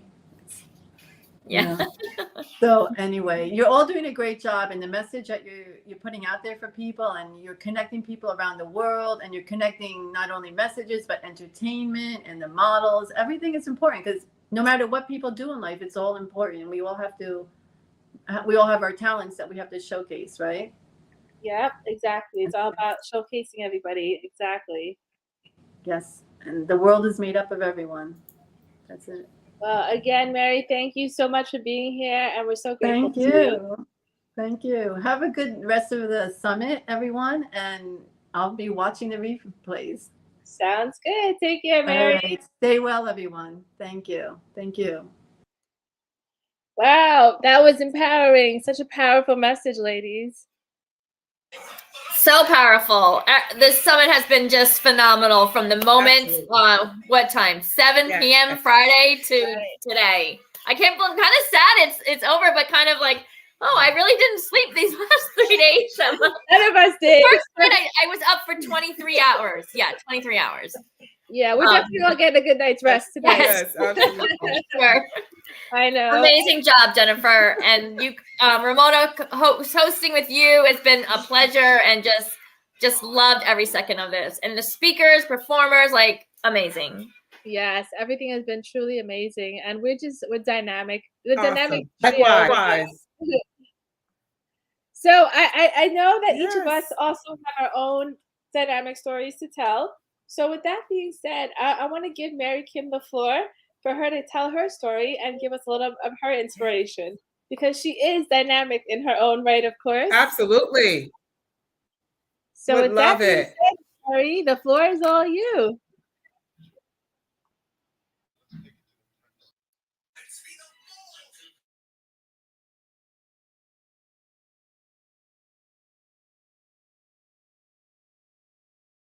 I know. Hello. We're moving the dynamics around here, but hi, I am Mary Kim Farkas, and this has been so impactful, so motivating. Thank you, Jennifer, for continuing forward. Ramona, for working with us and inviting me onto this platform this year. I'm super excited. You know, this 3 days has been a game changer on many levels. We've touched everything from our heart set, our mental state, emotionally, and physically. Healing is a heart set. It's becoming sound with your soul, alleviating any pain, any trauma, any adversity that you've gone through, working on that inner self. It's any undesirable situation, and going through a therapist is healing. Healing your heart is healing your soul. We touched on this. We also touched on motivational, and that's your mental capacity, your mental state, your will, your drive, but mainly what is your why? Passion is an emotional space. What ignites your fire? What brings you joy? What makes your heart pump? What do you love to do? What do you like to affirm for yourself? How do you give affection? That's passion. It comes from deep within, that lights up your fire, brings you joy, makes your heart pump, all of that. We touched on that. Persistence is physical. It's your physical being, meaning how are you acting? How are you showing up? What are you doing daily? What are you doing when you don't feel like doing anything? What are you doing when you're having a bad day? All of that is persistence. Persistence not for someone else, but for you. How are you showing up for you? And the one I really kind of want to lean into is purpose. Before I go into that with me, I want to say a little bit about me. Some of you know my story, some of you don't. I'm many things like many of you. But I'm going to lean into, at the age of 12, I woke up to babysit. And I found out later that day that my mom gained wings and my dad gained handcuffs. Became ward of the state, dealt with a lot of adversities in life, picked up and carried forward, because that is the main thing that happened that morning, is all the adults just picked up life and they carried forward, which taught me such a great lesson, that life is going to throw curveballs. You're not going to know what's going to happen tomorrow. Every second matters, and moments matter the most, because in 1 second, your life can shift to a place that you didn't know you'd have to go through. It can shift because you may not have that moment anymore to say, I love you to somebody. And so seconds and moments truly matter, and make those memories. That gift I got that night, the adults around me who just picked up life and carried on, reminded me that, no matter what tragedies you go through, you still have to live. You still have to go to work. You still have to celebrate birthdays, have holidays, enjoy people, celebrate life. Because you miss someone or you lose someone in your life, you got to think, would they want you to carry forward? Yes. Would they want you to move on with your life? Yes. And the best way to honor them is to live your best life, to live and give how they loved you, or what did you love most about them, and walk your walk in that way. That's how you honor them. Excuse me. Not be depressed. Of course, you're going to mourn that person. You're going to miss them. But you know what? They're always here in your heart. They're always in your mind. Live through them. Live because of them. Honor them in that manner. Maybe they loved fishing. Maybe teach your kid fishing and tell the stories about your loved one. Like, whatever you do, but carry forward. And why I want to lead into purpose is because when I lost my mother at the age of 12, and I lost my dad at the same time, I had to go through all these different adversities. I did not have a mentor. We never talked about mentoring. That word didn't exist in the vocabulary. I grew up in a household that it wasn't said, but basically, mind your business. What happens in the house stays in the house. But also, the adults sat at the adult table. You cannot interrupt the adults in the conversation. And we had the kids table. There's just a separate dynamic. I'm not blaming anyone. Our parents did what they thought was best for us. And that's just how we learned too. And so it was just the way it was, right? So purpose. At the age of 12, I think I was probably around 16, where I really leaned into, I want to honor my mom, and I'm going to live my life honoring my mom. My mom passed when she was 35 years old. And I was like, what can, my mom was a powerhouse. She was a muse. She came to this country because she fell in love with my dad. She taught herself English at the kitchenette table, but she could not help us with our homework, macrame, sewing. I mean, literally every holiday was like Mary Poppins walked in, undid her suitcase, and holidays, like Christmas exploded in the house, Easter, Thanksgiving. We were the house that everyone went to. And so my mom did all the things. She had 3 kids. She had to take care of my father. He got hurt. He was honorably discharged in the service, but he was a mastermind. He was like a genius.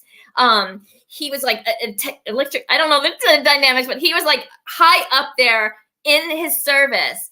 And they fell in love without really speaking each other's language. But my mom came to this country, knew how to speak English. She taught herself English. She ruled the rooster. She built barbecues. Like, she is a muse. Like, I can go on for days. And I was like, how do I honor her? And I didn't have this type of terminology at that time, but looking back at 49, I was trying to honor my mom by just, I'm going to go to college. I'm going to pay for my work, my way through college. I'm going to honor my mom by traveling, taking my siblings on vacations, buying a house, doing all these things. And that's my purpose. I'm going to buy all this stuff and, I'm going to get all these attributes and all these rewards and move up in the corporate world and do this and do that. And that's going to give me purpose. And that's the way I could honor my mom, because she would have been doing these things and more. If I've known her for only 12 years and she did all this stuff, how much further can she have gone and impacted my life if I had her up until I was 49 years old? So I lived this life. And it was this year at 49, when I was writing a blog, I think it was for October last month, for the Daily Fields, that I learned that purpose has nothing to do with your job, has nothing to do with your rewards, either in business or in life, has nothing to do with the things that you buy, with the vacations that you go to, has nothing to do with any of those things that you cannot take with you when your time is called at the end of your time here on earth. Purpose is who you are. Purpose is everything that you are, meaning what's deep inside of you, what motivates you, what inspires you. How do you show up? What do your friends love about you? And if you don't know, ask them. How and what brings you joy? What moves your spirit? What gets you up in the morning? What are the things that you want most in life? Who you are. How do your friends love you? The people around you, what do they come to you for? What do they love most about you? And I reached out to my friends about a year ago when I was writing a bio for my first book. And I asked them, you've known me for X amount of years, and I've been really blessed. I have friends from 30 something years to almost 43 years. So they've known me for a very long time. And I asked them, what is it that I give to you that you love most about me? And it gave me insights. Some I knew, and I was hoping that that's what they received from me. And then I learned other things that they get from me. And it gave me a really good perspective of more of who I am. So ask your friends, ask your loved ones, what gifts do you get from me that I have not bought you? It is so powerful. And at 49, I realized that purpose is all about who you are. What are you doing in that dash? Who are you impacting? Who are you motivating? And are you doing that for yourself? Are you taking the chances? If you would talk to your child or your niece or a youth that you may mentor, and if they're going through a hard time or they're not sure what's going on with their life, how would you talk to them? How would you inspire them? How would you push them forward? Do that for yourself. Every single day. No matter what. And sometimes you are the only one that believes in that. But, and that's okay, because you know what? Whoever your creator is, they created you with all those dreams, all that you are inside of you from day one. All those dreams that you wanted, all those things that you kind of like keep popping up in your head, entering your heart, entering your soul, is because they're made for you, not for anyone else.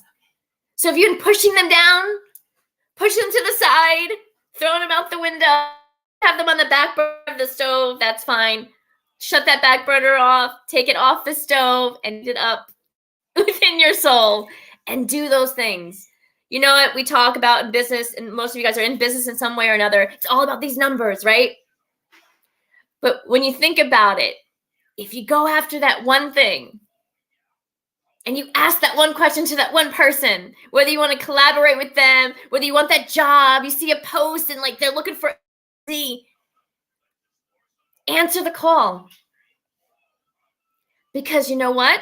At the end of the day, the numbers for that is you have a 50% chance of that person saying yes. That's a huge percentage every single time you ask. Every single time you go after that thing, like, I'm not really sure I'm going to do that. I don't know how I'm going to do it, but I'm there. And I'm here to tell you, put it out in the universe. Whether you believe in, I believe in God. That's who I believe in. Whoever your big person is that you believe created you, there's also this universe. And I know there's a lot of chatter between universe and God. God created all things to me. God owns the universe. It's just a different entity of what we live in. Put it out there in the universe, the things that you want, especially the ones you don't know how you're going to get there. You don't know how it's going to happen. You don't know, like, I want it, right? I don't know how it's going to come. I promise you, and I can tell you in this last year, I've been leaning into that, not sure how it's going to happen, but first thing, I said yes last year. Or was it last year? At Jennifer's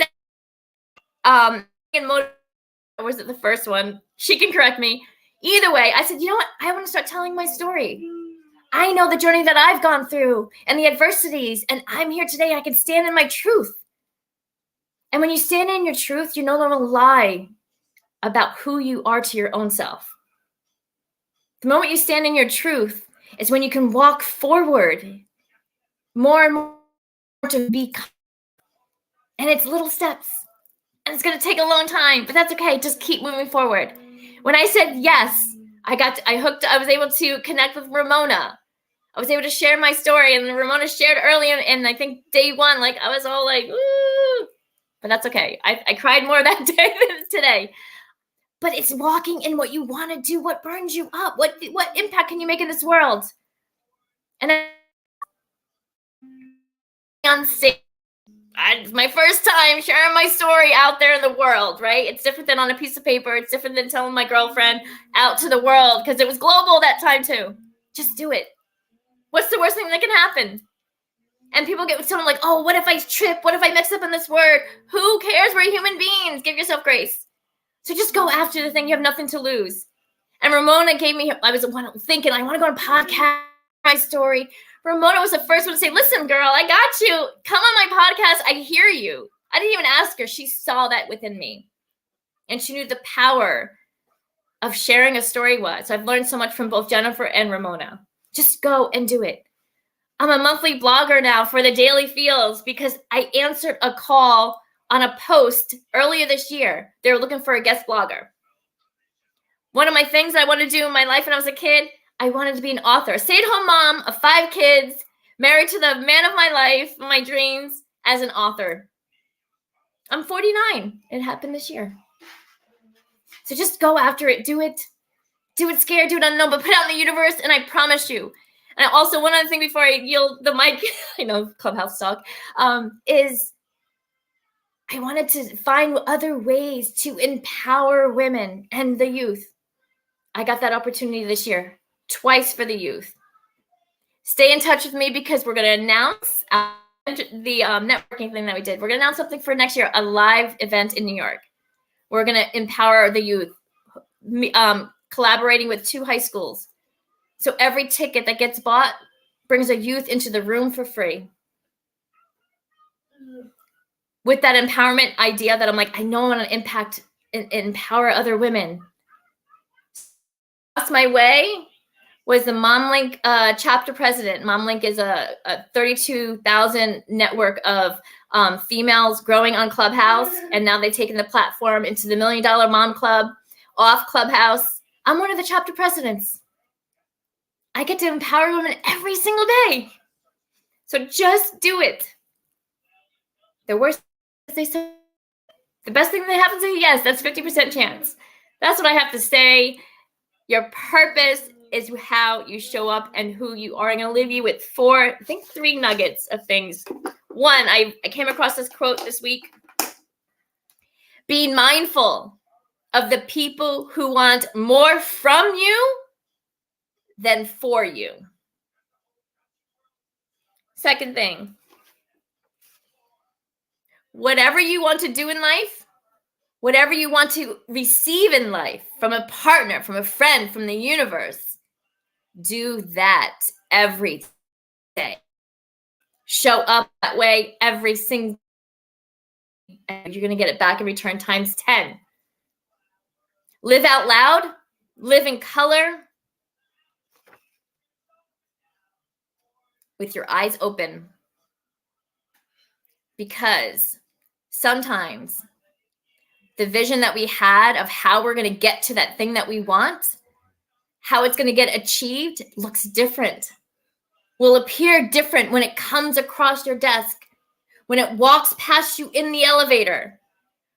Keep your eyes open, because I promise you, I know my God, my creator, is giving me all those things, because I don't have those thoughts without him putting that in me day one, planting that within me. But you have to keep your eyes, your heart, your mind, your being, to just see it. And see it however it comes, because I promise you, it's not going to come the way you think it's going to come. That's okay. Fall, and you may jump the curve. Just get back up. It's fine. And if you have a bad day, so be it. Have a bad day. Get up the next morning and move forward. And I did have another nugget. I can't think of it. But that's okay. I'm so honored to be here. I hope you got something out of what I said. Jennifer, Ramona, Power Queens, so happy to be connected with you. And every speaker and every performer, and you're going to make an impact and you're changing the world. Thank you so much for having me.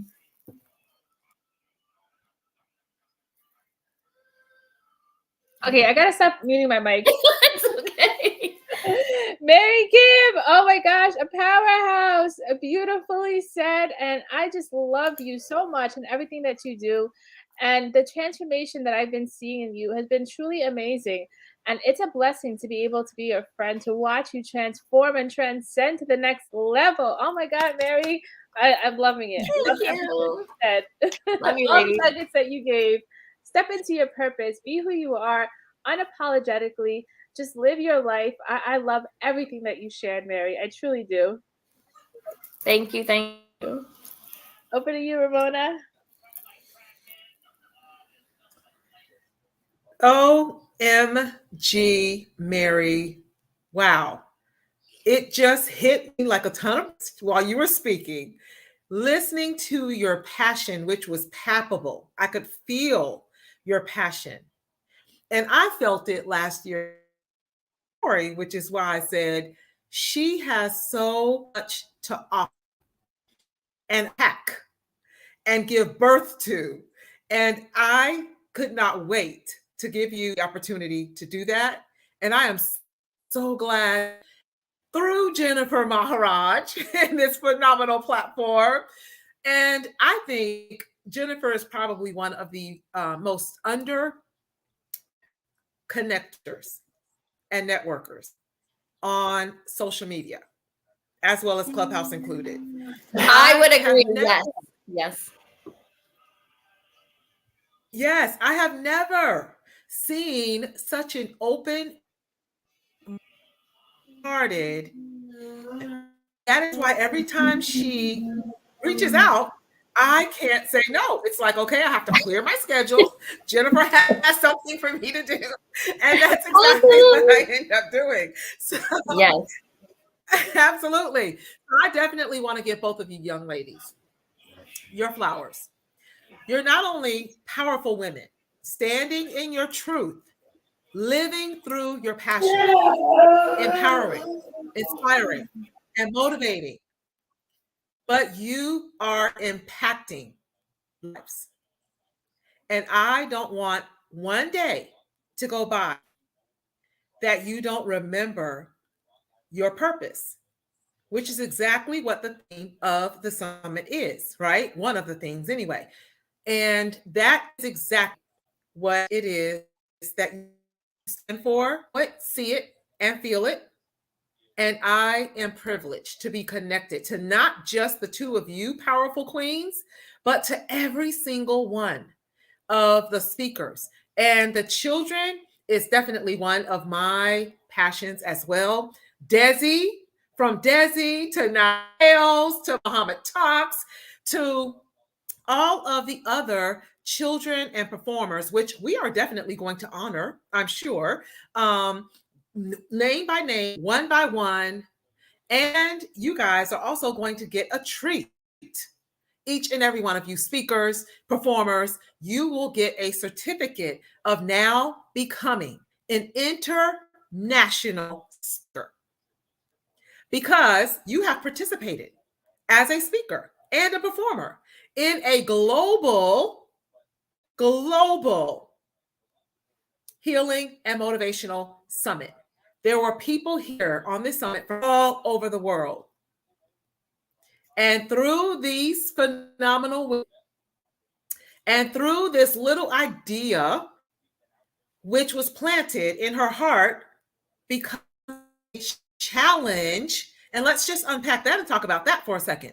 It was through her adversity. It was through a struggle. It was through a challenge, an issue, which was a diagnosis that she had that gave birth to creating something as powerful as this, a healing and motivational summit, which has now gone on for 3 years and has connected, if we really combined all of the people that were in from this one to the second and the third now. And here we are teasing and joking about the fourth, but I don't think she's ever going up. I think she has found her lane of genius.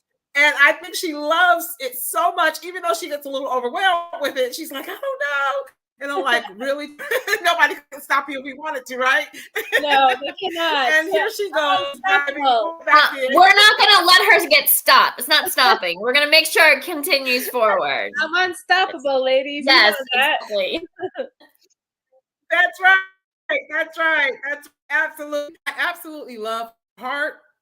Love what you all stand. I'm definitely here for it. So anything that you ladies need at any time, please do not ever hesitate to give me a call and I am there. Now, the other thing I want to do is I want to just share with each and every one of you, meaning you guys, you two women, powerful women, and every single speaker, from keynotes to speakers to performers, and even those that stuck around in the back channels and just assisted with something as small as dropping a link, answering a question, or whatever the case may be. I want each and every one of you to know that if you were here now in this summit for the last 3 days, if you look at the word now, N-O-W, read it backwards, it really spells W-O-N backwards, which means that you have. And when you look at the word challenge, which is exactly what planted this seed, it was through a challenge that Jennifer Maharaj was dealing with.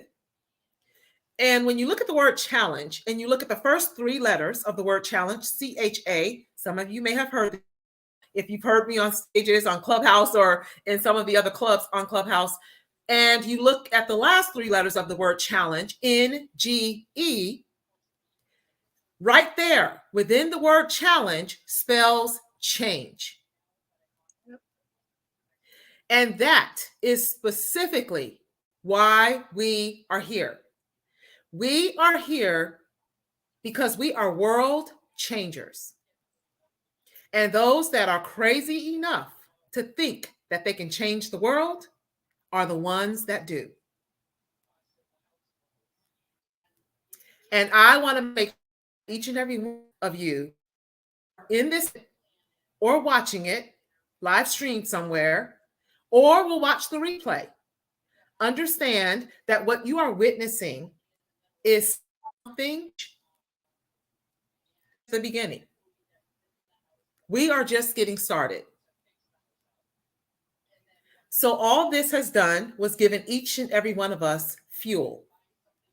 So if last year's summit was almost a year to the day, 12 months ago, and it hit 1 million views. And just one at the start of day today on day 3 was already at 6,000. Imagine lives that we are impacting and touching and changing in some way, shape, or form. No, it is not about the numbers. However, that is a gauge, a very small measuring tool that we can use to actually see just a little glimpse into the lives that we are touching. So if we, and I heard several people mention that, even if I just touch one person, that one, you're just one connection or one relationship away. And that one person that's impacted will also impact the lives of everyone that's connected to them as well. So it's a domino effect. It's bigger than just us. And it's bigger than just even the numbers because that's just numbers from just one platform. That's not even the numbers from all of the platforms that this summit has been streamed collectively. So I don't want you to walk away exhausted, assuming that just because you saw numbers from one platform or that we have not impacted lives. And keep in mind, the third day, second annual Healing and Motivational Summit did not have 1 million views. It kept streaming and it kept repeating itself over and over and over. All of those powerful speakers, messages continued to reach more people. So that is my message today. Never underestimate the power of your story, the power of your message, and your gift. Because if you have the audacity to show up, tell me, speak your truth, stand firm in your power for whatever it is that you are passionate about, nothing else left to do but to win and change lives. And with that said, that is exactly my message today, is to make sure that you keep that win-win mindset. And the word win is an acronym. The W in win stands for willing. You have to be willing to do what others don't, or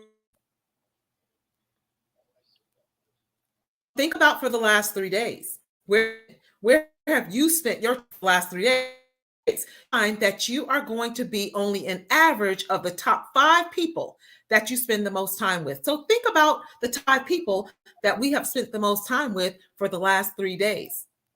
And if that means that I'm going to be an average of those top 5 people that we've spent the most time with for the last 3 days, then I am doing well, and I am darn proud of myself as well as each and every one of you. The I in mission, it stands for inspiring. Inspire. Be willing to inspire yourself when others can't or don't. We can only expect from others what they can give. And that may be a little less can give, and for some, it may be a lot more. Meet people where they, and do not go into any relationship with an expectation.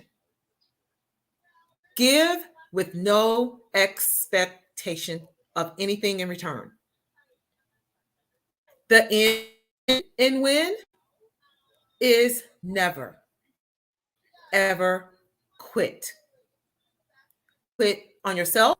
Don't quit those that you were called to serve. And do not ever quit on those that are depending on you. And some of those people that's depending on us are people that we have never met before. There are people that's going to see our message, that are going to see this summit, that are going to watch it from the beginning to the end, and we will never know their name. So that is what I wanted to share today as my final message in closing the 3rd annual Healing and Motivational Summit. And I just give both of you your flowers, and every single speaker their flowers as well. Whether half of them are still here or were available to watch the ending or the closing remarks, but surely we will definitely be more than happy to make sure each of them get a copy of their speech, as well as a certificate verifying that they are an international speaker or performer, which we did in the last summit as well, which is verification that your time that you have actually devoted to investing in yourself, because each and every one of you are now just that much better than you were the day we started the summit. And that's what it's about, being a little bit better than we were the day before, making those small wins compounding into big wins. And today was a phenomenal, huge win. Thank you for having me. I am Ramona Rogers, your empowerment and purpose coach, as well as business consultant. And I am also the executive director of Marketing Management LLC. And I definitely look forward to being here for the next one and the next one and the next one. Because I definitely know that there's going to be a sequel to this thing called the Healing and Motivational Summit. And you know what? Who knows? We may just take this on the road eventually when it blows up to us. Yeah, We are. That was my next thing I was going to say. We are taking it on the road. We are taking it on the road. That's right. That's right. So I can be also reached on Clubhouse as Radical Ramona, IG as Ramona Rogers 959, as Twitter Ramona SI, and on LinkedIn you can just Ramona Rogers there as well. And I am just thrilled. And Facebook, of course, is Ramona Rogers Smith. So thank you again for having me, Jennifer. It's been a pleasure and a privilege to be connected to you guys. And over to you, Jennifer. Oh gosh, thank you, Ramona, Mary, my beautiful co-host. You know, it's an amazing opportunity to be able to host with both of you. You guys are amazing and just beautiful. And I do have an end video to end with before we do our last vote of thanks. So I'm going to play that video before we end, and then we'll do our last thank you. And again, thank you to everyone for being here.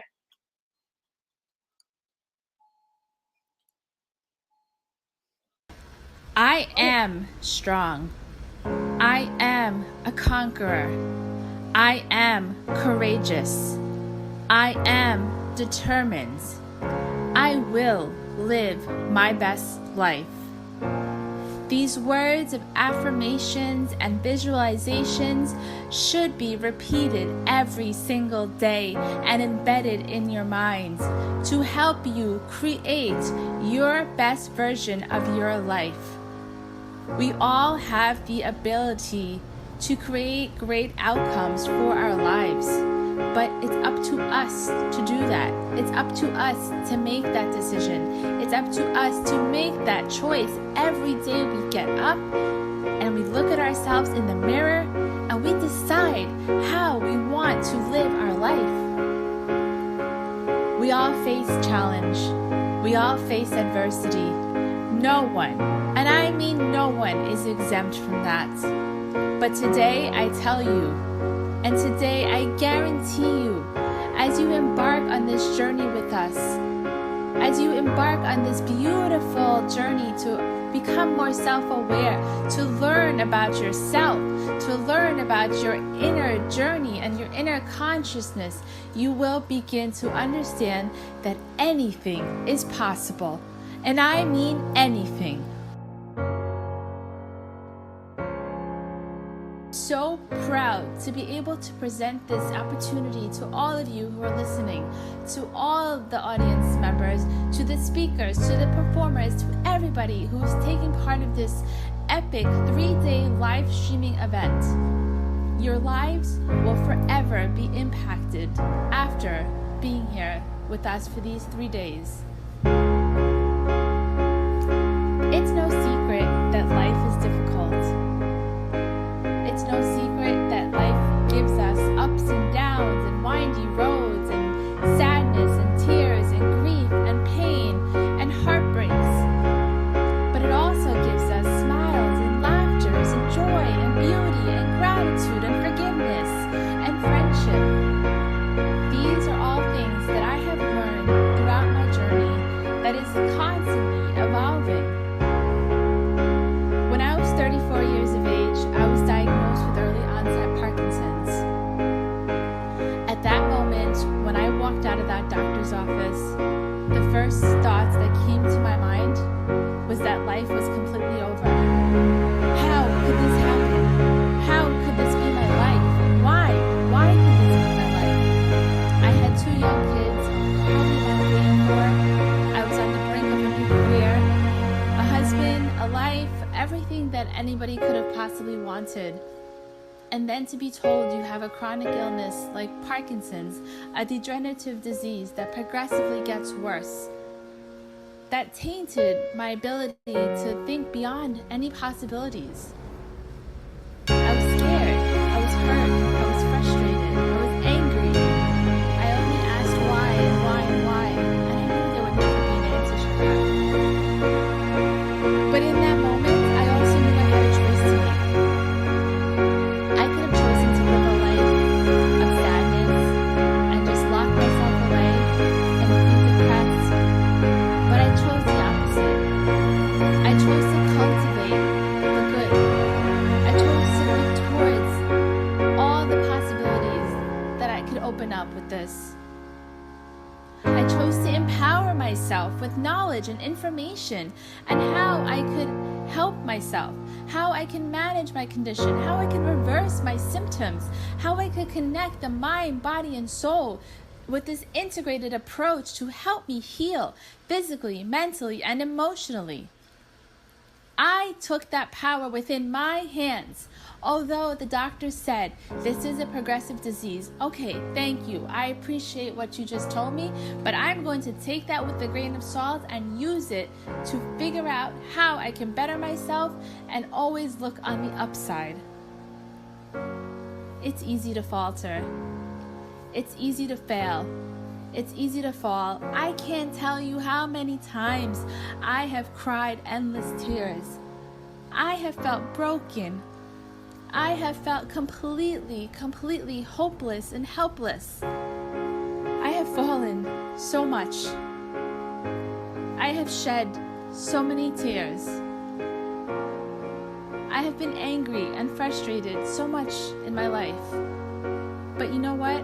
I've also been able to wipe those tears away. I've also been able to get back up stronger than ever when I've fallen.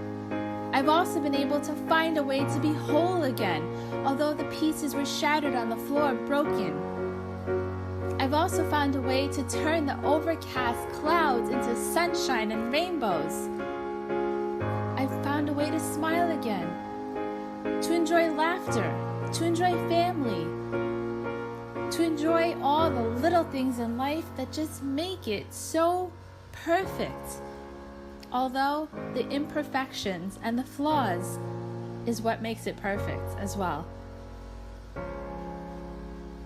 The power of your beliefs, your habits, your thoughts, your decisions, and your actions can truly help create your future. We all have unfulfilled dreams and goals about becoming and achieving and having more in our lives. And when you are faced with something like an illness, or a hardship, or a financial struggle, or a marital issue, yes, that road ahead is so hard. We all will endure seasons of suffering, seasons of pain, It may be for years, months, days, nobody ever knows. But I will tell you, those seasons are temporary. It too shall pass. Those seasons will never last forever. And when that season is over, you will have learned something. You will have gained clarity and focus. You will have come out stronger and have built your character and built your strength and become the person that you always wanted and envisioned for yourself. That first step into understanding reality and really seeing past all the grief and pain and being able to just accept the good is not an easy task. I will tell you that. But you can do it with passion in your heart, with a strong desire, with a strong want, with a strong need. You have to want it. You have to truly, truly want it. You have to believe it. You have to have passion behind it. You have to be driven by yourself, by your ability to know that anything, and I mean anything, is possible. That fight is hard. Yes, that fight is so hard. But don't give up fighting. Be relentless in your fight. Are the fears going to be there? Yes. But does that fear have to overcome you? No. Are the tears going to shed? Yes. But can you turn those tears into a smile? Absolutely. Will that pain last forever? No. Does it hurt? Yes. When life hurts, hurt it back. When life kicks you down, kick it back. When life throws you into a corner and tells you stay down, you get back up. You figure out how to fight back, and you don't ever give up. There are so many people that have endured endless pain and suffering, more than you will ever know, more than you probably are in your lifetime as of right now. I always say, there's always somebody out there who's facing probably worse than I am. And if I can help them, if I can send this message today, that there is always another day, then I have done my job. Yesterday was the past, and it is forgotten. Tomorrow, although there is another day, it is never promised. So what do? We live for now. We live for the present. We do our best to get up and live life to our fullest ability every single day, no matter what is going on. The grass is green, the sun is shining, the flowers are blooming, the people around us are laughing, our family is here. We feel love in the air, we feel gratitude, we feel forgiveness, we feel happy. That is life. But life is also the pain, the grief, the suffering, the tears, the sadness, the hopelessness, the helplessness, and I understand that. And I know that. So what do? We put it all together because it is a package deal. All of that is who we are as an individual, as a human being. That's what makes up our inner core. That's what's in our heart. All those emotions, all of that mixed together makes up who we are and decides who we will become. As we embark on this journey of life together, we may be following separate paths, we may be going down different areas of life and experiencing so many unique problems and issues and finding different values and embedding that into our life in different ways. But you know what holds us all together is the core of humanity. Is that core principle that we are all on this journey together. We will be here to support one another. We will be here to help one another, to uplift one another, to reach out and say, I hear you, I see you, I support you. I will be your friend. I will be your mentor. I will be the person that you can count on, you can lean on. Once you begin to open up and realize that we are all here to do this as one, then maybe things can get a little bit easier.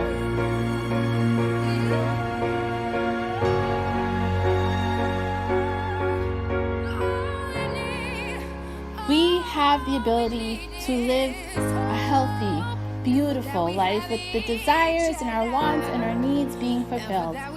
But it's up to you to do that. It's up to you to obtain that positive mindset to go forward. As I stand before you today on this virtual summit, I am so blessed to be able to have had this vision to carry out this summit and to bring on so many amazing, wonderful people who are gathered here today to excite you, to motivate you, to inspire you, to bring healing into your lives. Take today's opportunity and use it, leverage it, feel it. Understand that anything is possible once you believe. Believe in you, believe in yourself, believe in the people around you, believe in everything that feels right. Let your passion drive you. Let your desires move you. Become one and whole with everything you want in your heart. Don't be scared to step onto the railing. Don't be scared to take that leap of faith into yourself and others. I believe in you. We believe in you.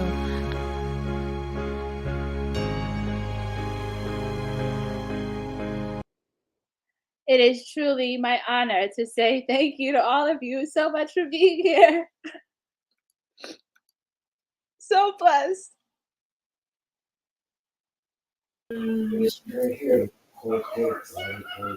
I'm giving you a hug. Love you, Jennifer. You are amazing. It is truly just amazing, this whole entire summit. Wow. Thank you to all of you so much. To my beautiful co-hosts, to all the guests, to everybody who attended. Thank you. Really an honor. Wow. Wow. Wow. Wow. Tearing up. Oh, you know we have to do this right? Wow, what a powerful end it. Oh my goodness. Yes, look, Savannah's like, you got her fired up. She's ready to go. Savannah has been here. I absolutely love it. Yes. I gotta say a special thank you to Savannah. I know. Yes, Savannah, we love you. Thank you so much for supporting and being here. And your talk yesterday was absolutely amazing. Incredible. Yes, I think we just found our fourth co-host. our third co-host. Oh my gosh. Ladies, I got so emotional because it is truly a dynamic honor to just be here, to be able to offer this spectacular summit to all of you. And my journey is constantly evolving, and the hardships that I endure is definitely part of my journey. But doing this has helped me in some way to heal and bring on that healing. So I just want to say thank you to everybody who's been a part of this. Ramona, Mary, you know how much I adore and love you. And a special thank you to my family for putting up with all this and being patient with me while I spend so much time doing this. And I appreciate my husband and my two kids so much. They mean the world to me. They are my heart and soul. And I just have to give them a special thank you and shout out. So Absolutely. Understandable. Wow, Jennifer. Oh my God. Oh my gosh. Yes, we did it again. Did it Oh my again. God. Wow. And I said I wasn't gonna cry, but you know what? I did help it this time. It's so overwhelming. Let Like, it flow, to see the flow. fruits of your labor, Jennifer, of all the time. And you're like, is it worth it? Is it worth it? Is it worth it? Right. Exactly. What's more the most valuable things is things that you can give to others that you're never going to see the return. And Ramona, you touched that. That's right. That's right. million views, right? We'll never hear from them probably, but then those millions will touch one person, and that million will touch another one person. Exactly. Like the impact is that part. Like out of this world. Yes, it is, and I think Out of this world. that's It is. exactly why it's so emotional to know that there could be somebody out there who's watching on right now that maybe was diagnosed with Parkinson's like myself, or maybe just something else. And I want them to know that that journey is not easy, but I'm here to help you through it. We are here to help you through it. We believe in you, and I 100% believe in your healing, and we can all come together as a community. It has been Absolutely. a fantastic third annual Global Healing Motivational Summit. My sincere thanks and gratitude to everyone, all the speakers, all the performers, the sponsors, Mary, Wow. Ramona. Oh my gosh, Wow. I just love you guys, and it's phenomenal. Oh my gosh. You know what I think we need to really give a huge shout out to is, for one, everyone, but those keynote speakers. Yes. Savannah Dova. OMG. Go to savannahDova.com. Check her out. Her social sites with Danny Colafel was also a dynamic keynote speaker as well. Yes, and you can definitely locate him as well on .com, coach10x.dannycolafel.com. And keep in mind, he actually gifted each and every one of you who go to that website a free ticket to a camp through the 6th.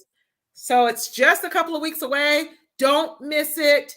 Definitely go to his site as well, coach10x.dannycolafel.com. And you don't want to miss those. We don't want to leave out. Every definitely made an impact. Whether you were in Trinidad, whether you were in the UK, all over the globe, the performers, the kids. I want to definitely call out the kids. We have Javier, as Nine Tails, as well as Muhammad Talks. And is there anyone else that we are missing, Jennifer? I mean, just really everyone who's been a part of this, every single speaker that has blessed the stage, everyone that came out to support this event, Absolutely. everyone that's watching on, that's sharing the lives. I mean, we are truly grateful for all of your support. We truly are. And it's truly just phenomenal. And I cannot wait to be planning the 4th annual Global Healing Motivational Summit, of course. And again, make sure you go check out all my beautiful co-hosts and what they're doing. Go to their IG, go give them a follow as well. And be sure to also check out simplyglobalnetworking.com, where you can check out all my books, all my apparel lines, and connect with me a little bit further as well. And if you are interested in becoming part of that in-person networking event that Mary and I are hosting in November, I believe, or December, definitely make sure you reach out to Mary or myself, because that early bird package will not last too long. And I know Ramona is offering some great packages as well. So just be sure to follow all of us, and please continue supporting our initiatives, because we truly, truly appreciate each and every one of you so much. And it's truly been an honor to be here today at the 3rd annual Global Healing Motivational Summit. Awesome. Definitely an honor. Awesome. Yeah. Love it. Absolutely. Yeah. Absolutely. Yes. So Any lasting back thoughts, over to you, Judy? Jennifer. Any lasting thoughts before we end our broadcast and end this 3-day live streaming summit and sign off for now? I have only one other thing to say, is that hope lives. And what you shared earlier, Jennifer, you know, there could be someone who's barely doesn't know what hope is, doesn't know where to get that hope. And that's what this will do. It's going to give someone a little glimmer of hope. They can do it. And yeah. That's it. And I also just add that even though we had these little, oh, sorry about that. That's exactly what I mentioned, is that we had these little technical sound difficulties, some days better than others. Every now and then there was this lag of some kind where you don't hear anybody, but then they had already started speaking. So we thank you for the patience with the wonderful platform that we're on, which is Hopin, as well as live or StreamYard. So that's what it's about. But guess what? It did not in any shape or form minimize the impact and the powerful messages and each and every one of us who have been here and participated. And you know what? Water under a bridge. We still made it happen. And that's all it's about. So back over to you. And thank you so much again, Jennifer. Yes, you're so true. And we're so thankful for everybody who was patient with us throughout those technical little difficulties. But you know what? That's part of going live, and that's what makes it real. That's what makes it organic. And me crying at the end is what makes it even more real, because that's who I am. And I get very emotional when I end something my whole heart and soul into, and it's a bittersweet for us. But I'm just, again, thankful, everyone. So with that being said, ladies, we are going to sign off for our 3rd annual Global Healing Motivational Summit. We will see you next year for the 4th annual, of course. Don't forget to secure your spot. Speakers, performers, let us know now if you want to get involved, because we are definitely going ahead with the 4th annual. Ramona, Mary, you're on board. Yes. Amazing. All right, everyone. Have a good one. Absolutely. Have a good one. Absolutely. Talk to you ladies soon. All righty. Bye, guys. I do want to wish a happy Diwali to everyone who is celebrating, which is my holiday as well. It's the biggest Hindu holiday of the year. For everyone who is celebrating, I wish you the best. It's always about the light over darkness, you know, good over evil. So I'm wishing you all the best for a very, very happy Diwali, everyone. Take care, everyone. Thank you for being here. Bye-bye.